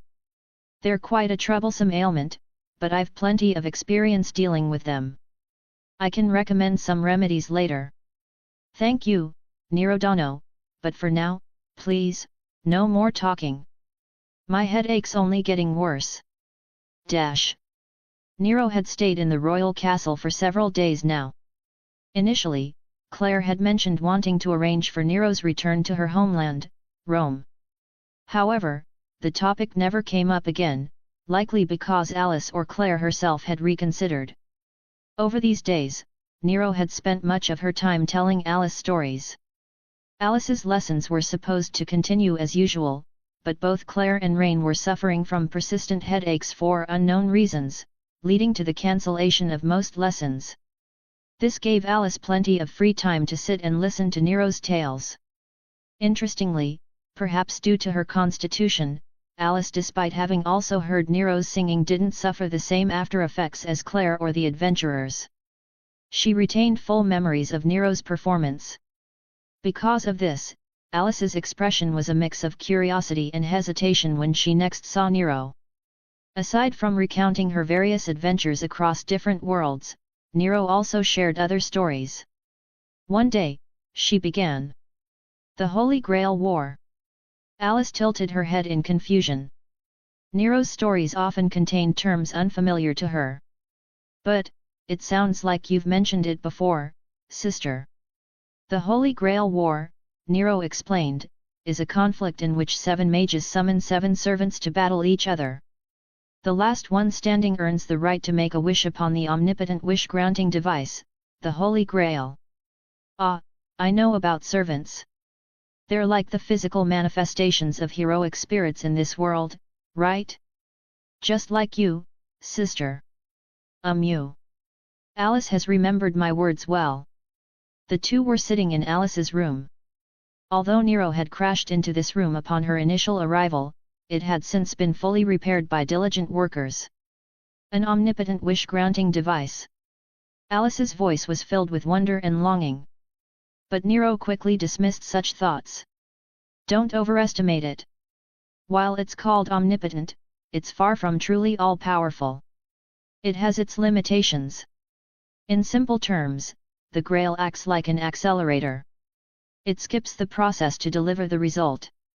For instance, if you wanted to accomplish something that would normally require immense time, manpower, and resources, the Holy Grail could bypass all of that and achieve it for you. For example, if you wished for immense wealth or to instantly build a city, the Grail could make it happen because these are achievable goals given enough time and effort. However, if your wish is fundamentally impossible to fulfill no matter the time, resources, or effort, the Grail cannot grant it. For instance, achieving eternal world peace or resurrecting the dead completely is beyond its capabilities. To Nero, the Grail's reputation as an omnipotent device was rather exaggerated. In her eyes, the Grail's true value lay in its ability to summon servants and its application in materializing souls.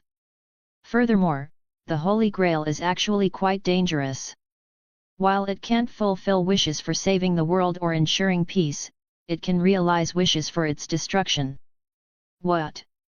Who would wish for the world's destruction? Alice exclaimed, completely baffled. Our world has indeed faced destruction, and it was through the Holy Grail, though not by directly wishing upon it. Nero's gaze turned distant, her tone reminiscent of someone recounting a memory. There was a being who called himself the demon god King Goetia. He possessed mastery over all magic and the ability to see past, present, and future. At his core, he was a magical construct created by King Solomon, designed to observe and protect humanity. However, after much contemplation, Goetia concluded that humanity could not be saved, only fundamentally remade.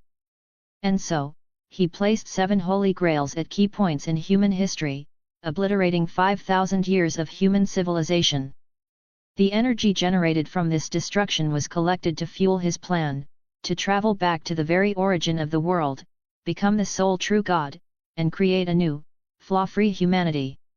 As Nero shared this tale, it was not just a story for Alice, it was also a moment of reflection for herself.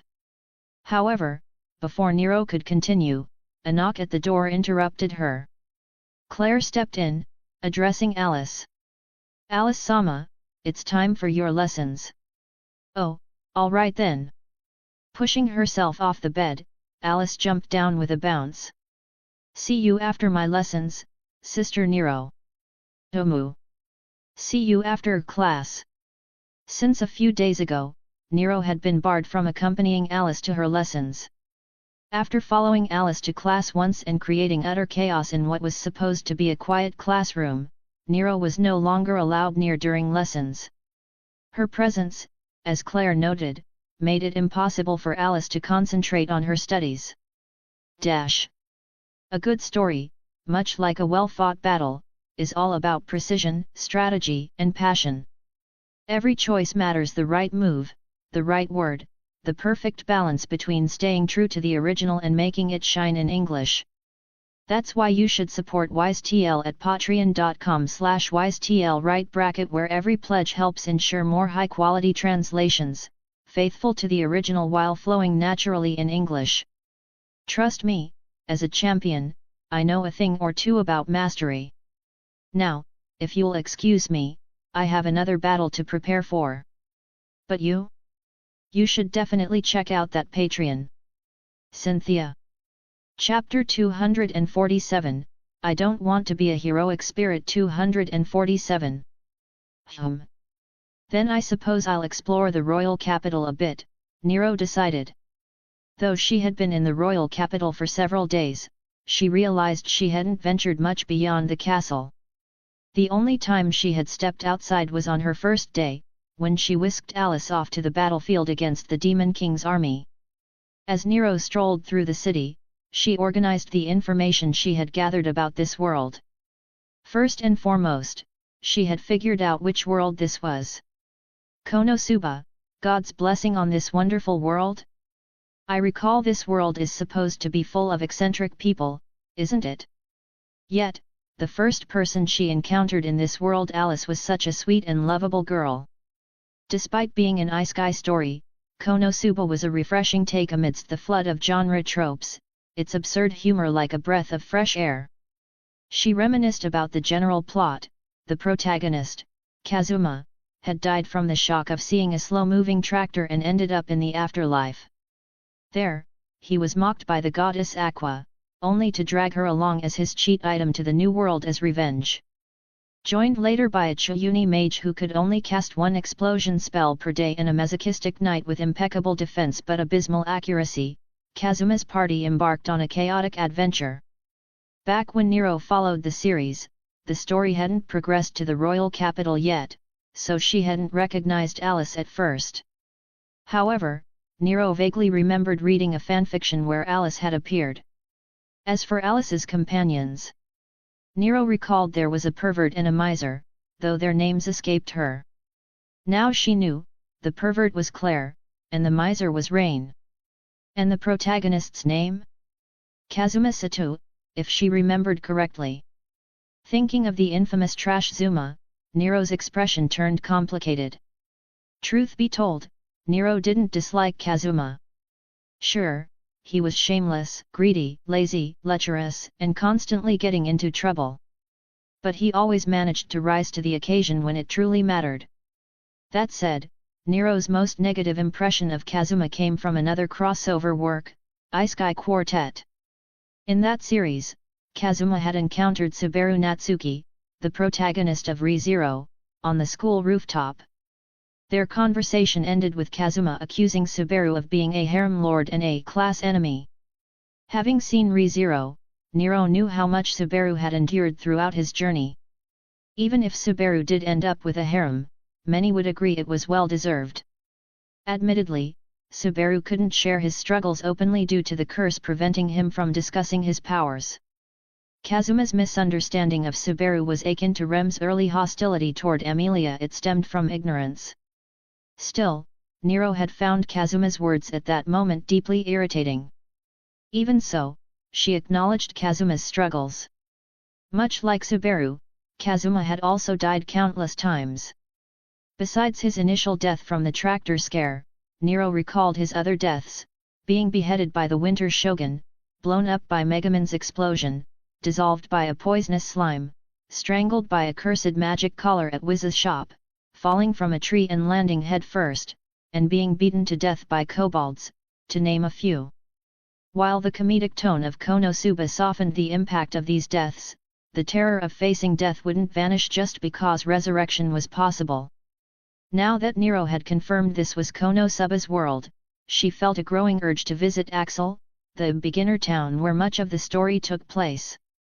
Though, if I were to leave for Axel without saying anything, Alice might look so lonely, she mused.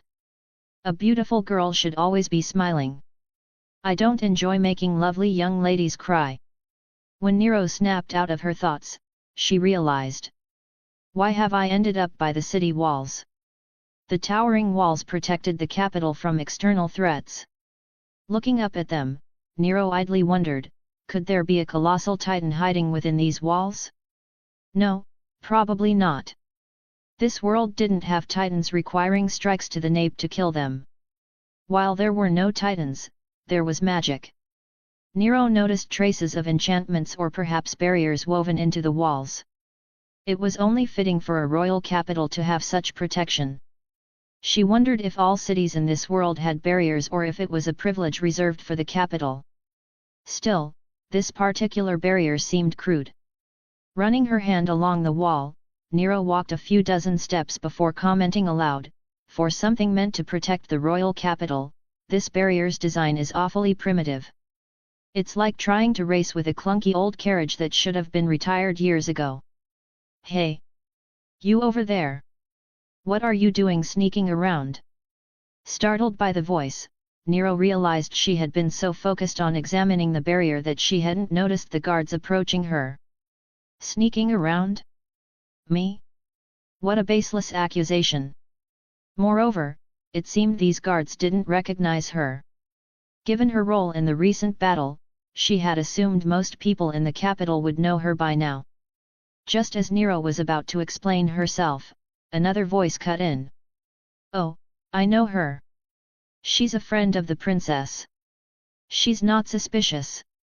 The newcomer was a man clad in dark blue armor, and he seemed familiar to Nero. She vaguely recalled seeing him at the banquet. Ah! It's Sir Mitsurugi. Sir Mitsurugi says she's the princess's friend. Well, if Sir Mitsurugi says so, it must be true. The guards, apparently holding this man in high regard, immediately backed off and even apologized to Nero for the misunderstanding. Nero Dono, may I ask what brings you here?" the man asked with a warm smile. He was decently handsome. Though he barely qualified as a pretty boy by Nero's standards, Nero herself wasn't purely Nero. Her essence as phoenix plume gave her a more discerning eye. While Nero appreciated beauty in all forms, male or female, her true preference lay solely with beautiful girls. "Ah, I nearly forgot to introduce myself." "How rude of me," the man said, his expression turning apologetic. "My name is Kyoya Mitsurugi, a sword master and the wielder of the cursed blade, Gram. T/N, it's Konosuba. Thank God I can fix names now. 3C. A good story, much like a well-fought battle, is all about precision, strategy, and passion. Every choice matters: the right move, the right word, the perfect balance between staying true to the original and making it shine in English. That's why you should support WiseTL at patreon.com/wisetl right / where every pledge helps ensure more high-quality translations, faithful to the original while flowing naturally in English. Trust me, as a champion, I know a thing or two about mastery. Now, if you'll excuse me, I have another battle to prepare for. But you? You should definitely check out that Patreon. Cynthia. Chapter 248, I Don't Want to Be a Heroic Spirit. 248. Magic Sword Gram. Nero's expression betrayed disbelief as she muttered, "The sun demon sword Gram, wielded by Sigurd, the warrior king of Norse mythology's Valsunga saga? The weapon symbolizing glory and ruin, considered one of the prototypes of Siegfried's bombing and King Arthur's Excalibur." Probably just the same name," Kyoya Mitsurugi replied, offering an awkward yet polite smile. "I didn't expect you to know so much about it." "Just the same name? What a shame." Nero furrowed her brow slightly. "I had hoped to witness the weapon wielded by a warrior hailed as the king of heroes. What sort of sword must it have been?" Sorry to disappoint you." "No matter. My sword has even cut down a holy sword of the Sunday. Even if the blade you hold was truly Gram, I'm confident my sword wouldn't lose to it." Nero's momentary disappointment vanished, replaced by a confident smile. "You have great faith in your sword, which is crucial for any skilled swordsman. If one cannot trust their weapon, how can they stand on the battlefield? It seems I have much to learn, Nero-dono. You've taught me something valuable today." Kyoya's earnest humility seemed to please Nero immensely. "Naturally, since this sword was forged by my own hands. Trusting it is akin to trusting myself. Still, is Gram truly one of the prototypes of Excalibur? Arthur's legendary sword?" "Indeed. Alongside the Calidbulg, the magic sword wielded by Fergus mac Roich of Celtic mythology. It's said to contain the power of heavenly lightning within its blade, and it too is considered a prototype for Excalibur as well as Gawaine's Galatine." I see. That's fascinating. I've never heard of these myths before." Kyoya listened intently, clearly captivated by Nero's recounting of these legendary tales. "That said, the myths you speak of don't exist in this world, so..." Placing his hands on his hips and smiling confidently, Kyoya locked eyes with Nero. "You're a reincarnator too, aren't you, Nero-dono?" Faced with his question, Nero remained silent. She neither confirmed nor denied his assumption. "Honestly, I started suspecting as soon as you called yourself the Emperor of Rome. As far as I know, there's no such place as Rome in this world, at least, I've never heard of it. However, there was a Roman Empire in the world I came from before I reincarnated. Even so, I wasn't sure, until now." Kyoya seemed quite pleased with his deduction skills and elaborated on his reasoning with visible pride. "Besides, the Roman Empire should have fallen long ago. That means you couldn't possibly be from there, let alone its emperor. And, I've never encountered any reincarnators here who weren't Japanese. So, you must be Japanese too, right? You just made up the Roman Emperor persona as a backstory." Even the name Nero must be part of the act. Such audacious claims cannot be ignored, you insolent fool. Nero glared at Chaldea, clearly annoyed, but her expression quickly shifted to one of wistful melancholy. Still, I cannot deny it. The sun that once belonged to me and my Rome has long since set. The prosperity of the past has faded into twilight. How very tragic. My condolences. Even if your intentions are kind, they cannot erase the impudence of your earlier remarks. Picking up on the dissatisfaction in her tone, Chaldea offered a sheepish smile. So, was that all you wanted to say to me? Or do you wish to test your mettle against me? Nero's lips curled into an eager smile. You must be strong. I could sense it from the way the guards respected you. Also, while your sword may not be the legendary gram of myth, I can feel the significant magical power it contains. No. I'm not here to pick a fight, and I certainly don't want to battle a young lady. Noticing Nero's rising excitement, Chaldea quickly waved his hands in protest. Humph, how dull. I was so ready for a duel. Nero sighed dramatically, sliding her hand away from her own sword. You shouldn't go unsheathing weapons in the middle of the street. You'll scare people, Chaldea chided, scratching the back of his head. It's just that, well, I found it strange. You clearly have the strength to cut down a greater demon effortlessly, yet I'd never heard of you before.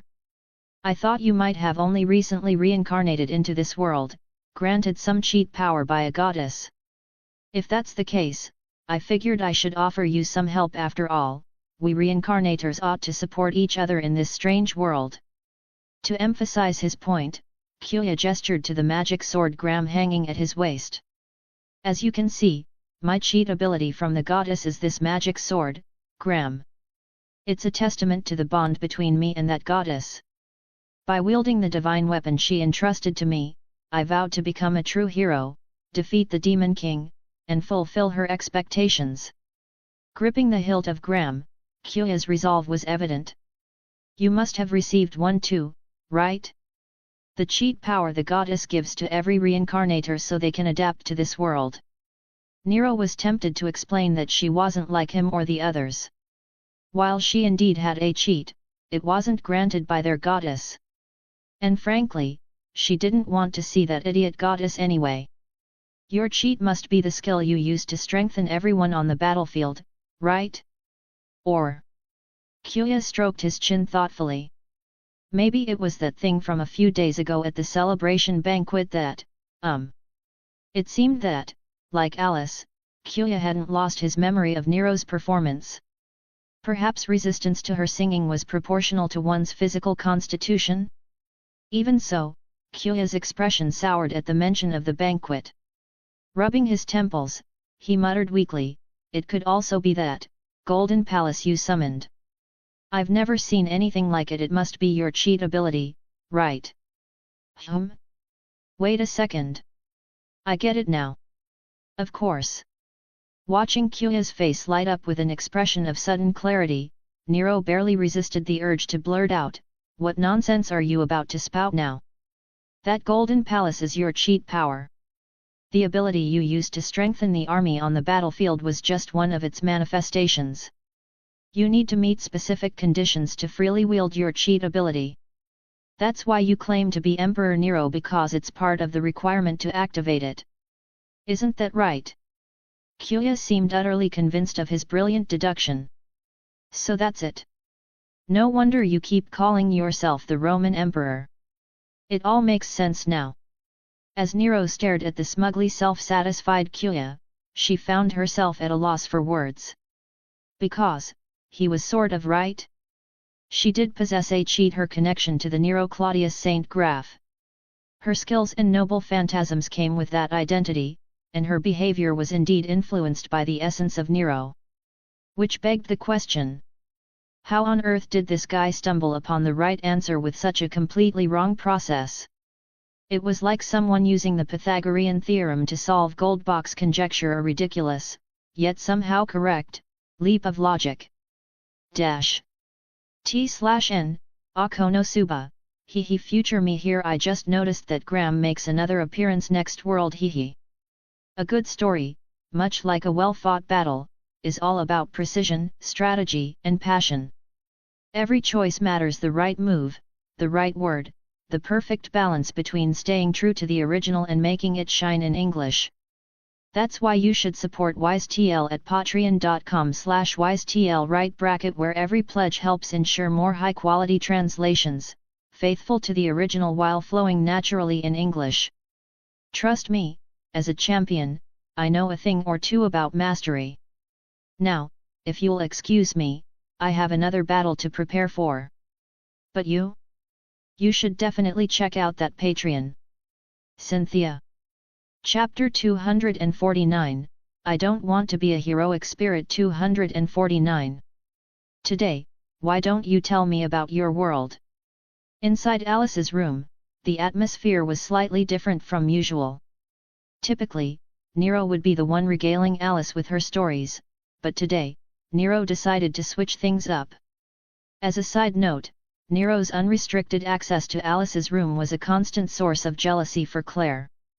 Every time she saw Nero waltz into Alice's chamber, Claire could only stand outside, teary-eyed and biting her handkerchief.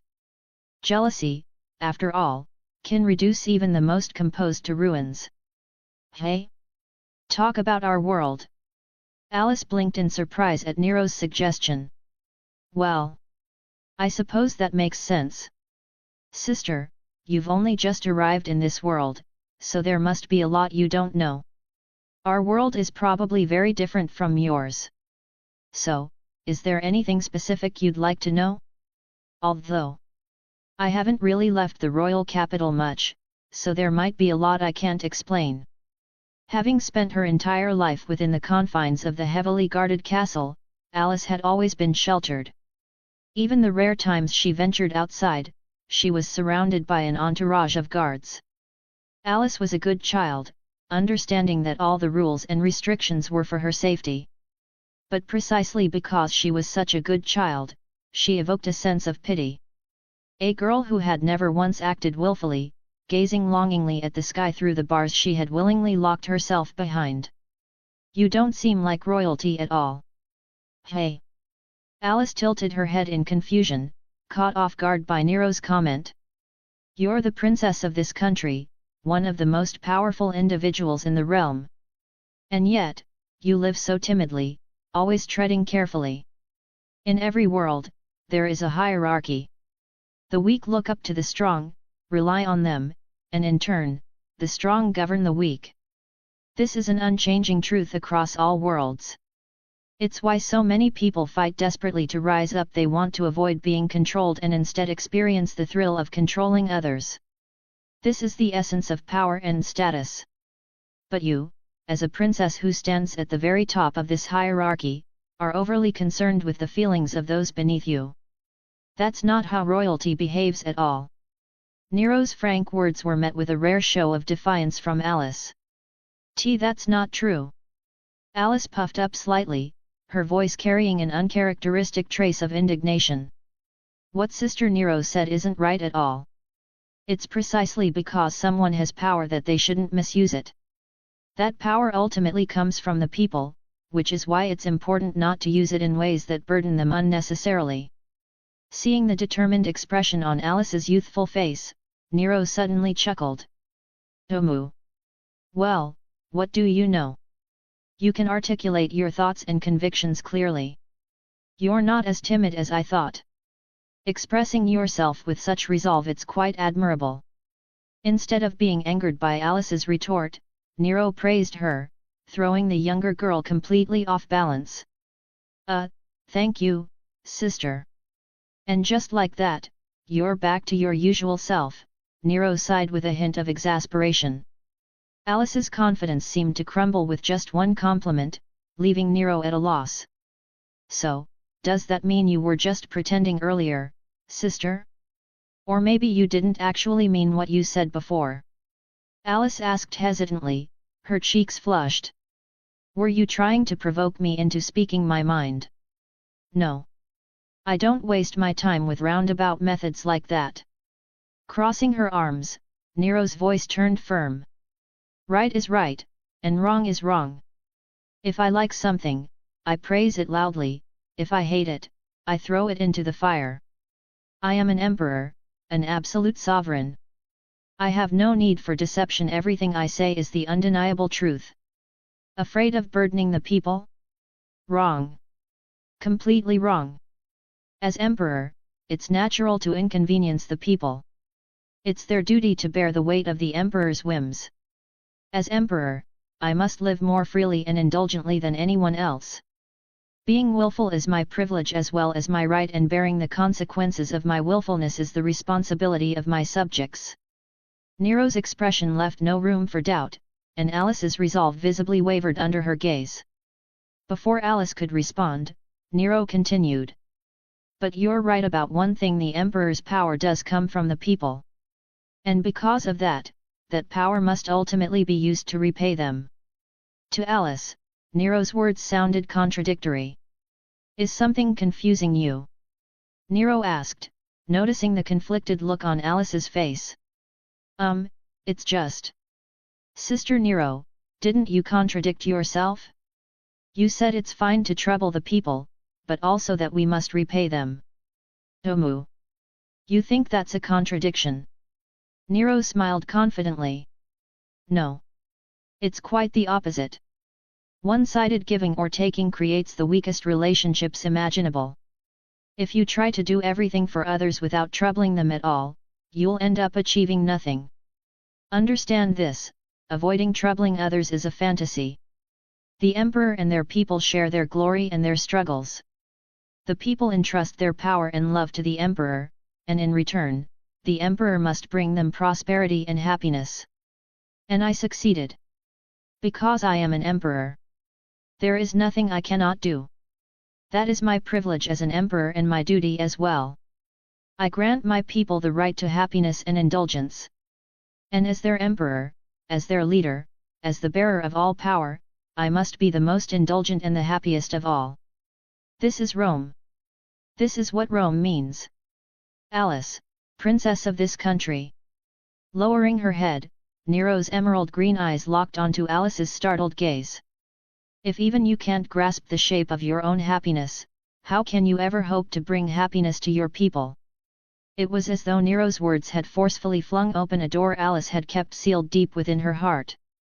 Everything Alice had believed in was suddenly being challenged, and Nero's voice echoed endlessly in her mind. Besides, you've been so well behaved all these years. Isn't it about time you indulged yourself, even just once?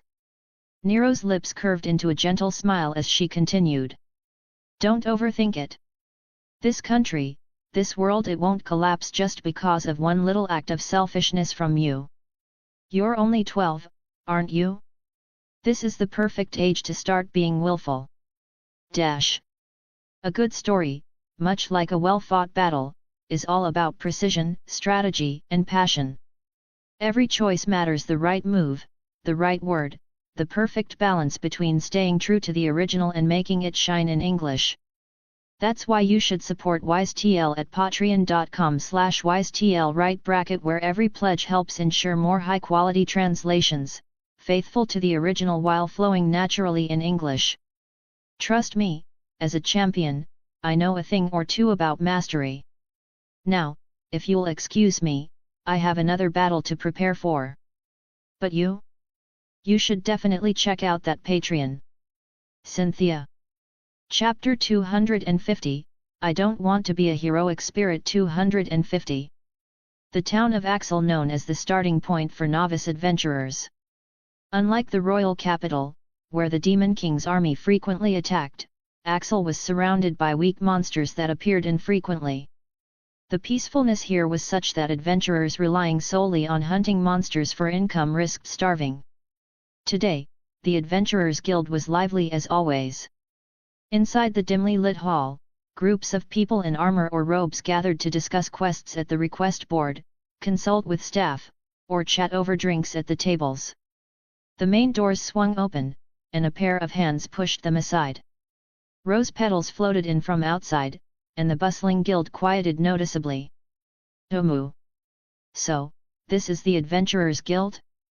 It's livelier than I imagined. Standing confidently in a dazzling red dress, Nero flicked her hair with flair, her entire presence seemingly glowing. Aren't we drawing too much attention, sister? Following behind Nero was a figure wrapped in a long cloak, with only a few strands of blonde hair visible. Her voice was tinged with nervousness. Omu. I am an emperor. Wherever I stand is the center of the world. Attracting attention is only natural. Besides, you're quite Roman yourself, Iris. I have no idea what you mean by that, sister. Also, wasn't this supposed to be a stealthy outing? Isn't being this conspicuous a problem? The cloaked girl whom Nero addressed as Iris fidgeted anxiously, on the verge of tears. What are you afraid of? Weren't you full of courage when we first set out? And didn't you leave a letter for Claire and the others? This isn't sneaking off, it's merely acting before informing. A privilege of emperors. Indeed, Iris was none other than Princess Alice in disguise. Iris was the pseudonym chosen for their excursion, as the name Alice was far too well known. Even in a remote border town like Axel, it was unlikely anyone hadn't heard of her. Perhaps due to their striking appearance or their prolonged presence at the entrance, a female staff member approached them. Welcome. Are you here to post a quest? Or perhaps for a meal? If it's a quest, please head over to the request board. For dining, feel free to take any open seat. As the staff member spoke, Nero's eyes lit up. Omu. A beautiful young lady. Excuse me. And in uniform, no less. I see you all have excellent taste. Omu. I'm very pleased with both your service attitude and your beauty. Thank you. The staff member's polite smile faltered slightly, clearly caught off guard by the sudden compliment. Receiving praise for her appearance from someone who looked even more stunning than herself made her momentarily wonder if Nero was mocking her. Sister. You're scaring her. Noticing the staff member's uneasy expression, Alice quickly stepped forward and pulled Nero aside. Turning to the staff, she apologized earnestly. I'm so sorry. My sister didn't mean to cause trouble. No, it's quite all right. To be complimented by someone so beautiful is, actually quite flattering. Gathering herself, the staff member waved off Alice's concern. Now that she thought about it, if even someone as breathtaking as Nero genuinely praised her looks, how could she not feel flattered? And the cloaked girl, though her face was hidden, had such a sweet voice and gentle demeanor that speaking with her felt like a refreshing breeze. Actually, Alice hesitated for a moment before speaking softly. We came to the Adventurers Guild because we want to become adventurers. In this world, adventurers gained access to jobs and levels through the guild. Since Nero wasn't originally from this world, she needed to register as an adventurer to choose a job and start leveling. After approaching the reception desk and paying the registration fee, Nero and Alice officially became adventurers. Adventurers were issued identification cards, which displayed their status and level. This part of the card shows your level, the receptionist explained. In this world, all living beings contain souls. By defeating or consuming other creatures ending their life activity, essentially you absorb part of the memory stored in their soul. That's what we call experience points. Pointing to a specific section of the card, she continued, normally, experience points aren't something you can see, but with this card, adventurers can track their earned experience points. Your current level and the number of defeated targets will also be recorded. As you accumulate experience, there will come a moment when you cross a significant threshold, and your level will suddenly increase. In simple terms, gaining levels grants various benefits, such as skill points to learn new abilities. So, please work hard to improve your level. Hearing about experience points gave Nero the distinct feeling of being in an RPG. Now, please fill out this form with your personal information and touch the card. This will allow it to display your parameters. Alice filled out her form using the pseudonym Iris, while Nero had no reason to hide her identity and proudly wrote Nero. The receptionist took Nero's form and adventurer card. "Thank you for your cooperation, Miss Nero. Let's see. Hey? What?" Her startled cry echoed through the guild, drawing everyone's attention.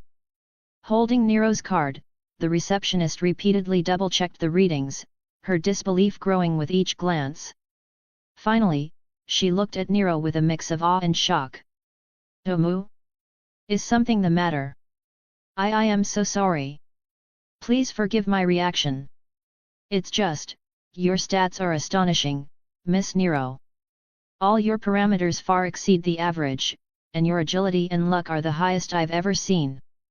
Even your strength and vitality, though slightly lower than the others, are on par with top-tier adventurers." The receptionist's words sparked a wave of murmurs throughout the guild. "Omu? Are you saying I'm impressive?" Nero tilted her head, then straightened with a triumphant smile. "Well, praise me more. I'm far more incredible than you can imagine." Chapter 251, I Don't Want to Be a Heroic Spirit 251. After Nero registered as an adventurer, the receptionist began asking her to choose a profession. Based on Nero's stats, you're essentially eligible for all professions. This includes the Crusader, famed for its unparalleled defense, the Sword Master, an advanced class of the swordsman boasting unmatched attack power, the High Priest, the ultimate evolution of a priest, and the Grand Mage, the pinnacle of magical prowess, among others. Although your magic stat isn't as high as the person who came a few days ago, the fact that you can select any advanced profession right at level 1 is unheard of. Profession. Nero tilted her head in confusion but then suddenly declared with confidence, "My profession is Emperor." And she was promptly dragged aside by Alice. After a moment, Nero returned to the receptionist. "As Emperor, I am omnipotent. So, is there a profession that mirrors my versatility and allows me to learn all skills?" Well, there might be one profession that fits your criteria." In the end, Nero chose the weakest profession, known as adventurer. Yes, the same class as the protagonist, Kazuma Sato. While most professions have specific attribute requirements, the adventurer class has none. Kazuma had no choice but to pick this class because his stats were abysmally low, with luck being his only standout trait. The sole advantage of the adventurer class is its ability to learn all skills. However, in this world, learning skills consumes skill points, and adventurers require significantly more points than other classes to learn the same skills. For instance, a skill that might cost 1 skill point for others could cost an adventurer 10 points, making it an inefficient choice. But Nero didn't mind. She just wanted to conduct an experiment. Her physical abilities were entirely derived from her servant's Saint Graph. She was curious whether this world's leveling system would apply to her and whether she could retain any levels or skills gained here if she traveled to another world. At present, Nero's level was only 1 since she had just registered as an adventurer. Alice, on the other hand, seemed to have a relatively high level, reportedly due to her diet of high-quality ingredients that naturally boosted her stats. This, however, posed a problem when the receptionist requested to check Alice's adventurer card. Alice visibly panicked. Although her name could be faked, the stats and level displayed on the card were genuine and immutable. Alice's level was absurdly high, likely the strongest human in this world. Nero recalled hearing that Alice was considered the pinnacle of combat strength here. If the receptionist saw her card, who knew what chaos might ensue? "Alice, give the card to me," Nero said. Trusting Nero completely, Alice handed over her adventurer card without hesitation. Nero accepted the card and subtly tapped her thumb on the level section before handing it to the receptionist. "Yes, Miss Alice, is it? Such remarkable stats." The receptionist said similar things to what she'd said to Nero earlier before returning the card to Alice. Thank you." Alice, slightly overwhelmed, accepted the card with both hands and whispered a soft thank you. When she glanced down at her card, she was astonished to find that the level section now displayed level 1, while all her other stats remained unchanged. A little sleight of hand from my world, enough to deceive perception, Nero whispered slyly into Alice's ear. Alice's stats were undeniably impressive, but with Nero stealing the spotlight and the recent appearance of someone whose magical prowess reportedly exceeded even Nero's, Alice didn't cause much of a stir. Having completed their adventurer registration, the two eagerly approached the quest board. Sheets of parchment adorned the wall, each detailing a quest, creating a dazzling sight. Alice tilted her head back, her clear blue eyes shining with excitement as she scanned each parchment. Her enthusiasm was palpable as she occasionally stood on tiptoe to read the details of each quest. "Sister, why do some of these sheets have red marks on them? It looks like skulls. I'd guess it's an indicator of danger. The more red skulls, the more dangerous the quest." Is that so? Sister. There's a quest here covered in red skulls. It's about defeating a one-hit bear. Oh. I know what that is. The forest near the capital is full of them. They're quite common monsters. Except, in this case, it seems to be a boss-tier version of the monster. In addition to monster subjugation, there are quests for teaching swordsmanship and even finding lost pet cats. Wow! I didn't know adventurers could do so many things. It's an incredible profession. Alice's admiration for adventurers grew significantly. Despite Claire often telling her that adventurers were usually unruly and lacking manners, Alice didn't seem to heed those warnings. What's this one? Alice's gaze landed on a particularly unique quest, and Nero's attention was drawn to it as well. A high-reward search quest. Seeking a noble young lady with golden hair and elegant demeanor. Nero, could this be about us? Alice whispered nervously, clinging to Nero's arm. Do you think Claire and the others already found out we're here? Unlikely. We just left, and this is the kingdom's border. The timing doesn't make sense. It's probably about someone else. Really? Alice asked, her clear blue eyes fixed on the quest parchment. So. It's a coincidence.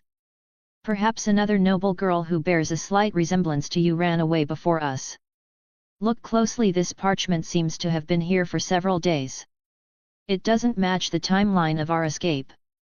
Nero's explanation helped Alice breathe a small sigh of relief. So, which quest should we take? The one-hit bear? Not likely. Nero shook her head. Since we're just level 1 rookie adventurers, high-difficulty quests like that are probably off-limits. Let's pick something else. Okay, I'll follow your lead, Alice replied obediently. In the end, Nero selected a quest to subjugate giant frogs. Nero was curious about the monsters that Kazuma's party, despite their notorious ability to repeatedly wipe out Demon King army generals, struggled against. Just how strong could they be? Chapter 252, I Don't Want to Be a Heroic Spirit. 252:30 PS. Some battles are planned, others are unexpected, but a true champion embraces them all. Consider this bonus chapter one of those surprises. Alice, you've been staring at your adventurer card for quite a while now. Do you enjoy being an adventurer that much?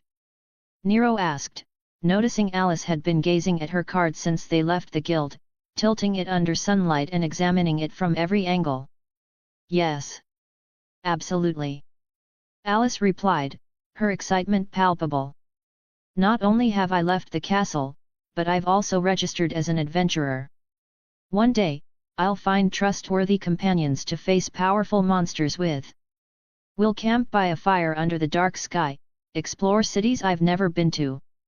Oh, what should I do, sister? I can't wait. I want to start adventuring right now. Understood. Your enthusiasm is crystal clear, Alice.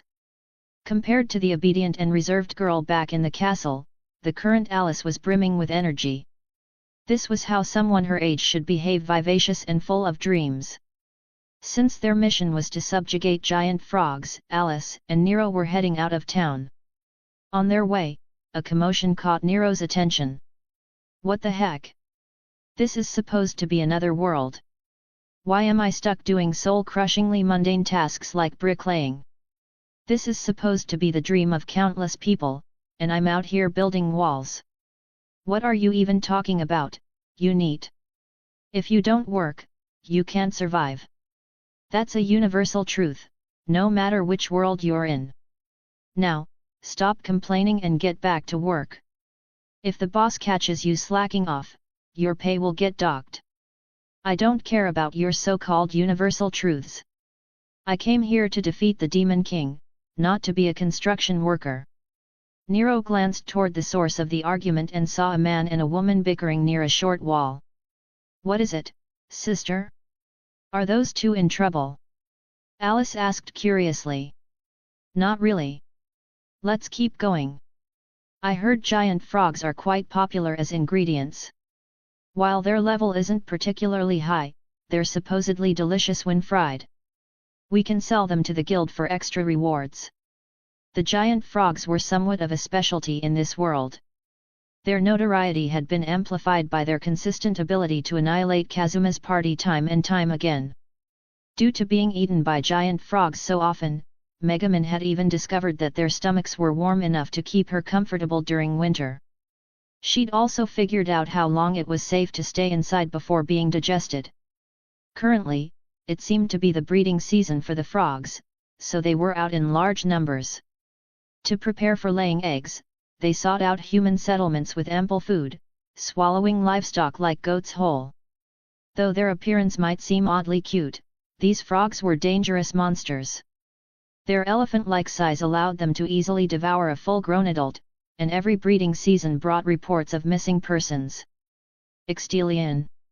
Alice's sharp cry echoed as a brilliant slash of golden light cleaved a giant frog cleanly in two.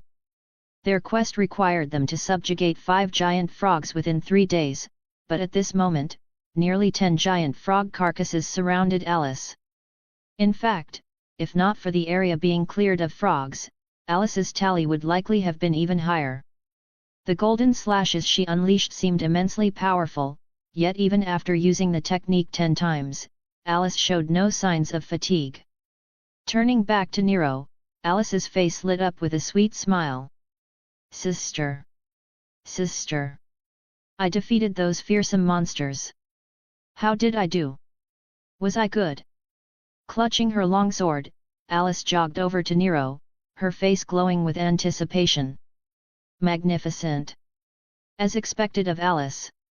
Nero praised, reaching out to ruffle Alice's hair. Alice closed her eyes, purring contentedly like a kitten, leaning into Nero's hand. Instead of resisting, she nuzzled Nero's palm affectionately. Just then, a loud explosion echoed from deep within the forest, followed by a massive mushroom cloud accompanied by streaks of crimson fire. That kind of power! Could it be explosion magic? Alice's eyes widened as she watched the mushroom cloud rise in the distance. Why would anyone use explosion magic in a place like this? Could it be the Demon King's army? The Demon King's army has no reason to show up in a beginner's town, do they? There's nothing of value here, Nero replied. Why yet, you're probably right. Nero glanced in the direction of the explosion, her sharp gaze cutting through the distance like an eagle's. The one who cast the explosion magic seems to be a girl with red eyes. Likely a crimson demon. A crimson demon? That would explain the explosion magic.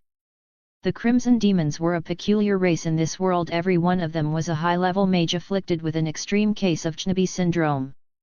They were easy to identify, with their quirky names, glowing red eyes, and the way those eyes shone when they got excited. Explosion magic, considered the most powerful offensive spell, was capable of injuring even high-level demons and deities. Its terrifying strength came with significant drawbacks, such as its massive area of effect, which could harm both the caster and their allies, and its extreme mana cost. Even skilled mages could only cast it once a day before being completely drained. Because of these limitations, many viewed explosion magic as more of a novelty than a practical tool. Alice squinted toward the explosion site, watching the mushroom cloud rise higher. "Sister," she said. How can you see all that?" Alice strained to see beyond the fiery mushroom cloud and dense forest, but aside from the smoke, she couldn't make out anything. "Not only could you spot someone near the explosion, but you also saw the color of their eyes. Do you have a clairvoyance skill?" "This is an imperial privilege."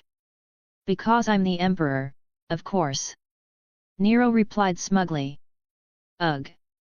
Sister, you're dodging the question again," Alice pouted, clearly unconvinced. Still, she quickly broke into a smile. "But you're amazing, sister. I've always known that. And you're so cool, too." With their mission complete, Nero and Alice decided to return to the Adventurers Guild. The quest had required them to defeat 5 giant frogs within 3 days. In the original tale, Kazuma and his party had struggled significantly with the frogs, often relying on the tactic of having a teammate swallowed to create an opening for an attack. If the number of giant frogs exceeded the size of Kazuma's party, it usually ended in disaster. Alice, however, single-handedly dispatched twice the required number of frogs, each with a single strike. Indeed, Alice was incredible. Though the quest allowed 3 days for completion, Nero and Alice had finished in under an hour, most of which was spent traveling. The actual combat took almost no time at all. T/N, neat hat. A true champion knows that every battle, every choice, and every unexpected twist shapes the path to mastery. Consider this bonus chapter a rare encounter, one that wouldn't be possible without the right support. That's why you should support WiseTL at patreon.com/wisetl, where every pledge helps bring more high-quality translations to life, staying true to the original while flowing naturally in English. After all, excellence is in the details. Now, if you'll excuse me, I have more to prepare for. But you? You should take this opportunity, you never know what rare finds await. Cynthia. Chapter 253, I Don't Want to Be a Heroic Spirit. 253 PS. Some battles are planned, others are unexpected, but a true champion embraces them all. Consider this bonus chapter one of those surprises. Yes, we've received proof of your completed quest. Here are your adventurer cards, the payment for completing the mission, and an additional reward for the recovered giant frog carcasses.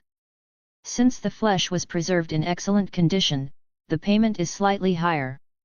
Thank you. Alice's joy was unmistakable as she held the heavy coin pouch in her hands, her expression glowing with accomplishment. Sister. Look. This is the reward I earned. I made it with my own efforts. Indeed. I've seen it with my own eyes. Well done, Alice. Head pats for you. He.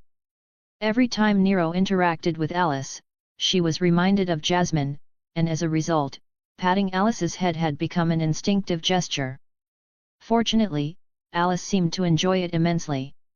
This means not only have we earned back the money we spent registering as adventurers, but we even have extra to spare. We're now fully self-sufficient. Alice had brought plenty of money with her when she left home, but it was clear that she preferred living off her own earnings.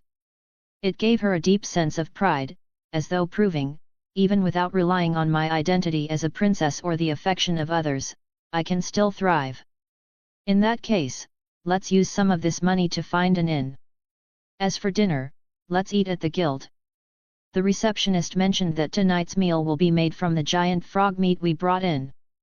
Since it's the result of your hard work, you should enjoy it. Alice's sky-blue eyes sparkled with anticipation as she eagerly nodded. The two of them found a small inn. Despite being an emperor and a princess, Nero and Alice weren't picky or spoiled. Even a modest inn was fine by them. Alice, in particular, seemed to find it delightful. This is amazing. So many rooms on one floor. The floors and beds are all made of wood. And from the window, you can see the pedestrians and street vendors outside.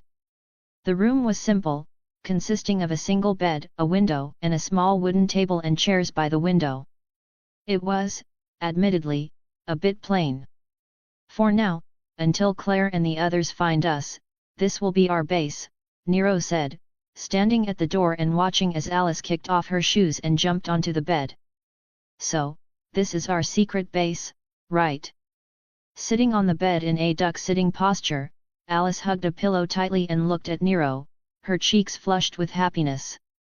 Spending the night together in a small room like this. It's really starting to feel like we're adventurers.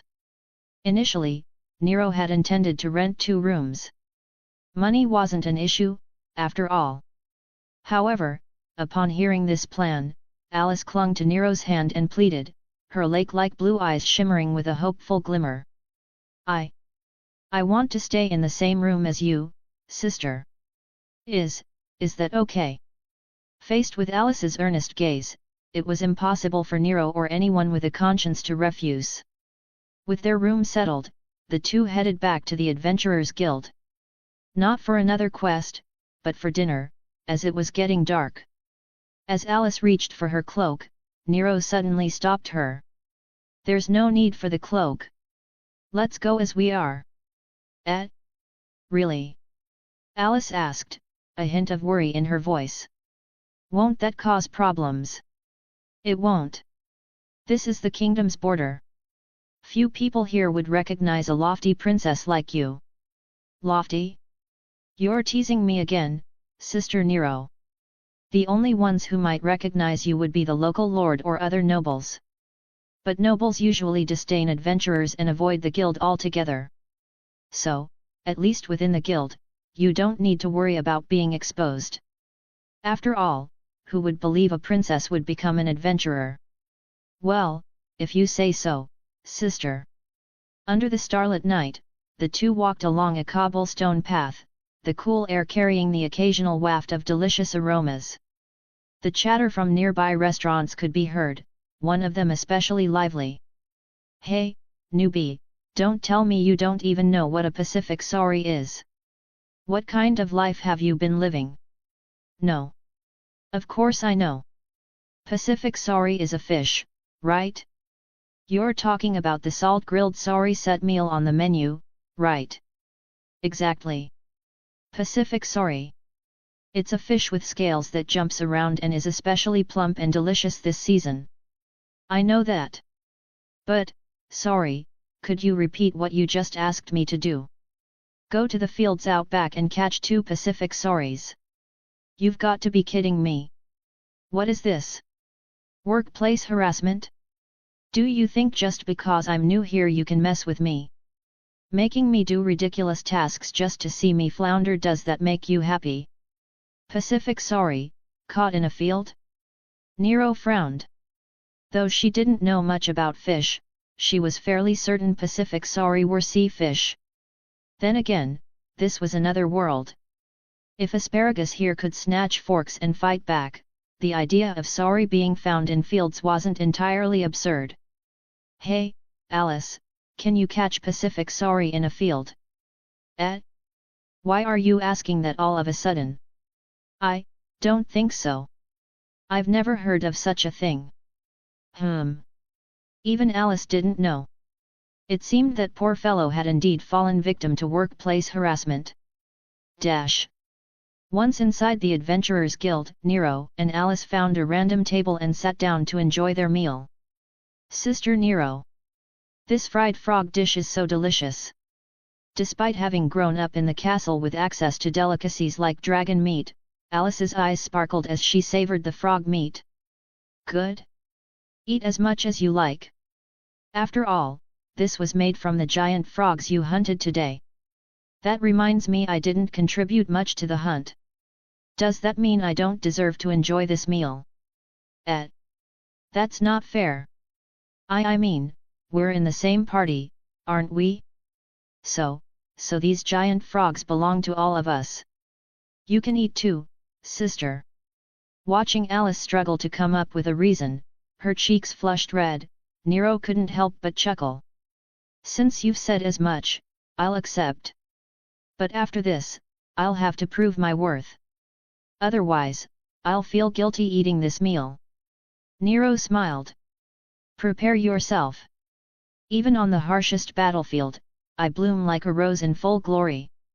As emperor, I shall cut down all who stand in my way. A true champion knows that every battle, every choice, and every unexpected twist shapes the path to mastery. Consider this bonus chapter a rare encounter, one that wouldn't be possible without the right support. That's why you should support WiseTL at patreon.com/wisetl, where every pledge helps bring more high-quality translations to life, staying true to the original while flowing naturally in English. After all, excellence is in the details. Now, if you'll excuse me, I have more to prepare for. But you? You should take this opportunity, you never know what rare finds await. Cynthia. Chapter 254, I don't want to be a heroic spirit. 254 50 PS. Some battles are planned, others are unexpected, but a true champion embraces them all. Consider this bonus chapter one of those surprises. The small room was bathed in the warm, flickering light of an oil lamp. Having bathed and changed into a clean, white nightgown, Nero glanced at Alice, who was still excitedly bouncing on the bed. It's time to sleep, Nero said. We need to wake up early tomorrow to take on a new quest. If you oversleep, don't blame me for being merciless. This isn't the capital, no one here will indulge your laziness. Even in the capital, I wake up early.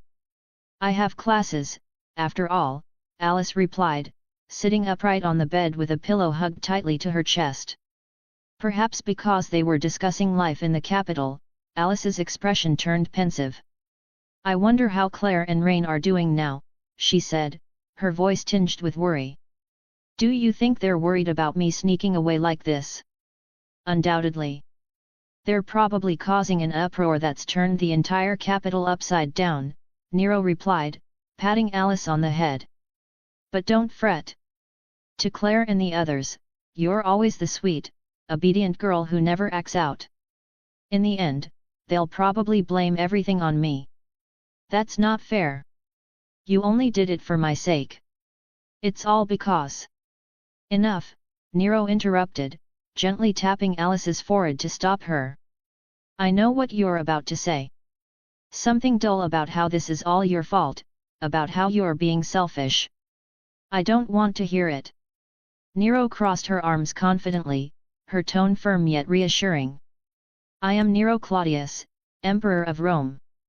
I bear the weight of Rome's future. Since you've called me sister, that makes you part of Rome too. And as Emperor, it is my duty to teach you what it means to pursue happiness without regret. Placing her hands on her hips, Nero continued with unwavering conviction.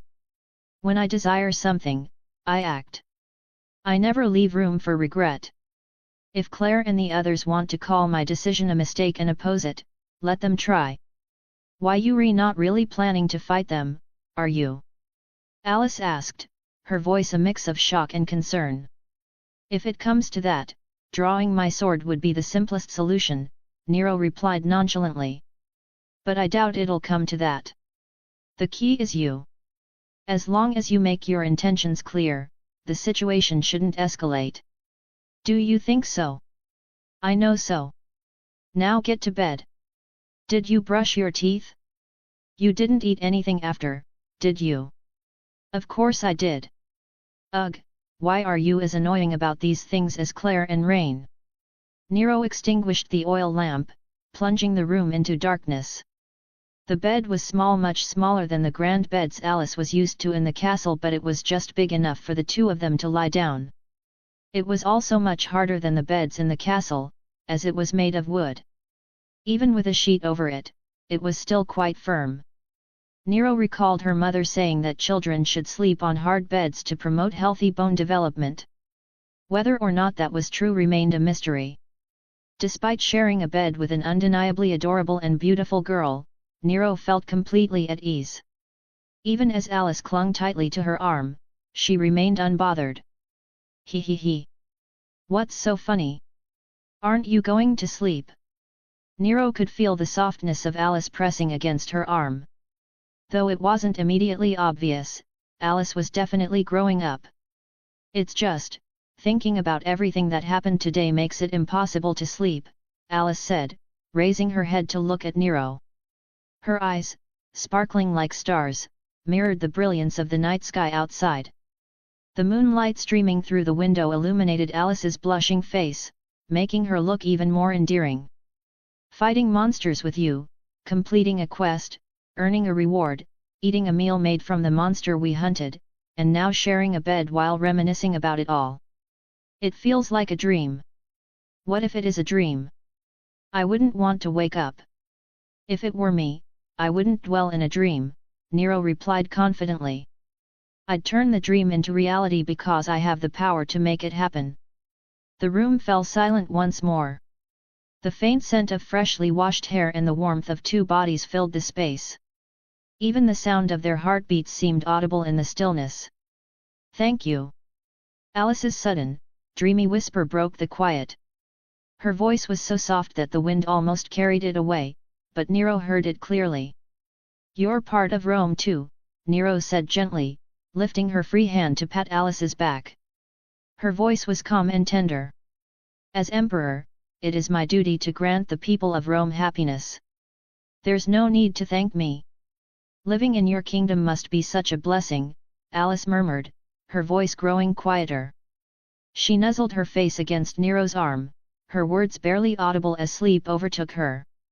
I'm a little jealous. Dash. The next day arrived right on schedule.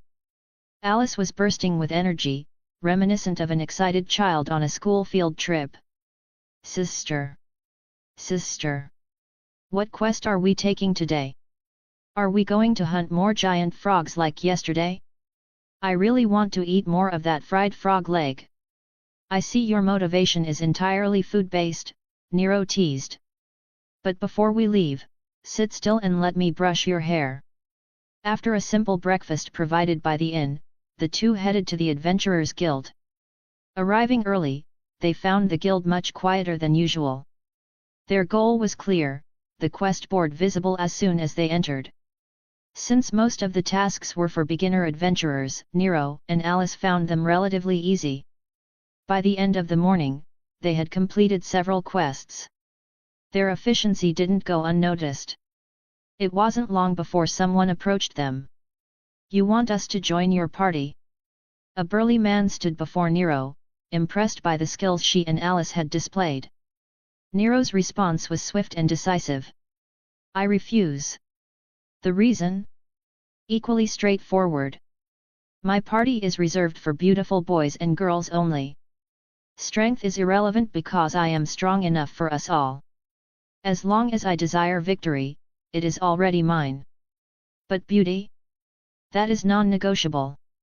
Male or female, my one condition is beauty.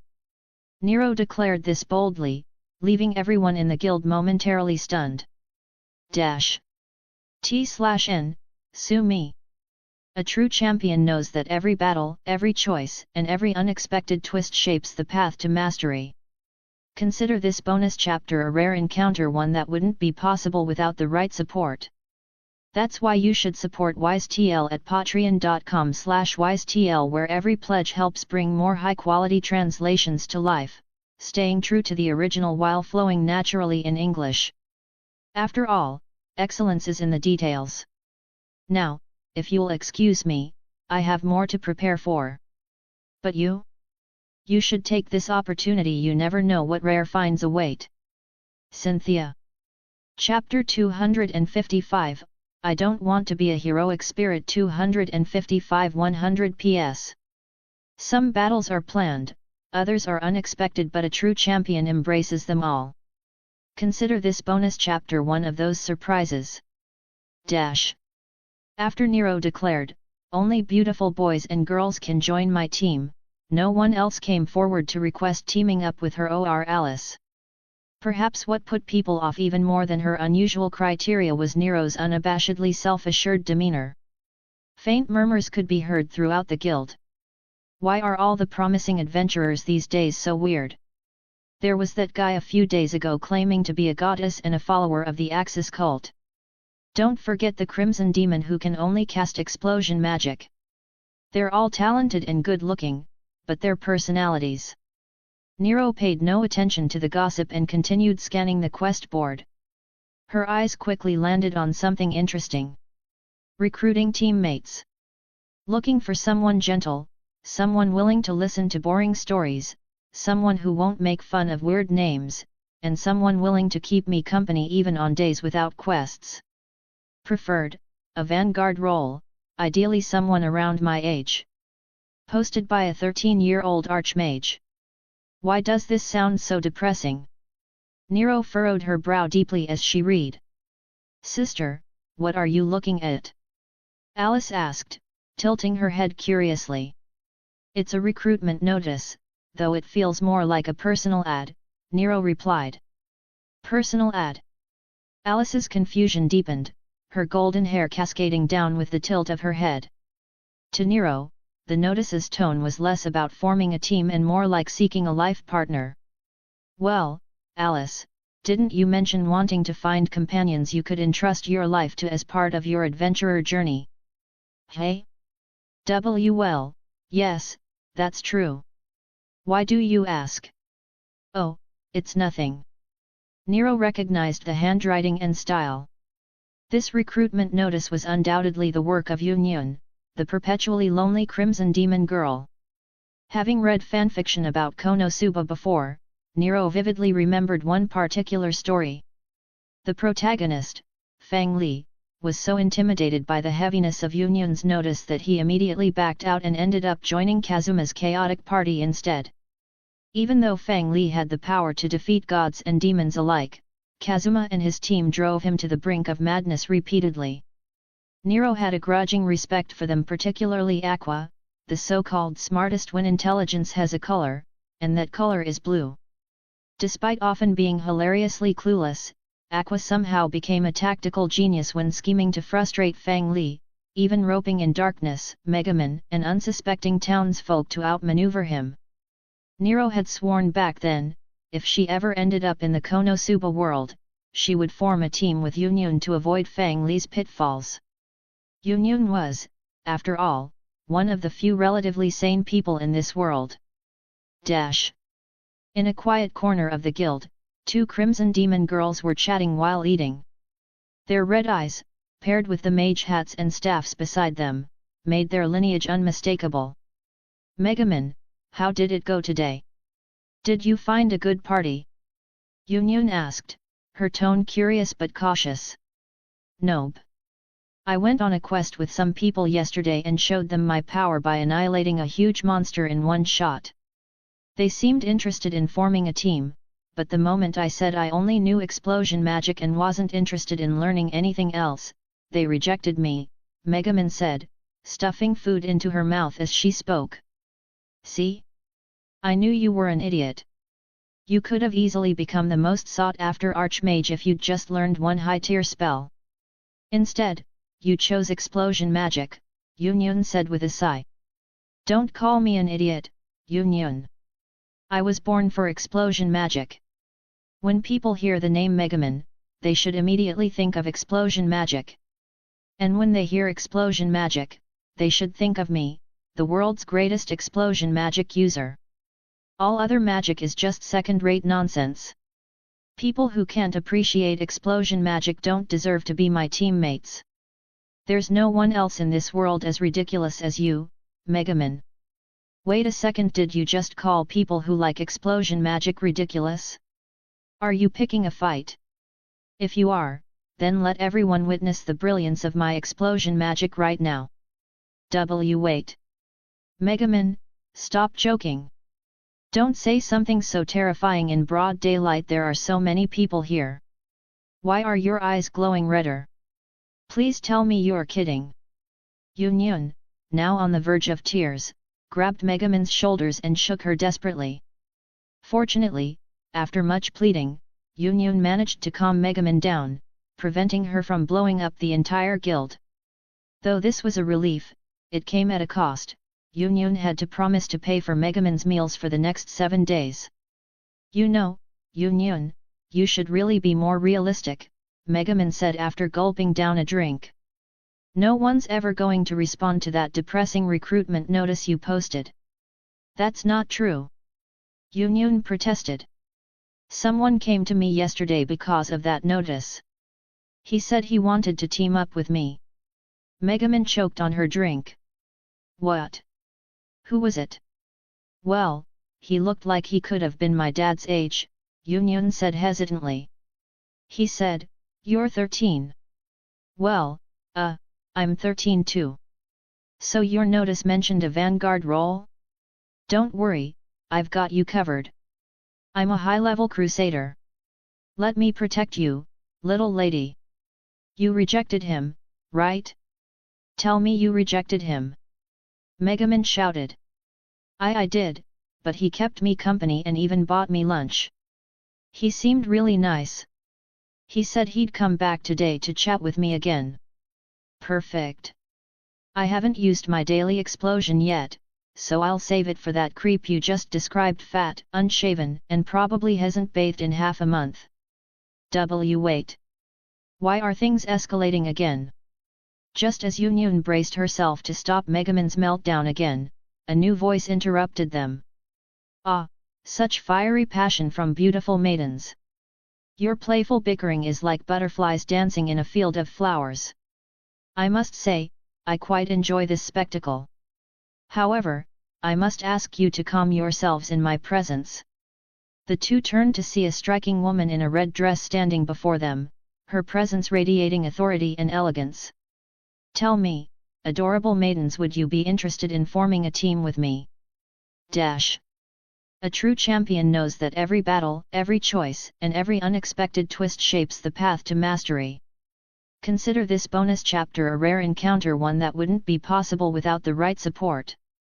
That's why you should support WiseTL at patreon.com/wisetl, where every pledge helps bring more high-quality translations to life, staying true to the original while flowing naturally in English.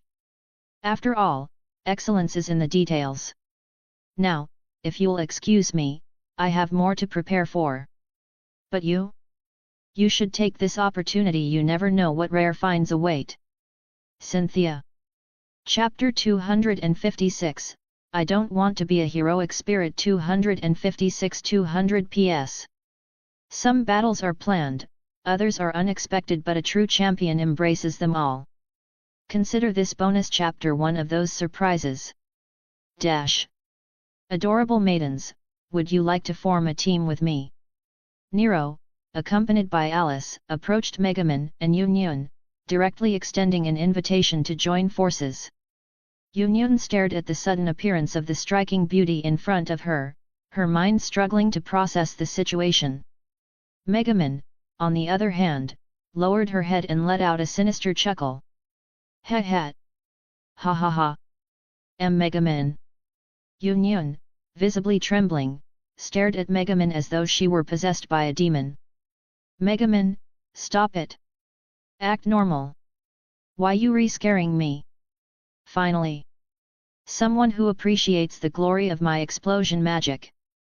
With her cloak dramatically billowing, Megumin planted her feet on the chair and struck a flamboyant pose straight out of JoJo's Bizarre Adventure. Behold! The one who seeks my power. The one who dares to forge a contract with me. Engrave my name in your soul. I am Megumin. The master of the most powerful offensive magic, explosion magic. The Crimson Demon Prodigy. The one who will someday overthrow the Demon King from his throne. Through her fingers, her crimson eyes glowed with a dazzling, almost overwhelming intensity. Her excitement was palpable. Ha! Your voice is bold and confident, I like it. In that regard, you're much like me. Nero burst into hearty laughter, her voice uninhibited and unapologetic despite the growing attention from the crowd. As the surrounding onlookers turned their gazes toward them, Yun shrank back slightly in embarrassment. Yet, deep down, That's wonderful, Megumin.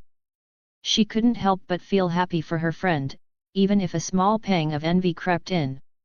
But, Nero added, her tone shifting as she continued, I hate to disappoint you, but I'm not actually here to invite you, Megumin.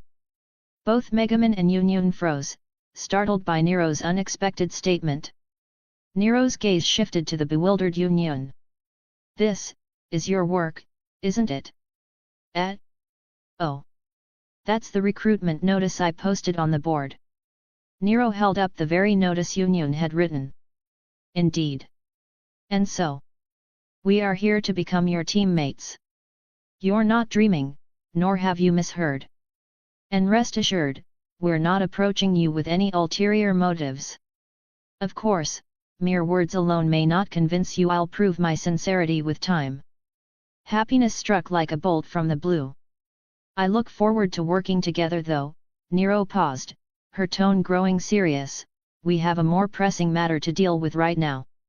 Snapped back to reality by Nero's words, Yunyun turned just in time to hear Megumin muttering furiously to herself while gathering magic energy. Her face flushed red as her power swirled dangerously. Megumin. What are you doing? Are you seriously about to cast explosion magic here? Shut up, you backstabbing friend. I'm going to hit that infuriatingly gorgeous woman with a single blast. Just one. What are you talking about? Megumin, have you finally fried your brain with explosion magic? Why would you think it's okay to use it here, of all places? They've embarrassed me in front of everyone. Since they've all seen my humiliation, they can all go up in smoke. Magic surged in Megumin's staff as onlookers, realizing she wasn't joking, fled in a panic. Some even ran off still clutching half-eaten frog legs. Please, Megumin. I'll do anything. I'll treat you to meals, I'll help you find teammates, even join your team myself if you want. Just stop. Is this a boast? Are you bragging that you have teammates while I don't? Eek. Someone save me. As Megumin's magic grew dangerously potent, Yunyun braced herself for the worst, convinced she was doomed. At that moment, a hand gently rested on Megumin's shoulder. For the first time, Megumin felt something unprecedented. Her magic froze entirely. The overwhelming power gathered at her staff's tip dispersed into the air without a sound. Deprived of her ability to channel magic, Megumin stood paralyzed, her eyes wide with fear. It was as though a bucket of ice water had been poured over her, sending chills through her entire body. Are you calm now? Nero asked, removing her hand. Megumin felt her magic return, but the lingering sense of dread remained. What did you do? Megumin demanded, her voice heavy with unease. A little anti-magic trick, Nero replied nonchalantly. To prevent backlash from the spell, I restricted the flow of your magic. It took some effort, but it wasn't particularly difficult. She spoke so casually, but without her experiences and the versatile skill of Imperial Privilege X, it would have been impossible. A trick. Megumin felt as though she were dreaming. If not for the unusually high magic concentration lingering in the air, she might have believed none of it had happened. I understand your anger and your embarrassment, Nero said sincerely. It's my fault for failing to consider how my words might be interpreted. I didn't mean to insult you, but I can see how it came across that way. Please accept my apology. Nero's straightforward and candid apology left Megumin momentarily stunned. I overreacted too. I'm sorry, Megumin muttered, feeling uncharacteristically shy. Yunyun looked at her friend in disbelief, as if witnessing a miracle. Did Megumin just apologize? Embarrassed, Megumin glared at her. Shut it, Yunyun, or I'll blast you instead. Misunderstanding resolved, then. Nero said with a satisfied smile. In truth, I wouldn't mind having you as a teammate. In fact, I'd be delighted. Talent isn't important as long as you're beautiful, that's enough. And in that regard, you both meet my criteria. Then why oh? I get it now. Yunyun exclaimed as realization dawned on her. It's because we're both mages, right? Having two mages would be redundant, so you don't need Megaman. Ow! Ow! That hurts. Megaman grabbed Yunyun's hair, yanking it hard. Are you saying I'm not as skilled as you? How dare you, Yunyun? Well, you're the one who can only cast one spell a day, and that's just a joke of a magic explosion. Yunyun retorted, tears streaming from the pain. Oh? Then how about I show you this joke magic up close? Let's see if you'll still be laughing afterward. Ah! These two really do have a great relationship. Dash. A true champion knows that every battle, every choice, and every unexpected twist shapes the path to mastery. Consider this bonus chapter a rare encounter, one that wouldn't be possible without the right support. That's why you should support WiseTL at patreon.com/wisetl, where every pledge helps bring more high-quality translations to life, staying true to the original while flowing naturally in English. After all, excellence is in the details. Now, if you'll excuse me, I have more to prepare for. But you? You should take this opportunity, you never know what rare finds await. Until we meet again, stay sharp, stay determined, and never stop striving to be your best. Cynthia. Chapter 257, I Don't Want to Be a Heroic Spirit. 257. Nero gazed at Megaman, her voice soft yet firm. I didn't choose to form a team with you, not because I think you're unworthy. Quite the opposite, perhaps it's we who aren't needed by you. Her words left both Megaman and Yunyun puzzled. Perhaps the course of fate has already been set, Nero continued. It may not be the smoothest path, but it will be one that you will cherish the most when you look back. There is no need for me to steer you in another direction. Believe in the destined encounter that awaits you. Your time has not yet come. So, wait, and hope. As she finished speaking, Nero's gaze lingered on Megaman and Yunyun. Yunyun was still dazed, while Megaman's eyes sparkled with admiration, her expression resembling that of an idol fan witnessing their hero in person. So cool! Without any attempt to conceal her thoughts, Megaman exclaimed aloud. What was that? How can someone say something that cool? Moments ago, Megaman had been fearful of Nero, but now her eyes were filled with reverence. The course of fate has already been set, your time has not yet come. So cool! Please, say it again. Had her Chnabi spirit vanquished her fear? Ha! I've always been cool, haven't I? Nero responded, planting her hands on her hips confidently. Despite the attention her words and posture drew from the crowd, Nero remained unfazed. While Nero admired Megaman's fiery spirit, she had no intention of competing with Kazuma for her.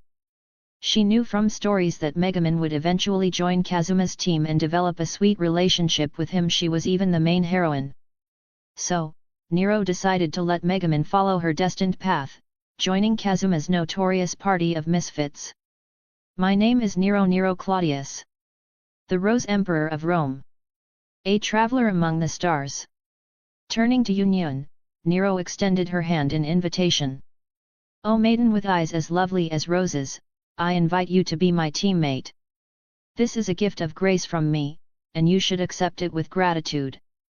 Yunyun's heart swelled with joy, but she hesitated. She glanced at Megaman, concern evident in her eyes. Are you worried about your friend?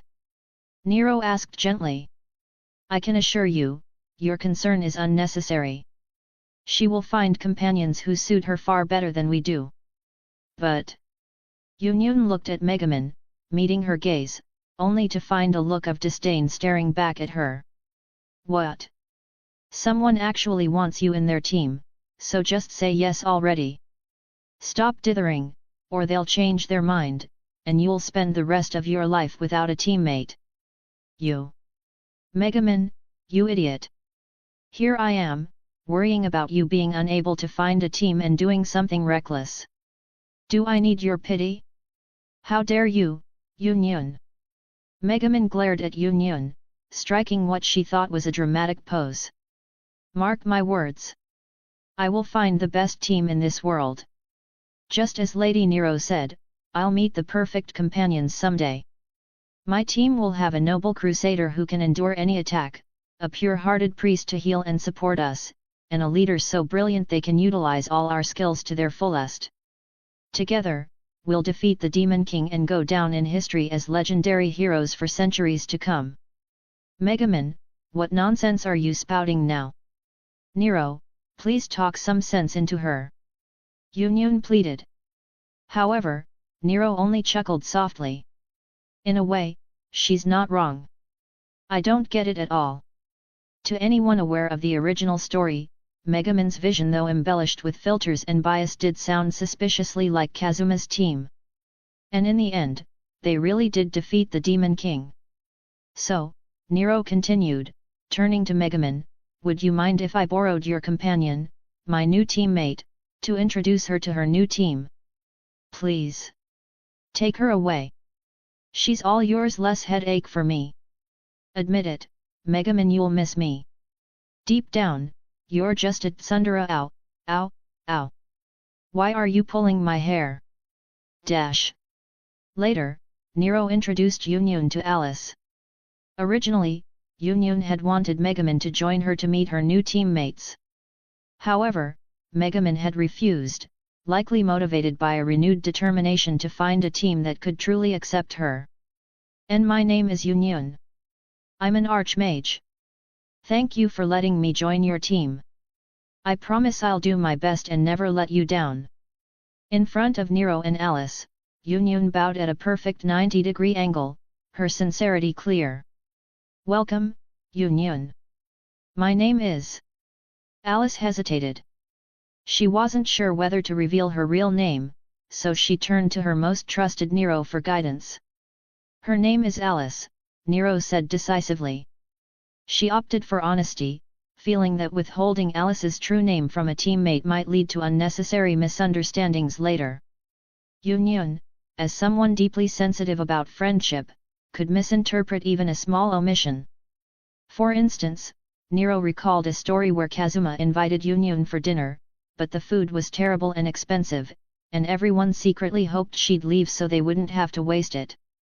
Adding to the confusion, Aqua kept bringing purified water instead of tea. Yunyun mistook this as a sign of hostility and left in tears, though it was merely Aqua's divine quirk of turning all liquids into purified water. Nero didn't want Yunyun to feel similarly excluded here. Her name is Alice, Nero repeated, but I ask that you call her Iris when others are around. There are complicated reasons for this. Yunyun blinked, puzzled, but Alice stepped forward, gently taking Yunyun's hands in hers. Her clear blue eyes met Yunyun's, radiating warmth. Although this is our first meeting, if Sister Nero has deemed you trustworthy, then I will trust you completely as well. Please, do not reveal my true name to anyone outside our group. Forgive me for not sharing everything with you yet, Alice continued softly. It may seem unfair to ask this of you, but please believe in me. I already see you as a true companion.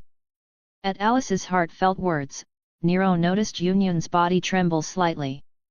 It seemed the phrase true companion had deeply moved her. Chapter 258, I don't want to be a heroic spirit. 258. Excellent. Another beautiful maiden has joined my Roman adventuring party. What a delightful outcome! Nero declared joyfully, addressing Alice and Yunyun. Why yes. I'm so happy. Honestly, I feel like crying. I'm so glad I came to Axel and posted that notice at the Adventurers Guild. Yunyun's crimson eyes glistened with emotion, and Alice stepped closer, gently patting her on the back to help her calm down. I understand, Nero said, nodding sagely. Finding companions you can entrust with your life is truly a great blessing. That, alas, is something I cannot do. As an emperor, I am destined to stand alone, peerless and unmatched. Ugh, thinking about this is making my head hurt again. Nero winced, touching her temple as if plagued by an invisible ailment.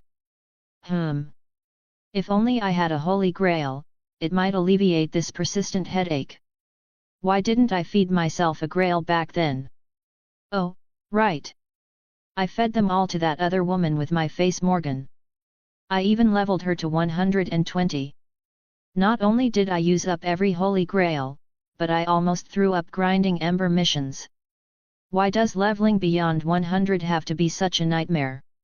I really was such a biased master, wasn't I? Now that we have a new teammate, surely you all know what the first order of business is, yes? Nero asked, snapping herself out of her reverie. Yes. Yes. I know. Yunyun raised her hand enthusiastically, her eyes sparkling like a student eager to impress her teacher. We should take on a quest to practice teamwork and familiarize ourselves with each other's abilities. Normally, getting to know a teammate's capabilities was a crucial step before officially adding them to a party. If they proved incompatible, the arrangement could be reconsidered. This was how Megaman had been handling things recently, joining multiple groups for quests, only to be unceremoniously kicked out afterward. But Yunyun's induction into Nero's team skipped this process entirely. Nero already felt she knew Yunyun well enough and, based on her understanding of the world's combat capabilities, didn't consider most threats significant enough to endanger her. As Yunyun finished her eager answer, Nero's expression shifted into a mischievous smirk. That's a very reasonable suggestion, but incorrect. Seeing Yunyun's stunned expression, Nero continued, her smile growing wider. Your suggestion is irrelevant. The most important thing when welcoming a new teammate is, of course, a celebration. Let us hold a Nero festival. We'll invite the entire town to share in my joy. There's no need to go that far. Yunyun, blushing furiously, waved her hands in panic. She was shy by nature, and the thought of the entire town celebrating her joining a party made her feel mortified. Imagine planning a quiet birthday party with a few close friends, only for one of them to rent out every billboard in the city and hire a blimp to fly overhead with your name in giant letters. Romantic for some, but absolutely embarrassing for most. You're right. Hosting a Nero festival would require extensive preparations. If only I had a holy grail, it would make everything so much simpler. I could compel the entire town to participate effortlessly. Realizing the impracticality of her idea, Nero conceded, much to Yunyun's relief. Still, we must have a proper celebration. That is non-negotiable. After all, celebrations are part of what makes Rome. With her excitement rekindled, Nero clasped her hands dramatically. It may not be a Nero festival, but I shall still make this the greatest celebration in the world. I will even perform a song. A concert dedicated to Yunyun alone. Yunyun's attention remained fixated on Nero's impassioned declaration, oblivious to the way Alice's expression had turned increasingly complex. Yes. The light of Rome. The finest, most talented musician in existence. I shall sing a song of my boundless joy for you, Yunyun.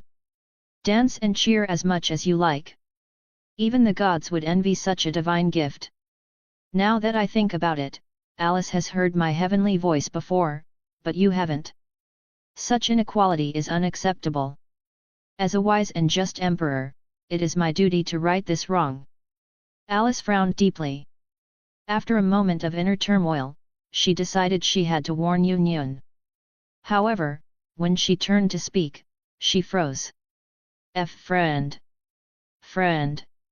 Yunyun's face was flushed crimson, and her eyes glowed with an intense light. She seemed to be in a strange, euphoric state. Really? Nero, you truly consider me your friend? Can I tell others with confidence that Nero Claudius is my friend?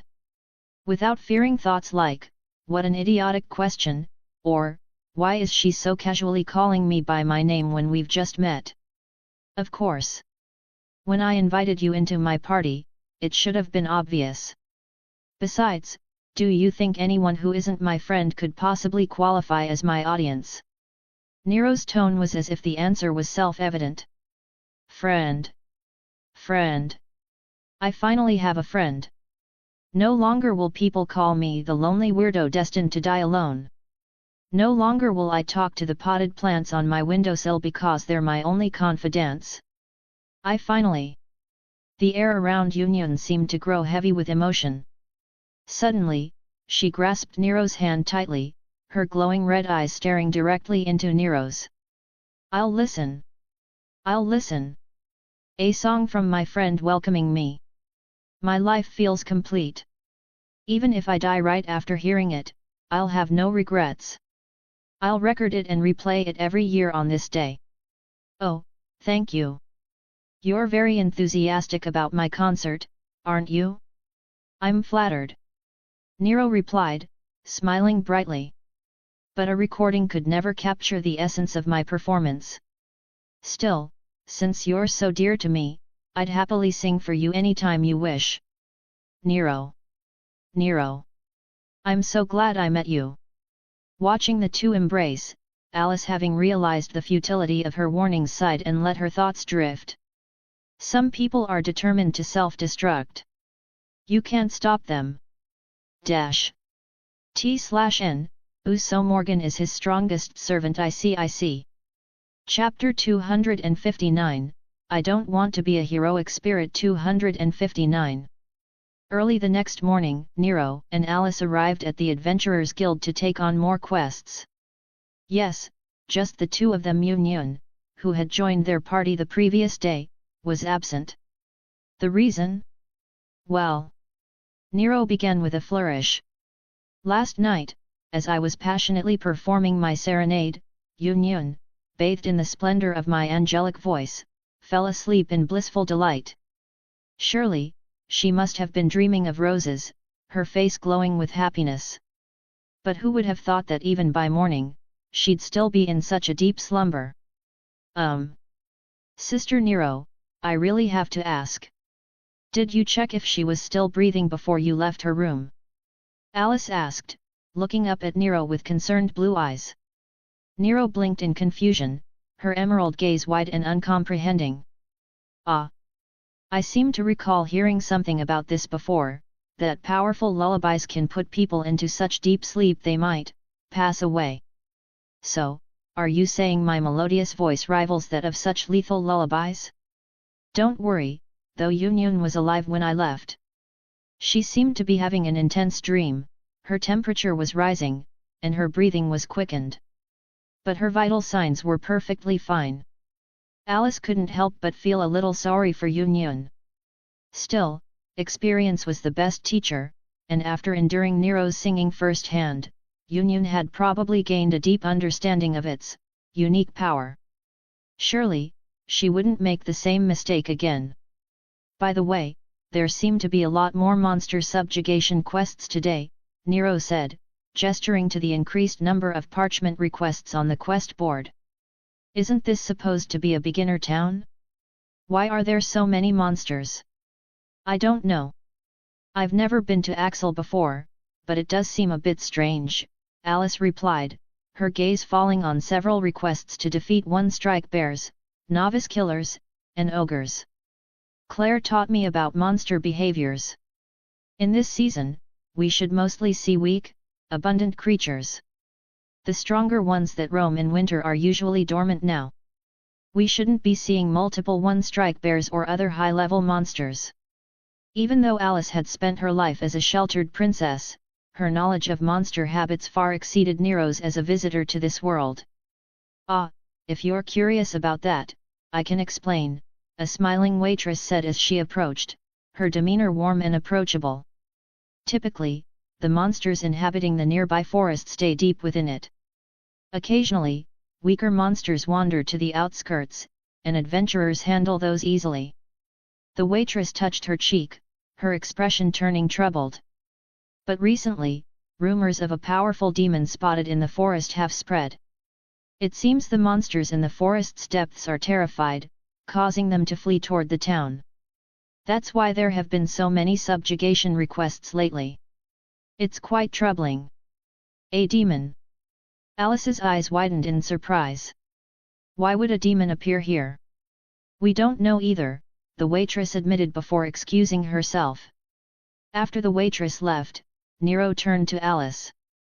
So, what's the deal with demons in this world? Demons aren't native to this world, Alice explained. They come from a place called Hell and are enemies of the gods from heaven. Their conflict has been an ongoing stalemate for ages. Sometimes, demons are summoned here. Other times, the stronger ones find their own way. Those who arrive on their own are usually incredibly powerful. Hell's emissaries, enemies of the divine. Nero mused, her voice soft. In other words, Satan? Intriguing. Nero couldn't help but reflect on her own history. In life, she was often compared to the Beast of 666 and the Whore of Babylon, infamous figures tied to apocalyptic lore. Within the Fate universe, the sixth beast, an amalgamation of these entities, and Nero herself was born from consuming a savior, becoming an apocalyptic monstrosity known as Draco. Curiously, Nero recalled an old anime called High School DxD, where the Beast of 666 and the Great Red Dragon were portrayed as separate beings. When she glanced back at Alice, Nero noticed her companion's brow furrowed in deep thought. "Does it bother you?" Nero asked. "Hey!" Alice blinked, startled out of her thoughts, and met Nero's gaze. "Are you worried about the demon?"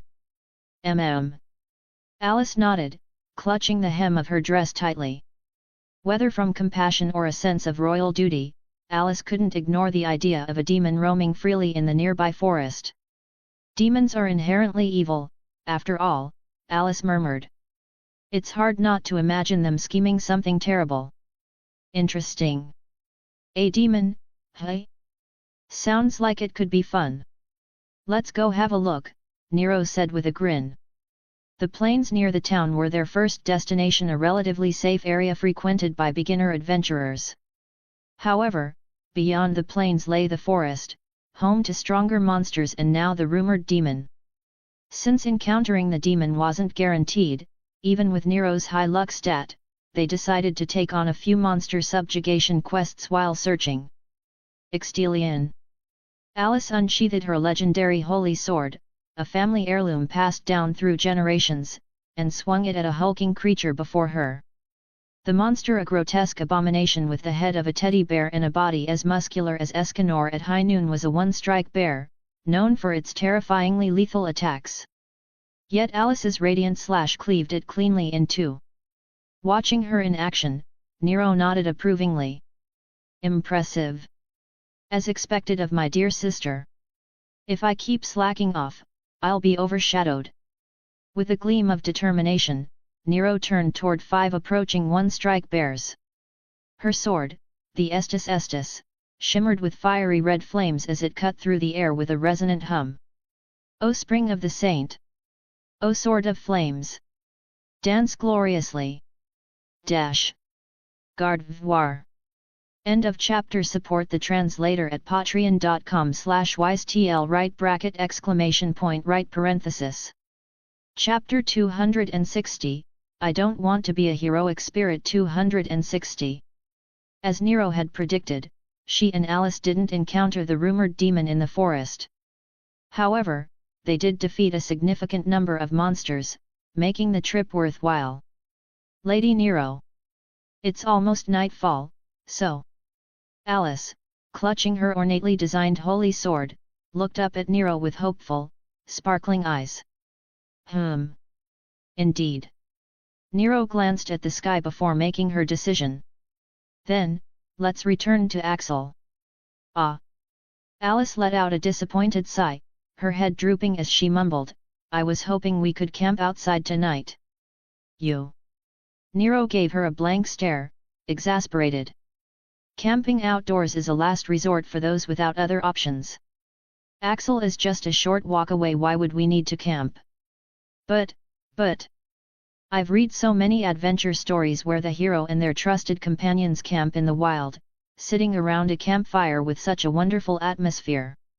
Alice's cheeks flushed as she shyly shared her thoughts, her voice filled with admiration for the romanticized tales. Why would anyone envy something most adventurers desperately try to avoid? Nero couldn't help but think it was the classic case of books overly glamorizing situations, much like how some media made smoking look cool and ended up corrupting impressionable kids. Incidentally, Nero herself almost fell victim to such influence in her youth. She and her brother once stole their grandfather's cigarettes to mimic the cool poses they'd seen. Things took a turn when her brother lit the cigarette she was holding, and she took a puff. The choking and coughing fit that followed nearly did her in. Ever since that traumatic experience, she developed a hypersensitivity to cigarette smoke and couldn't stand even the faintest whiff. After encountering a group of one-strike bears earlier, Nero and Alice went on to battle several other high-level creatures that would pose significant challenges even for seasoned adventurers in Axel. Fortunately, monster carcasses sold for good money at the guild, and the pair didn't have to carry them back themselves. A quick report to the guild staff ensured the cleanup. On their way back, Nero took out her adventurer's card and examined it. "Alice, didn't you mention earlier that you leveled up?" Nero was well aware that Alice's level was exceptionally high, possibly the highest among humans in this world. She had overheard during one of Alice's lessons that her lineage traced back to a hero who once vanquished the Demon King. For reasons unknown, Alice had inherited an unusually pure concentration of this heroic bloodline, granting her the ability to wield a legendary sword supposedly once used by her ancestor. If Nero remembered correctly, the sword's name sounded suspiciously like Excalibur. "Yes. When I defeated the last ogre, I gained a level," Alice replied, her eyes shining brightly. "Defeating monsters to level up feels so much more rewarding than leveling up by eating high-grade ingredients." "Sister Nero, you should have leveled up too, right? Since you've only just started as an adventurer, your level must be pretty low." Realizing the unintended slight in her words, Alice panicked and quickly tried to backtrack. "And no. I didn't mean to say that Sister Nero is weak because of her low level. To me, you'll always be the strongest capable of anything, so." All right. I know you didn't mean it that way," Nero said with a smirk, patting Alice's head. "Besides, even if someone did think so, it wouldn't bother me. After all, have you ever seen the sun lose its radiance because of a few idle whispers?" Feeling the reassuring warmth of Nero's hand, Alice broke into a smile. "That's true. Sister Nero, you really are like the Sunday." Satisfied, Nero glanced back at her adventurer's card and asked, "Alice, is it true that everyone requires a different amount of experience points to level up?" "Yes, that's right." Though unsure of why Nero was asking, Alice obediently explained. "Everyone requires more experience to level up as their level increases, but even at the same level, the amount of experience needed varies from person to person. It depends on their natural talent. There's even a common saying in this world, the less talent one is born with, the faster they level up. By extension, the more talented someone is, the harder it is for them to level up." "Ah, I see." Nero mused. "Alice, since even someone as high-leveled as you gained a level today, the monsters we defeated should have given plenty of experience for a level 1 adventurer. Don't you think?" "Well, I suppose so. Most of the monsters we fought, especially the one-strike bears, are challenging even for elite adventurers in the capital. A level 1 adventurer would typically stand no chance against them, let alone win." Alice furrowed her brow thoughtfully. "I've heard it usually takes an average person a year to reach level 10, and at least 5 years to reach level 20. But considering how many high-level monsters we defeated, I think you'd be well past level 10 by now." "Maybe." Alice turned to Nero, only to see her sister figure smiling brightly. "Ah, so this means, my natural talent must be extraordinarily high. It doesn't surprise me, this is only fitting." Nero handed her adventurer's card to Alice, who froze in shock the moment she read it. Level 2. Starting at level 1, this meant. Sister Nero. You defeated so many high-level monsters that even elite adventurers struggle against, and you only gained 1 level. Indeed. Nero pressed her palm to her forehead, feigning distress. Such is my burden. Being as perfect as I am, I often find myself troubled by my own overwhelming talent. Truly, it is a lonely struggle. No one else could possibly comprehend my plight. Is this unparalleled gift a blessing, or a curse? Then, throwing her arms wide, Nero burst into hearty laughter. Ah ha ha ha! Even the gods must envy this talent of mine. Garde voir. End of chapter. Support the translator at patreon.com/wisetl right parenthesis. Chapter 261, I don't want to be a heroic spirit. 261. I wonder if Union has woken up by now. Walking along the road back to Axel, Nero and Alice had already left the forest and were now traversing the plains near the city. Axel's towering walls loomed not far ahead, a striking sight on the horizon. I feel a little sorry for Union, Alice said with a helpless expression. She just joined us yesterday, and I bet she was really looking forward to her first adventure with us. Now that you mention it, it does seem that this is my fault. Nero furrowed her brow, deep in thought. It's all because my singing was too beautiful and mesmerizing. I'll have to properly apologize to Union when we get back. Yes, Nero, you should apologize to Miss Union, Alice said earnestly. The gates of Axel are already in sight, Nero said with a smile. We've taken down so many high-level monsters today. We should be able to earn quite a bit of Eris, right? At this rate, we might even be able to buy a house of our own soon. Eris was the currency of this world, roughly equivalent to 1 Japanese yen per unit. Using the money we've earned from completing quests to buy our own house. Alice's face lit up with anticipation, as if envisioning their future. Of course, what she looked forward to most wasn't simply buying a house as the kingdom's princess. Money was hardly an issue for her. It was the idea of earning money through their own efforts that thrilled her. Although, staying in an inn is pretty nice, too, Alice suddenly added. It feels more like the adventurous life. You don't need to worry too much about it, Nero said casually. For all you know, before we've saved enough for a house, people from the royal capital might already have found you. Nero's words instantly shattered Alice's idyllic daydream. Oh, right. I am the princess of this kingdom. Hey, don't tell me you've forgotten your royal status and started thinking of yourself as a full-fledged adventurer. Nero looked at Alice in surprise, watching as the princess sheepishly turned her head to the side, avoiding eye contact.